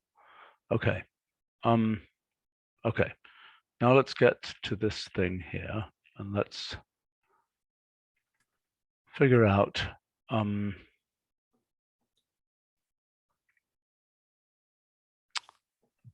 so we've got this proof object and we want the proof data set from this, right? Right. And then we want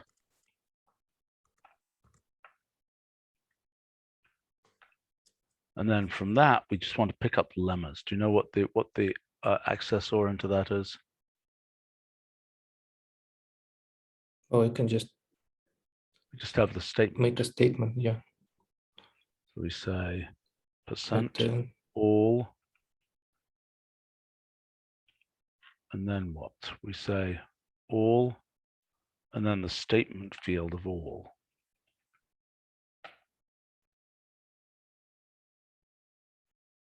Okay, and then we want values of that.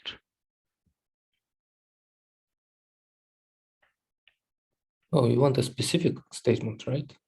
Right, I know, but Summary. I'm just gonna find a statement that yeah, there we go. Okay, so let's take normal of that, and let's now say take smallest by leaf count, comma 20. Let's say. They can be pretty deep in the proof.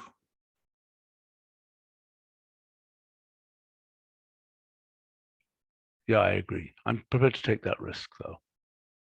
Well, I mean, let's find out how deep they are in the proof. Each one of these has a certain depth in the proof, so we can find that by saying position in %301, can't we? Yeah, okay.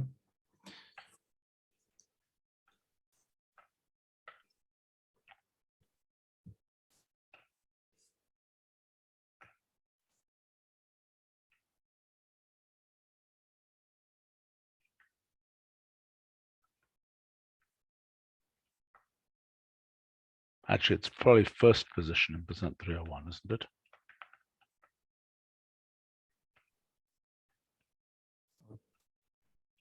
Yeah.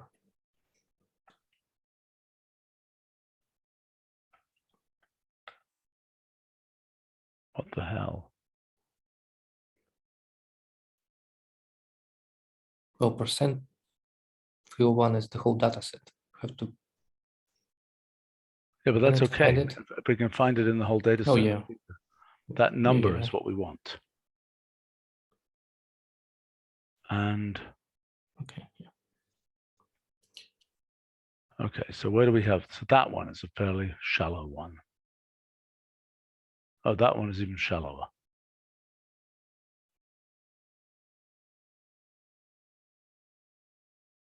Why there are two copies of that one? I don't have the slightest idea. Do you see that? Well, because it also searches in the proof itself, Oh, I see. probably. So some We got that one. statement used it. Okay, so we've got that one, and now we say find equational proof.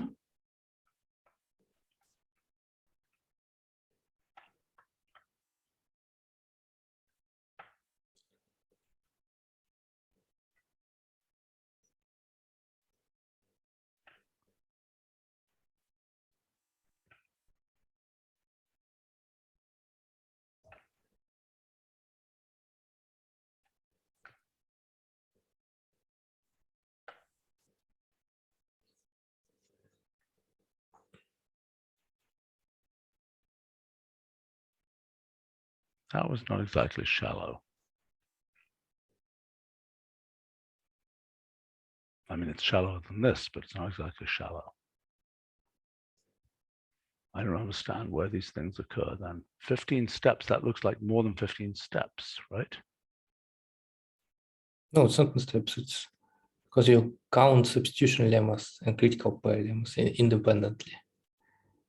So that's the number of substitution lemma. Okay, well, let's do this. We're just going to go hacking this OI around.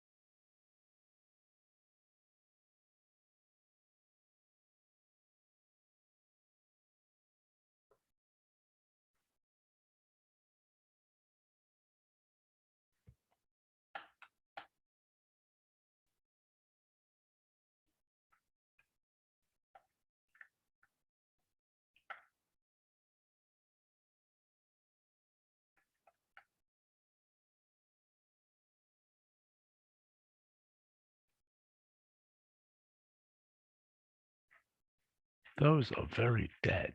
Maybe they were already dead. Who knows?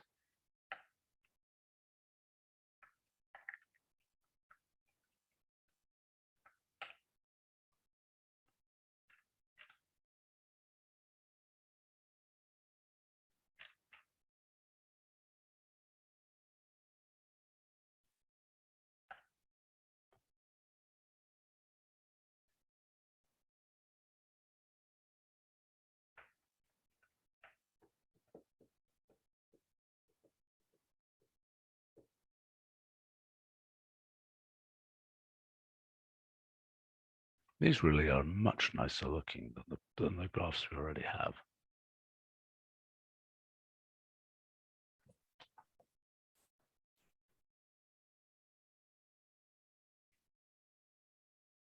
Let's hope I don't have zombie kernels.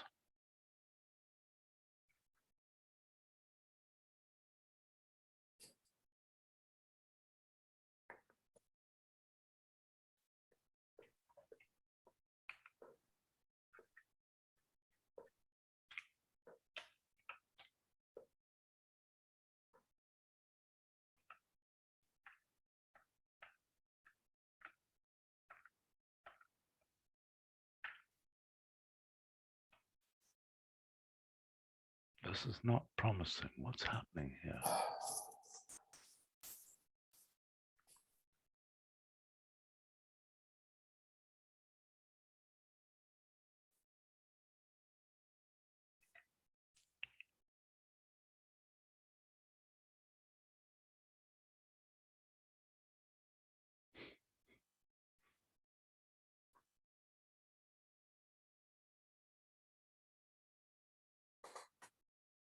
What the hell?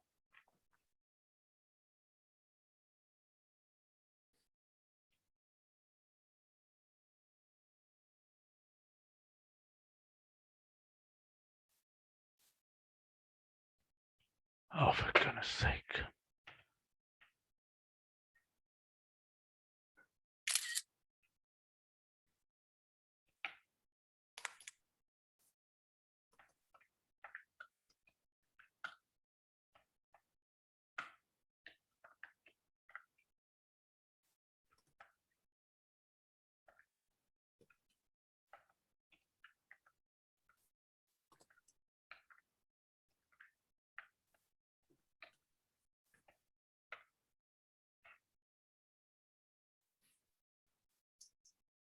This is super frustrating.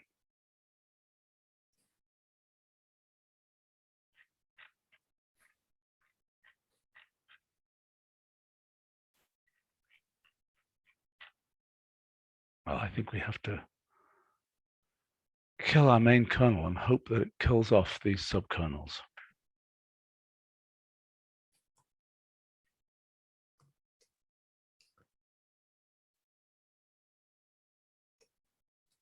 That's super frustrating.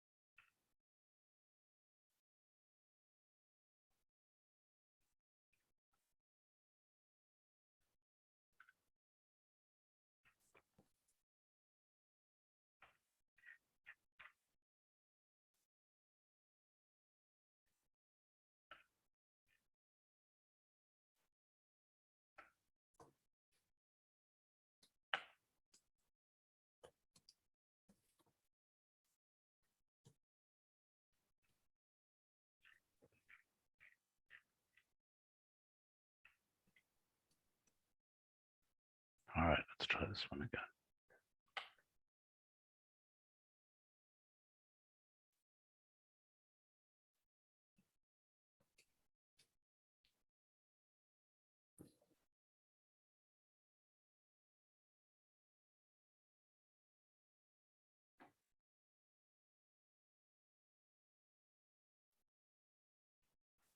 Yeah, the real question is, where are all these computers? I know where most of them are.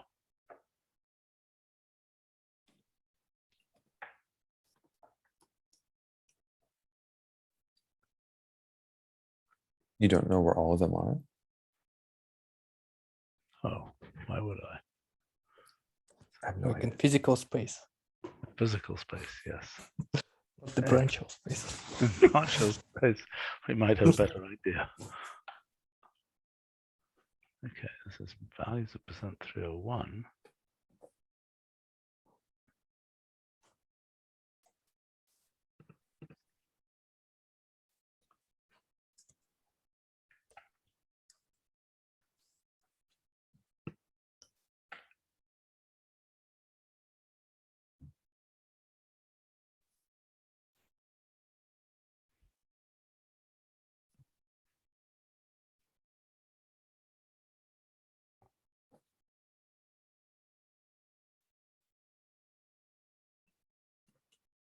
That's truly a bizarre claim.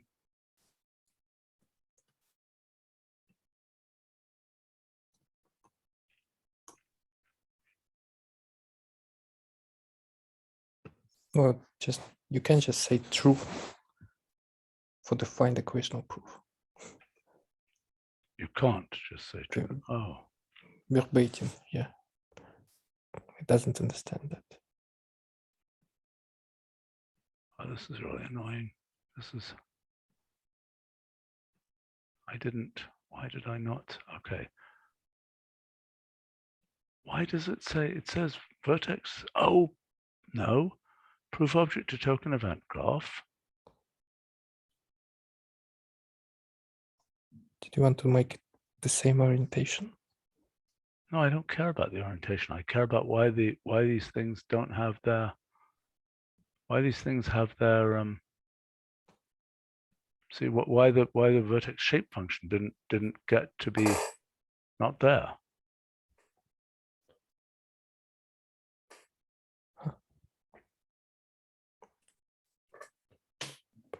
Seems really weird. Unless, I mean, let's just take it on this machine. Let's just say, I mean,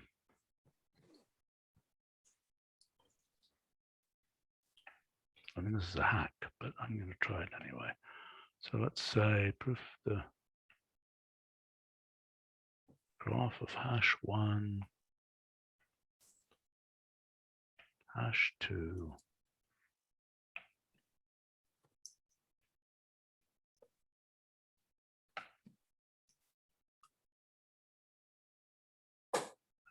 Doing? Why is this not? I should have done it for some small subset of this, but why? What is this line color?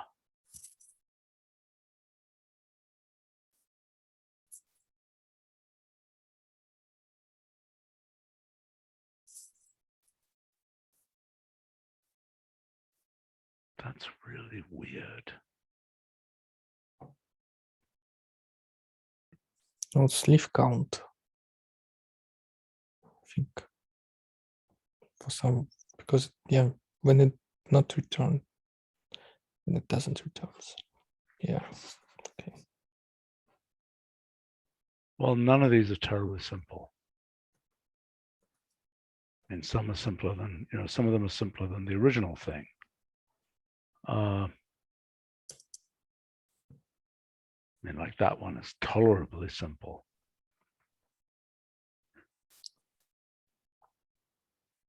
But this has, okay, so look, we need to find something which has a critical pair lemma. I mean, this one is, as I say, simpler than, and if we take that one there, you think that's the best one of these? Well, we can just sort this by, What we're gonna do with them? I'm just going to show, take smallest by vertex count of first of hash.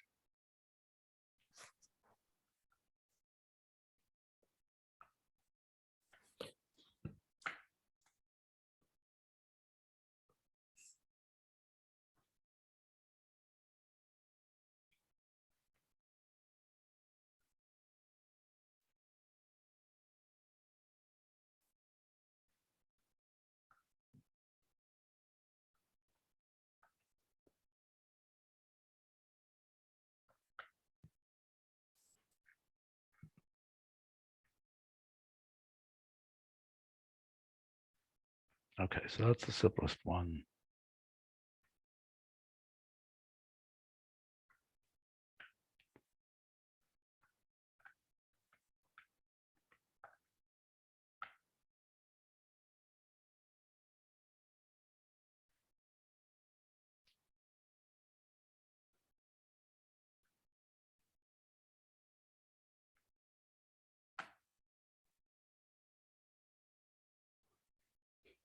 Okay, so this, at least there, we would be able to say over here.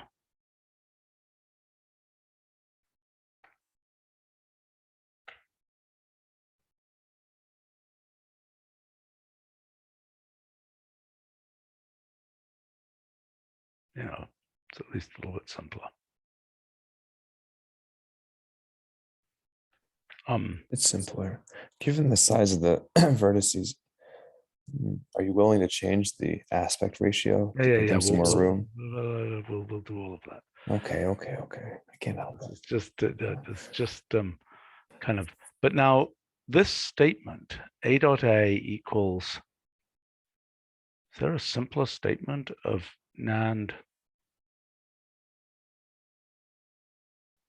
Well, actually, that's okay. All right. So now the question is,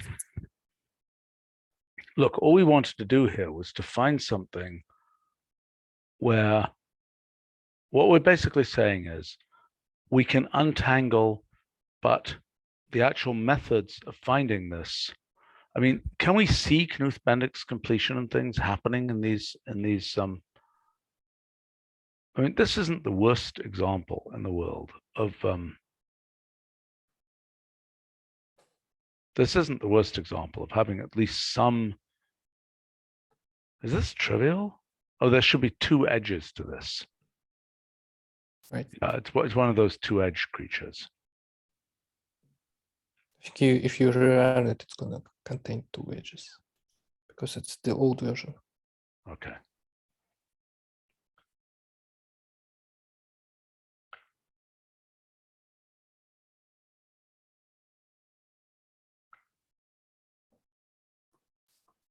Not the proof graph, the proof object.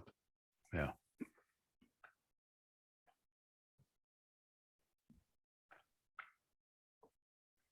Okay, very nice. We should probably have some other way of indicating the hypothesis and so on.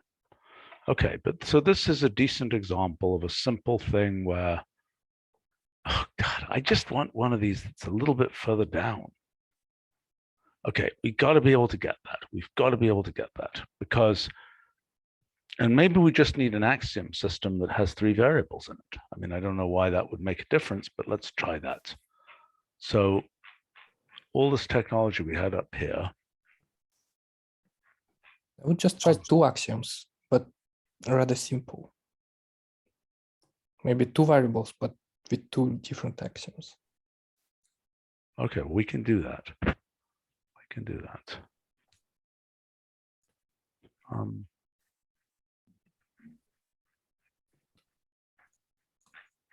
Because that way you like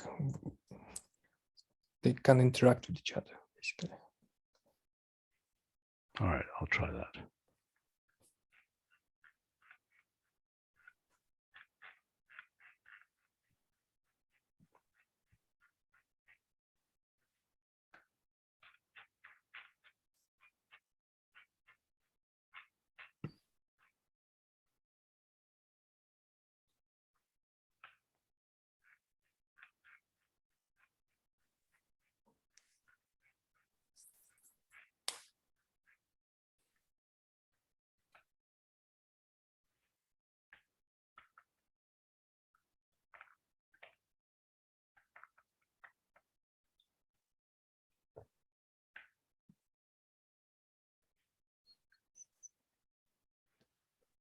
Okay, take your pick of axioms. Okay, so find equational proof for all this. And let's say for all, let's say A dot A, for all A A dot A equals A. Okay,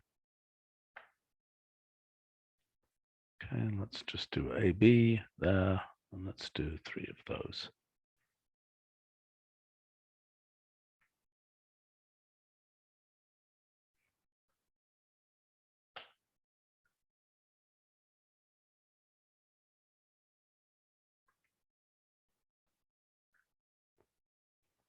Not optimistic, am I? But let's give it a try. Not a critical Oh. pair lemma among them. Nope, nope, nope. Okay, let's try slightly more complicated. Let's try a more complicated theorem. And then let's try, we should actually try your critical pair computing.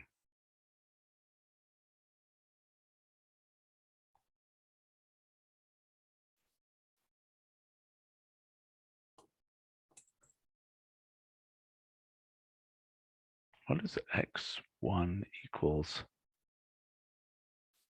Oh, it renamed those.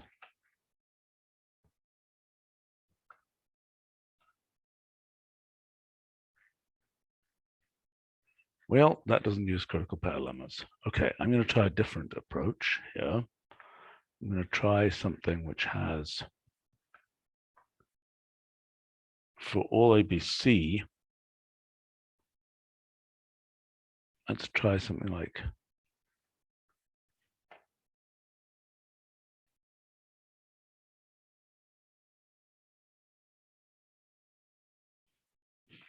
just making this up. I mean, these are simpler than.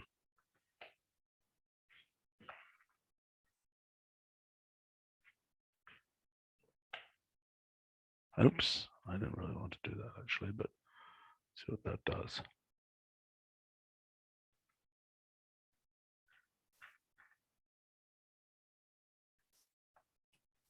I didn't mean to use 2 axioms there.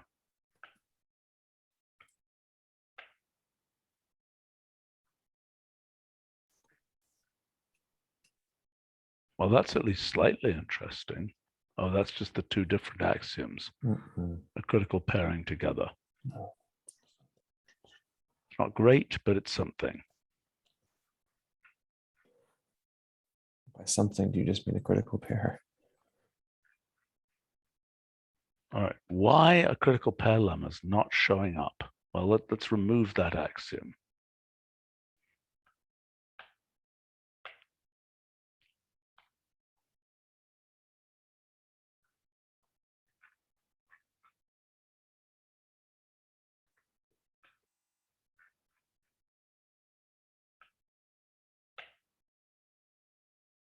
Oh, look at that. We've got a 2nd level critical pair lemma. Oh, great. What is it? Let's see. It's trivial, but I mean, it's something fairly trivial, but at least it's not at the top. Yeah. Yeah. Good. Okay, let's try next level.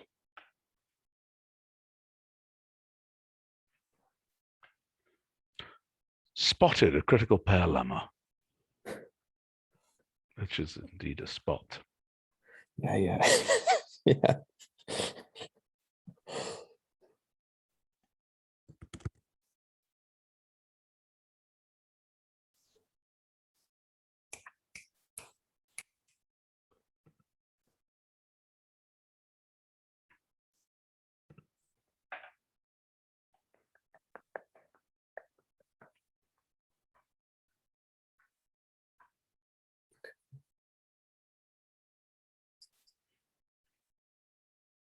Interesting structure. Do the pictures inside actually mean anything? Do you know, Nick? Pictures inside the icon. They're actual, they are proof graphs. Oh, these are even better. Well, they're Wow. very similar.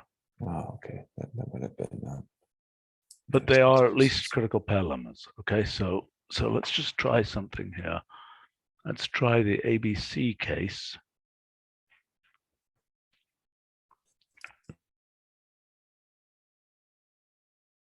You know what? I'm going to reduce the size of this for a second. See what happens.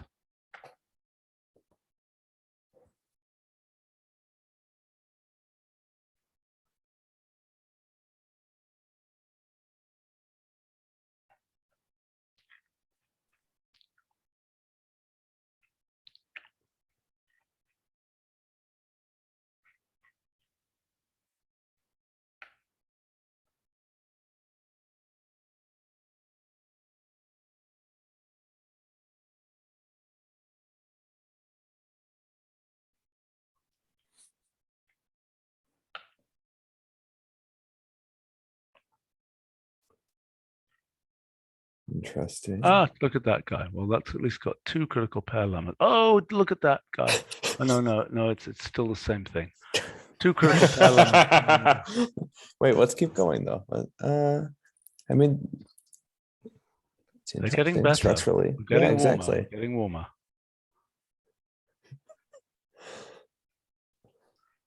This is ridiculous activity. Okay, This is rheology. This is really all. If you don't act like you're at a zoo of some kind, you're not doing it right. You have to automate it. Let's enumerate all actions now. Yes, do that. We could leave a run going overnight. We could just look for something if we have a good net. I think we're going to find something in one of these though.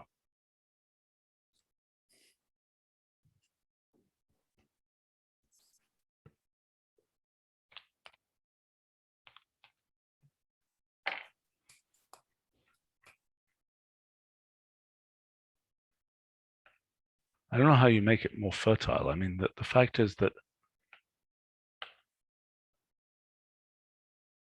No, I think you took too much away. well, it's still got critical pair. I mean, they're all. Yeah.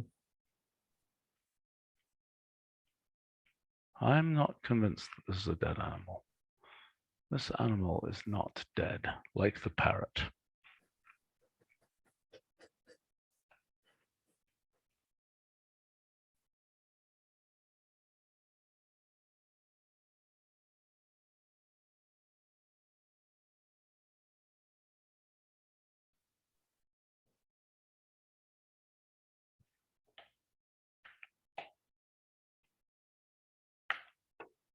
All right, let's see what that does.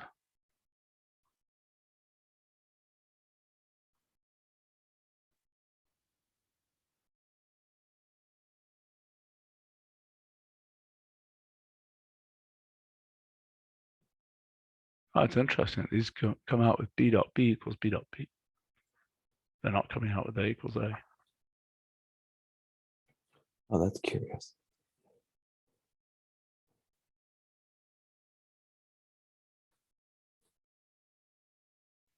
Oh, wow. Oh, Look at those guys. Okay.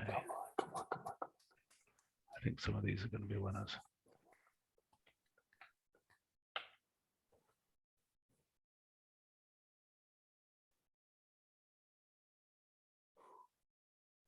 Oh, whoa. Boring. Okay. Wow, these are really boring. But these are interesting as examples of pure. Look at this. Look at the way that proves it. That's kind of interesting. Proves it by proving a tautology that's a ridiculously complicated tautology. Mhm.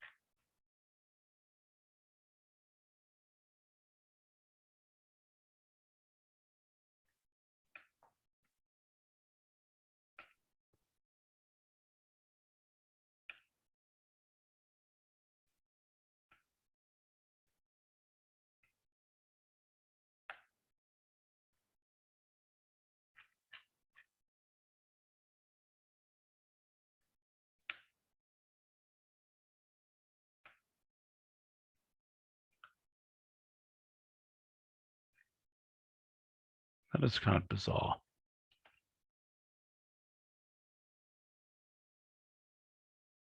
although it's sort of a very straight shot what it's doing. Okay, how do we give this something more complicated? How do we make it? Okay, let's try. Well, you're making some progress before you change that change. Wow. You think the winner so far is this guy here? Yeah.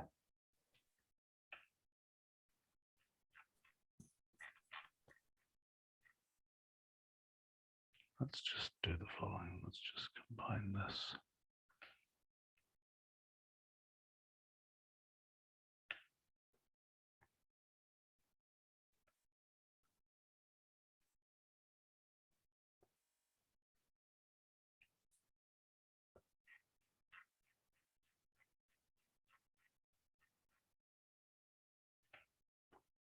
Okay. So that guy was the winner so far. Yeah, or the one before it. One of those two. Yeah.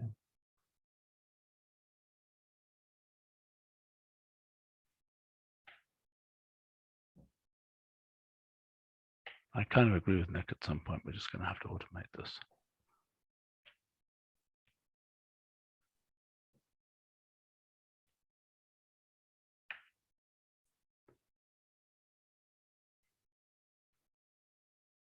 I mean, that's got 3 nands.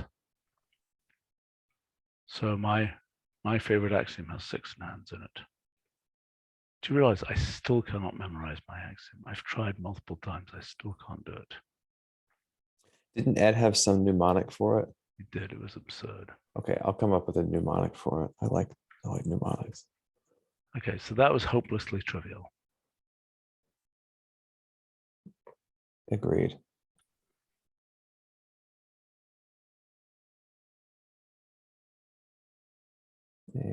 Wonder what happens if we put an A all the way inside there.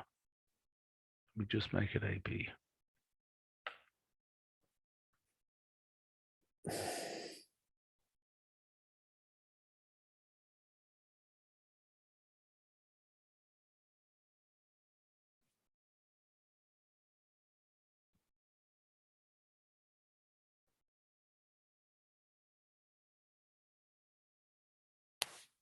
Why is this taking so long?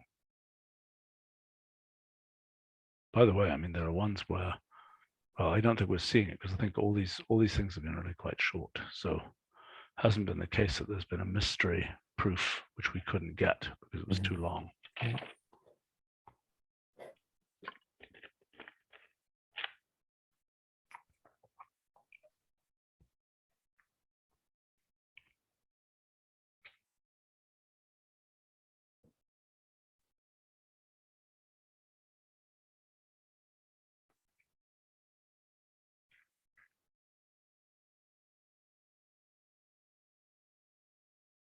This is interesting. So this is grinding so much.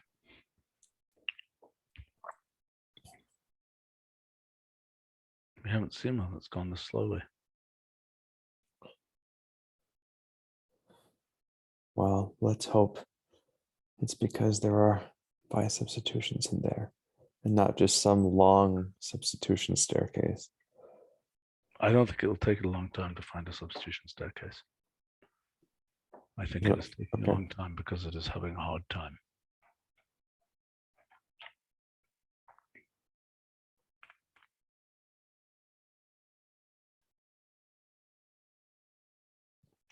We should think about the what we want as the display format for these proofs. I mean, arguably the proofs should go across the page left to right as a better way to, as one of the proof formats so that we can, or maybe there's a different way to do it. Maybe we want,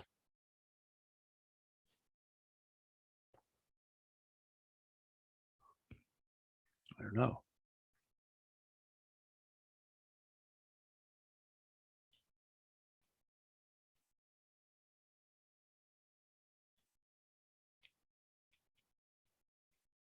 Okay, we're almost there. Oh, For goodness sake. You can't be serious.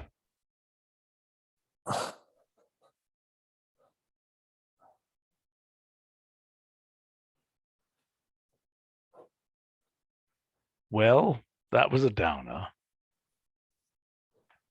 All right, let's go to the other extreme. Let's try putting in multiple variables here, C, D. Okay.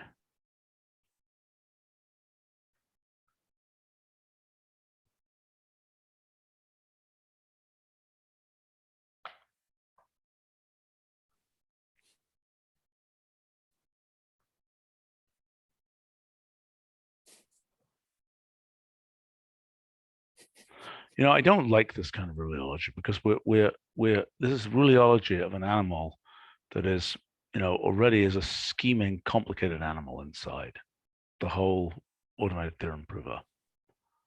You know, it's not as clean as, you know, we're basically poking at a bear that's already got. Oh shoot. Well, that bear wasn't worth poking at. All right, what do we do here? When in doubt, rheoliate.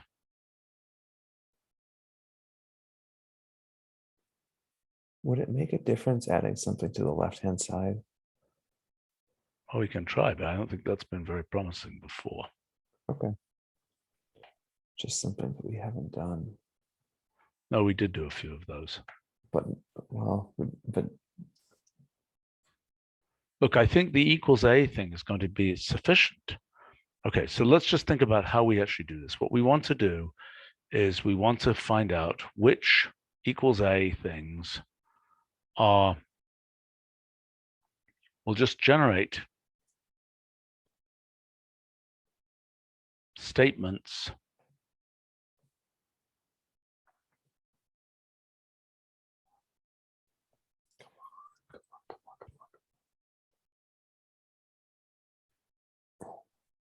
What the hell is that?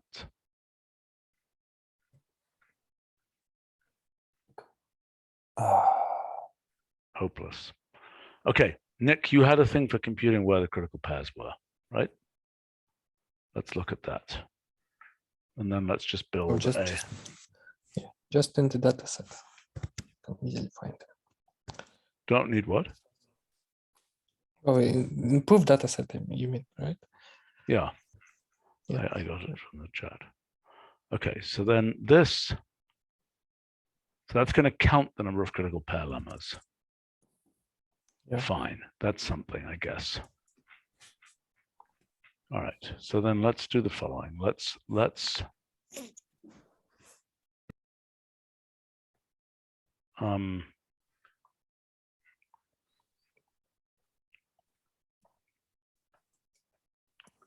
okay, so here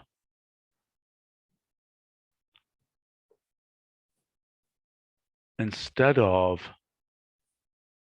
take largest by there,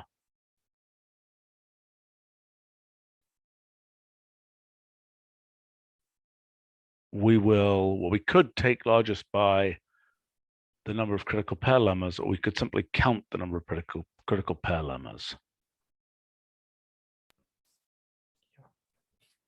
And so we could say, like, above, we could look for 2 or above. So we could require that we see 2 or above critical pair lemmas.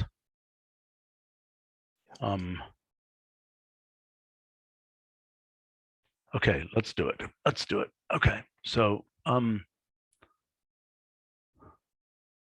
okay, so here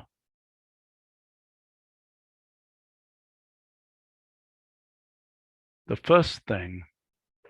Okay, what do we want to output? We want to output the axiom, the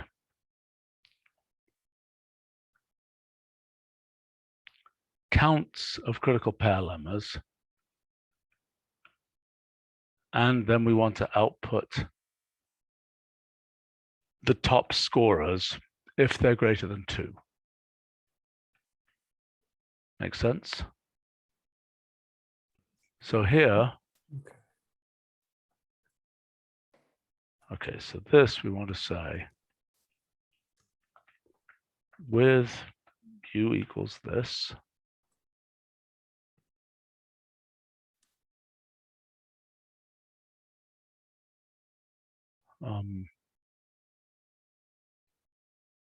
going to say 3 variables. We're going to say 3 variables. We're going to put stuff in there. Okay, with u equals this. Then we're going to say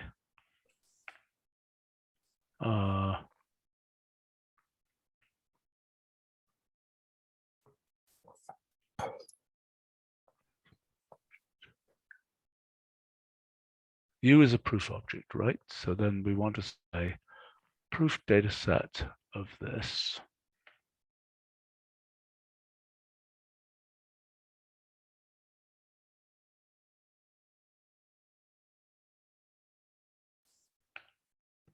Okay, hash proof data set of this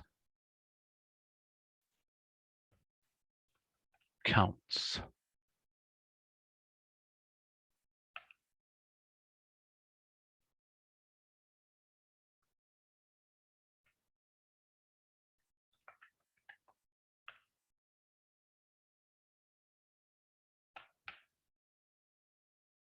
Counts? Counts what? Of the number of critical pairs. I already counted them. This Oh, will it's- return a number. This is returning a number. I want it to return, but it's returning a number for each proof. It's returning a number. Yeah, okay. And now we want to say if then we want to say list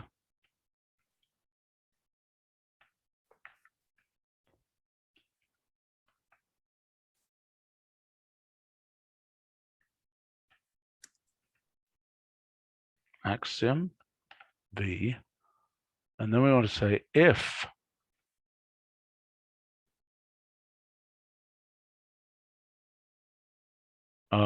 okay, if max of keys of v is greater than or equal to 2,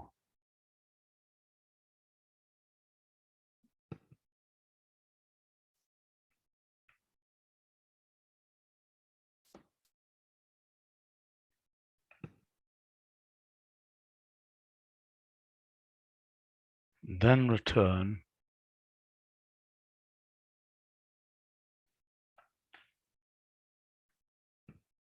I'm prepared to just return longest proof lengths here.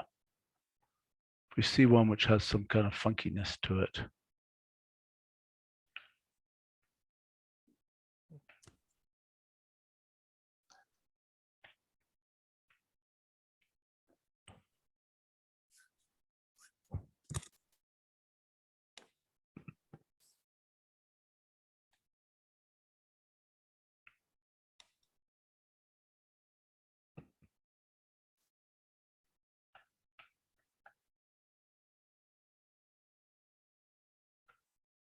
okay. So try X of, what's our winner so far?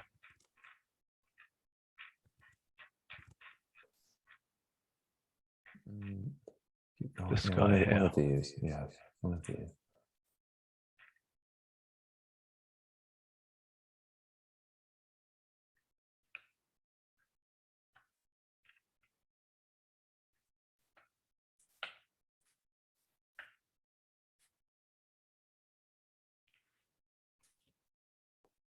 We may want to run some of this on Amazon. This is a bit, I mean, we're okay. Let's just enumerate the we need the theorem enumerator. I mean the axiom enumerator. Then we'll go through and run some of these.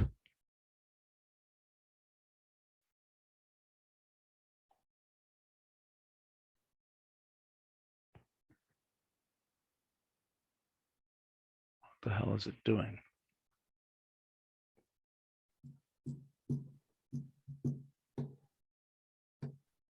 Oh, for God's sake. Okay, what went wrong here?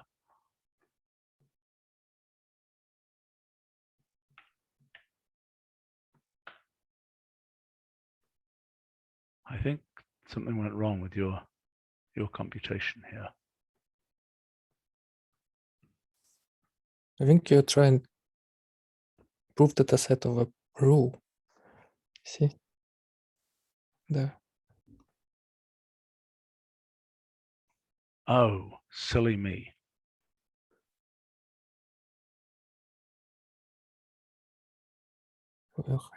Your hash is a rule.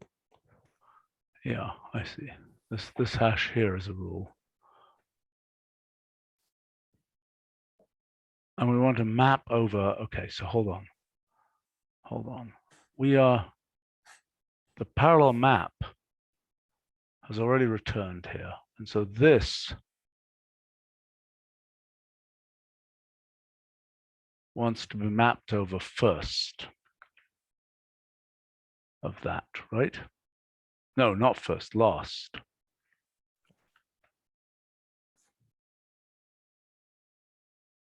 Right, because that's each theorem. Okay, now here,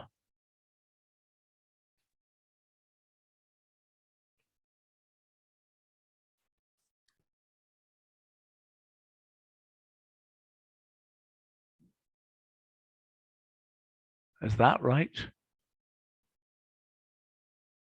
So let's look at this. So U is, let's take largest by hash sub 2 of proof length. That seems right. Do you agree?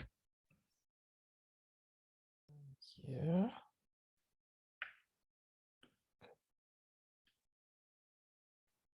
Let's try running this again. Oops.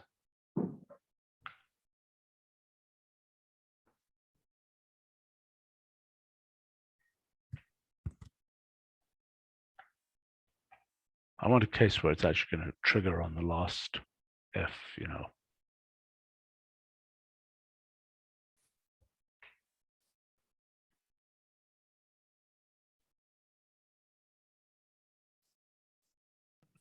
Come on.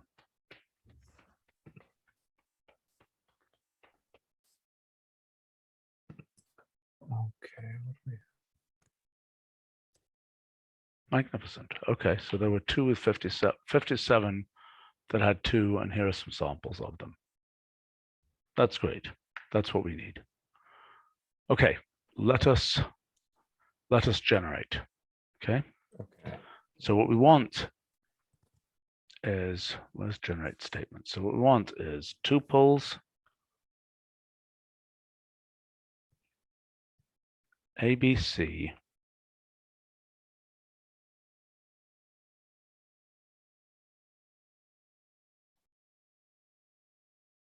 we're simply trying to generate. Okay, so for each of these, we're going to say groupings hash small circle arrow 2 over this with n equals, let's say 2. Okay, dandy. Now, I mean, there's some redundancy for the A's and B's and things, but I don't think we care about that for these purposes. So now what we want to do is say, we're going to do it as a function of n. And each one of these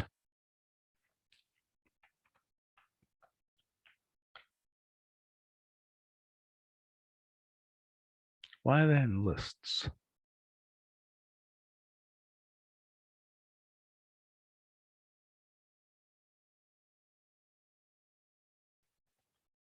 That seems wrong. What are those? Why are they in lists there? Why is that in lists? Tuples. Am I going crazy? The tuples of these. Right, now we map over that. Oh, I see. We need to do a flatten of those groupings.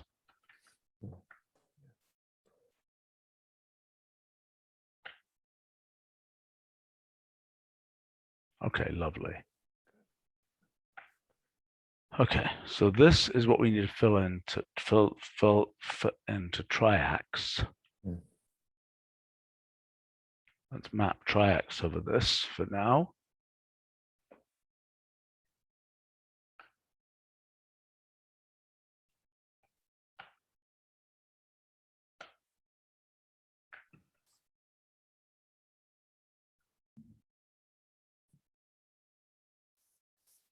I have this bad feeling that generate statements is taking non-trivial time, and maybe we should just pass generate statements into triax.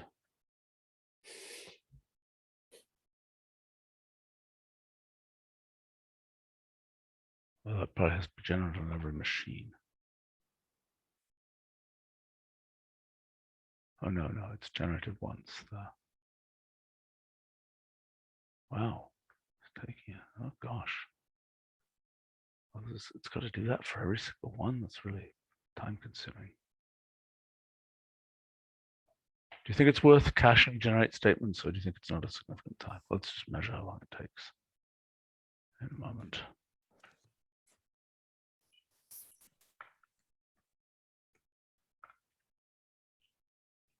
Oh.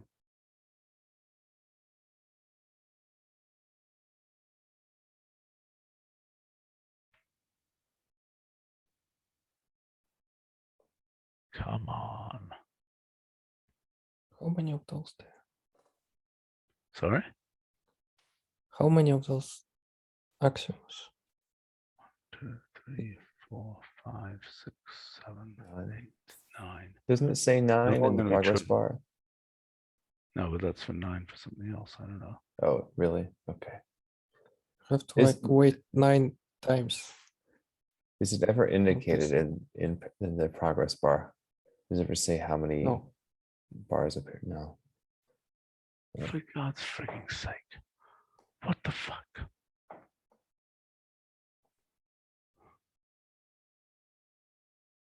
What are those nine? Fredrikbergen. Say again? Threadripper. Yeah, that, you see the Threadripper has, if it's Threadripper, it has 32 cores. And there's another machine with 64 cores. Why are those failing?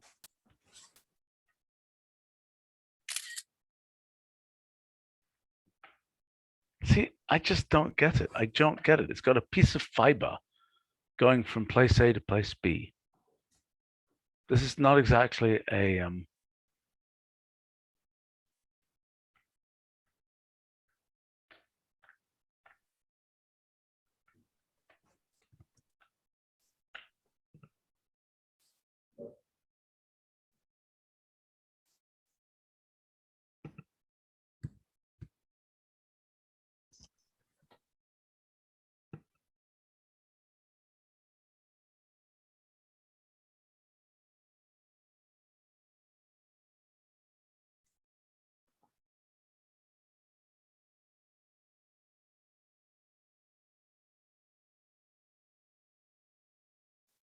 Is anyone keeping count? I think we must be getting close. Wow. And then, I mean, this is just, once this works, it's time for the humans to go to sleep, at least this human, and we'll let the computer grind on. I just want to check that it works from one output. Right.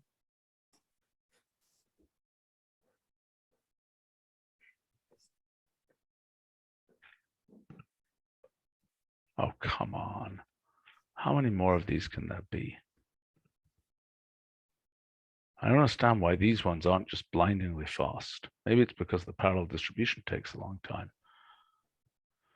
This is not running the generate statements on every parallel kernel, is it? No, it isn't.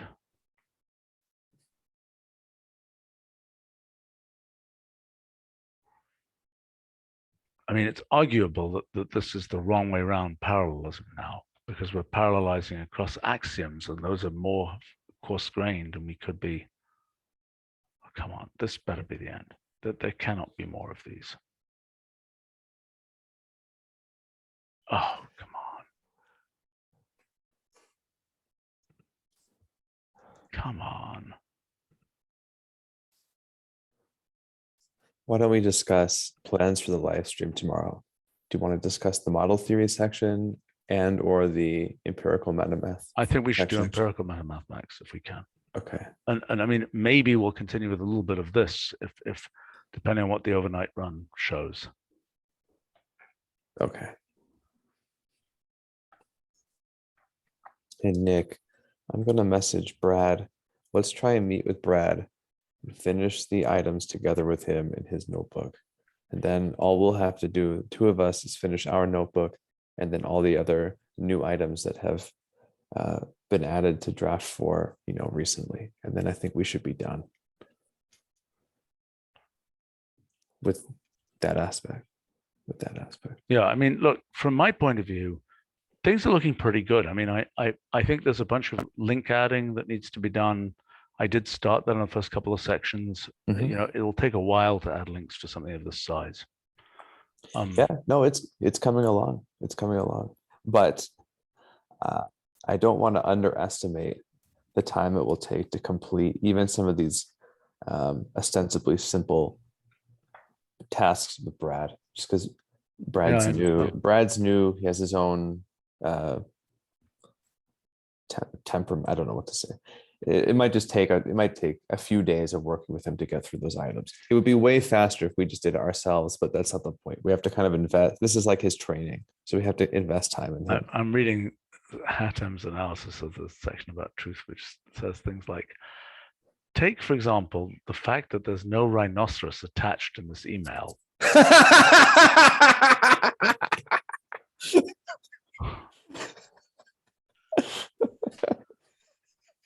Nice. Okay. Let's just check the timing of this. Oh, it's trivial. 0, 0, 0. Yeah, there are no critical pair lemmas needed for those proofs, which doesn't surprise me very much. Okay, so let's just take a look here at the number 3 ones. Okay, those look sensible.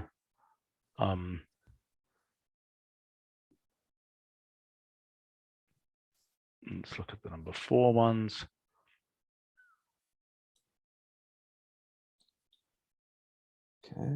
Okay, so the question is whether we go, I think this is pretty reasonable place to go. And these are 3 things. I'm kind of wondering if at 5, well, if here, I mean, this is already going to be very long. Right, but if we're going to do those, we've got to have a different triax runner. Okay, I'm going to make a triax 4. I think this is a Hackalorius, but it doesn't matter. See, that's a triax 3. Actually, just so we don't screw it up, let's make that be triax 3.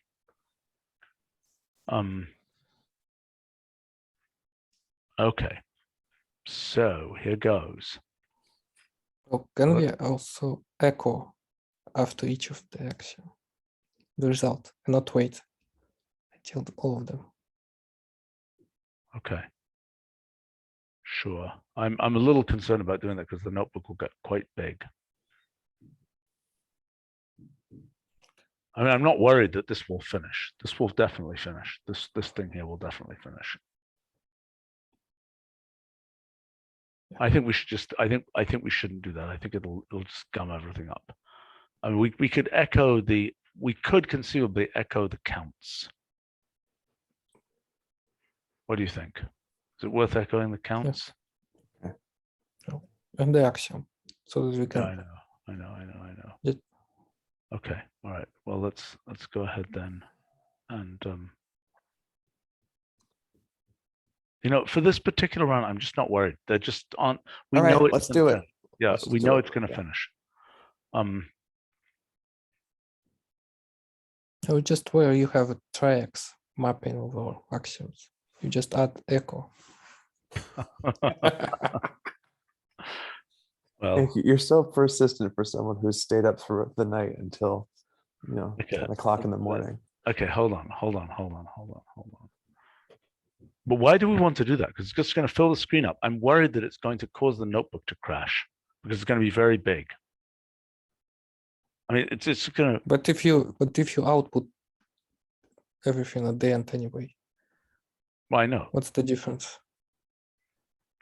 It's going to be just double the output. I know. All right. Okay. Compromise. We'll echo the axiom and the counts. Okay. Let's see.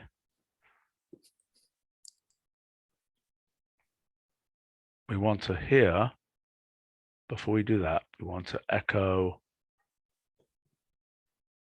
No, I mean, write it in the map. Oh, I see what you're saying. You say echo. You're saying put an echo function in the map. Right, yeah.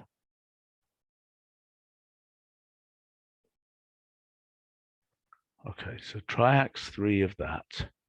And we say echo function take hash comma 2 of that, of this, of that. Okay, all right, let's see if this, well, oh, for God's sake, let's do just one of these and then we'll. Like you have some weird number of brackets there. After take 2, No, I it don't. should be, no, echo function. Inside of it should be a function, right? Oh God, thank you. Is that right? That looks all right. Yeah.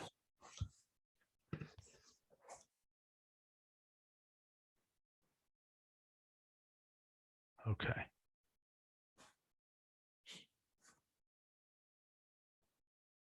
All right. Are we ready?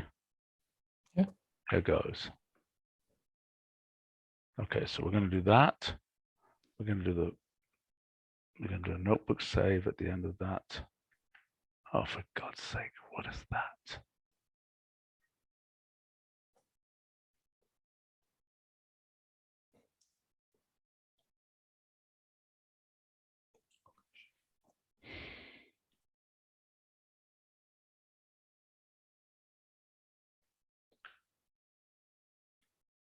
Hopefully these things will at least switch the messages off after a little while.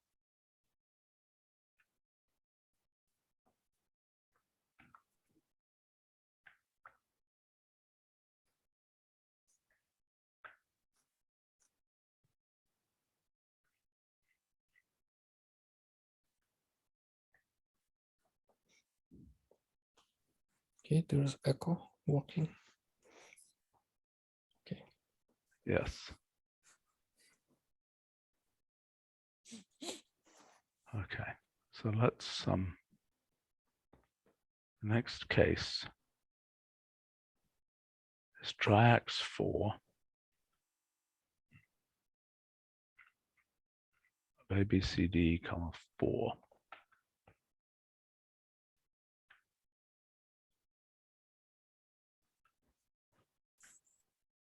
Oh, you know what else I need to put in here?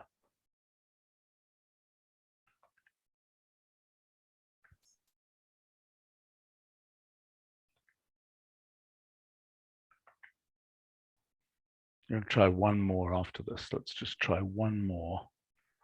Tempting fate terribly. Let's try one more here.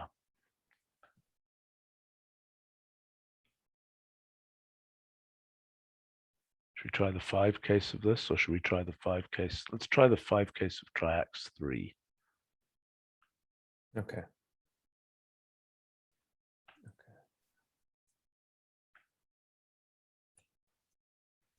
But not try X4.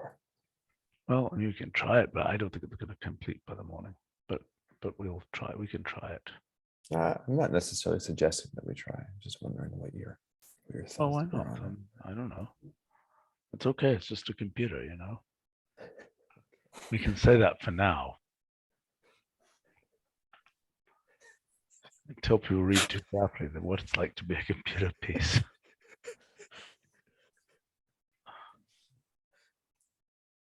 Yeah, so long as you're saving in between, why not? That should work, right? The notebook save will do what we think it does, right, Nick? Any concerns with that? I've done this a million times. This is gonna Yeah, work. yeah. Yeah. Okay. It's gonna work. It's like the current status is more concerning. It's like what? It's only echoed one result.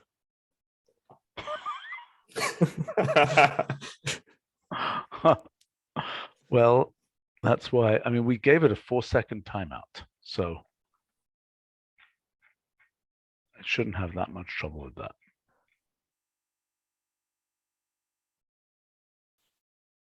Let's just wait for one more.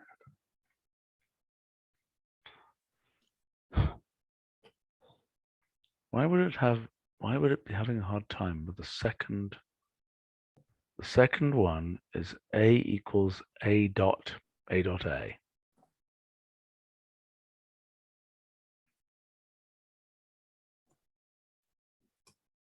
That's a little weird.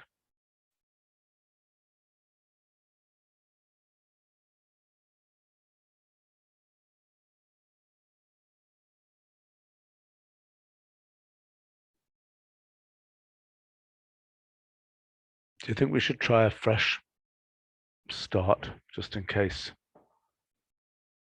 I kind of Yeah, think we should try a um, fresh start because I think it's something is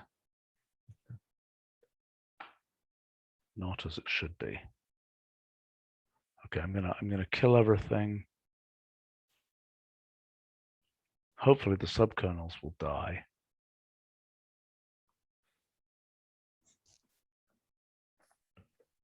And then let's evaluate coda 1.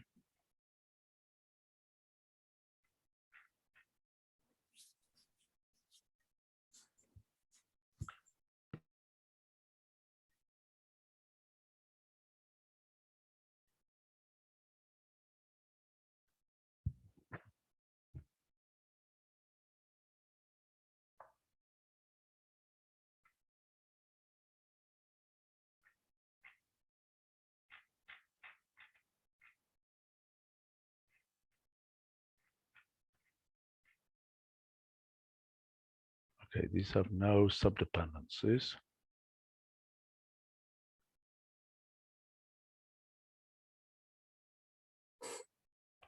All right.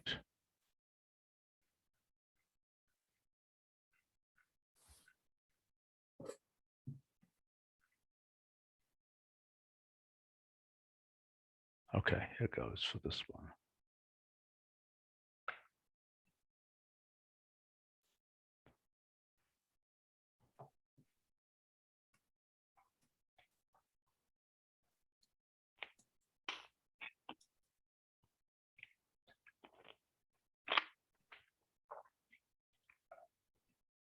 You know, if I find out one of these days that there's like a loose connection on a fiber somewhere, and that's what's been causing all this trouble all this time, You're gonna lose it. Yeah.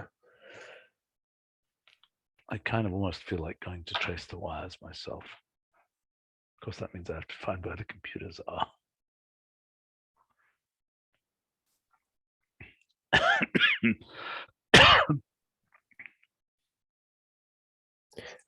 Stephen, I don't know what you mean when you say this. When you say find where the computers are these your computers? Are they? No, they're somewhere in this house. I just don't know where. Okay, okay, but the total search area is not vast. Okay. Bigger than you might think. It's got a lot of rooms, and the computers are not that big.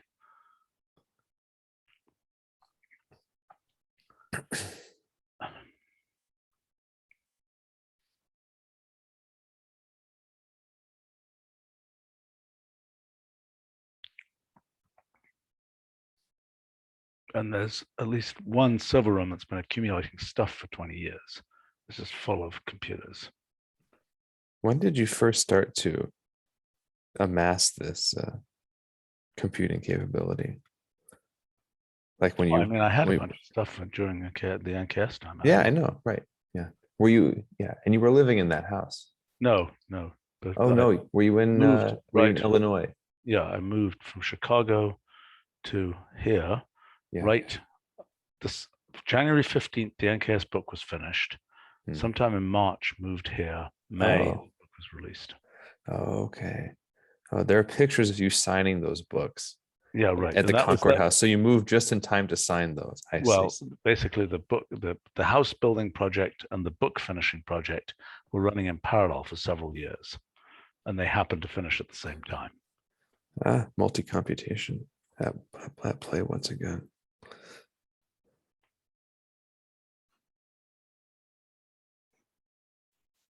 Why does this say 0 arrow 7? Why does this? Oh, I see, because there are only 7 things where it proved something.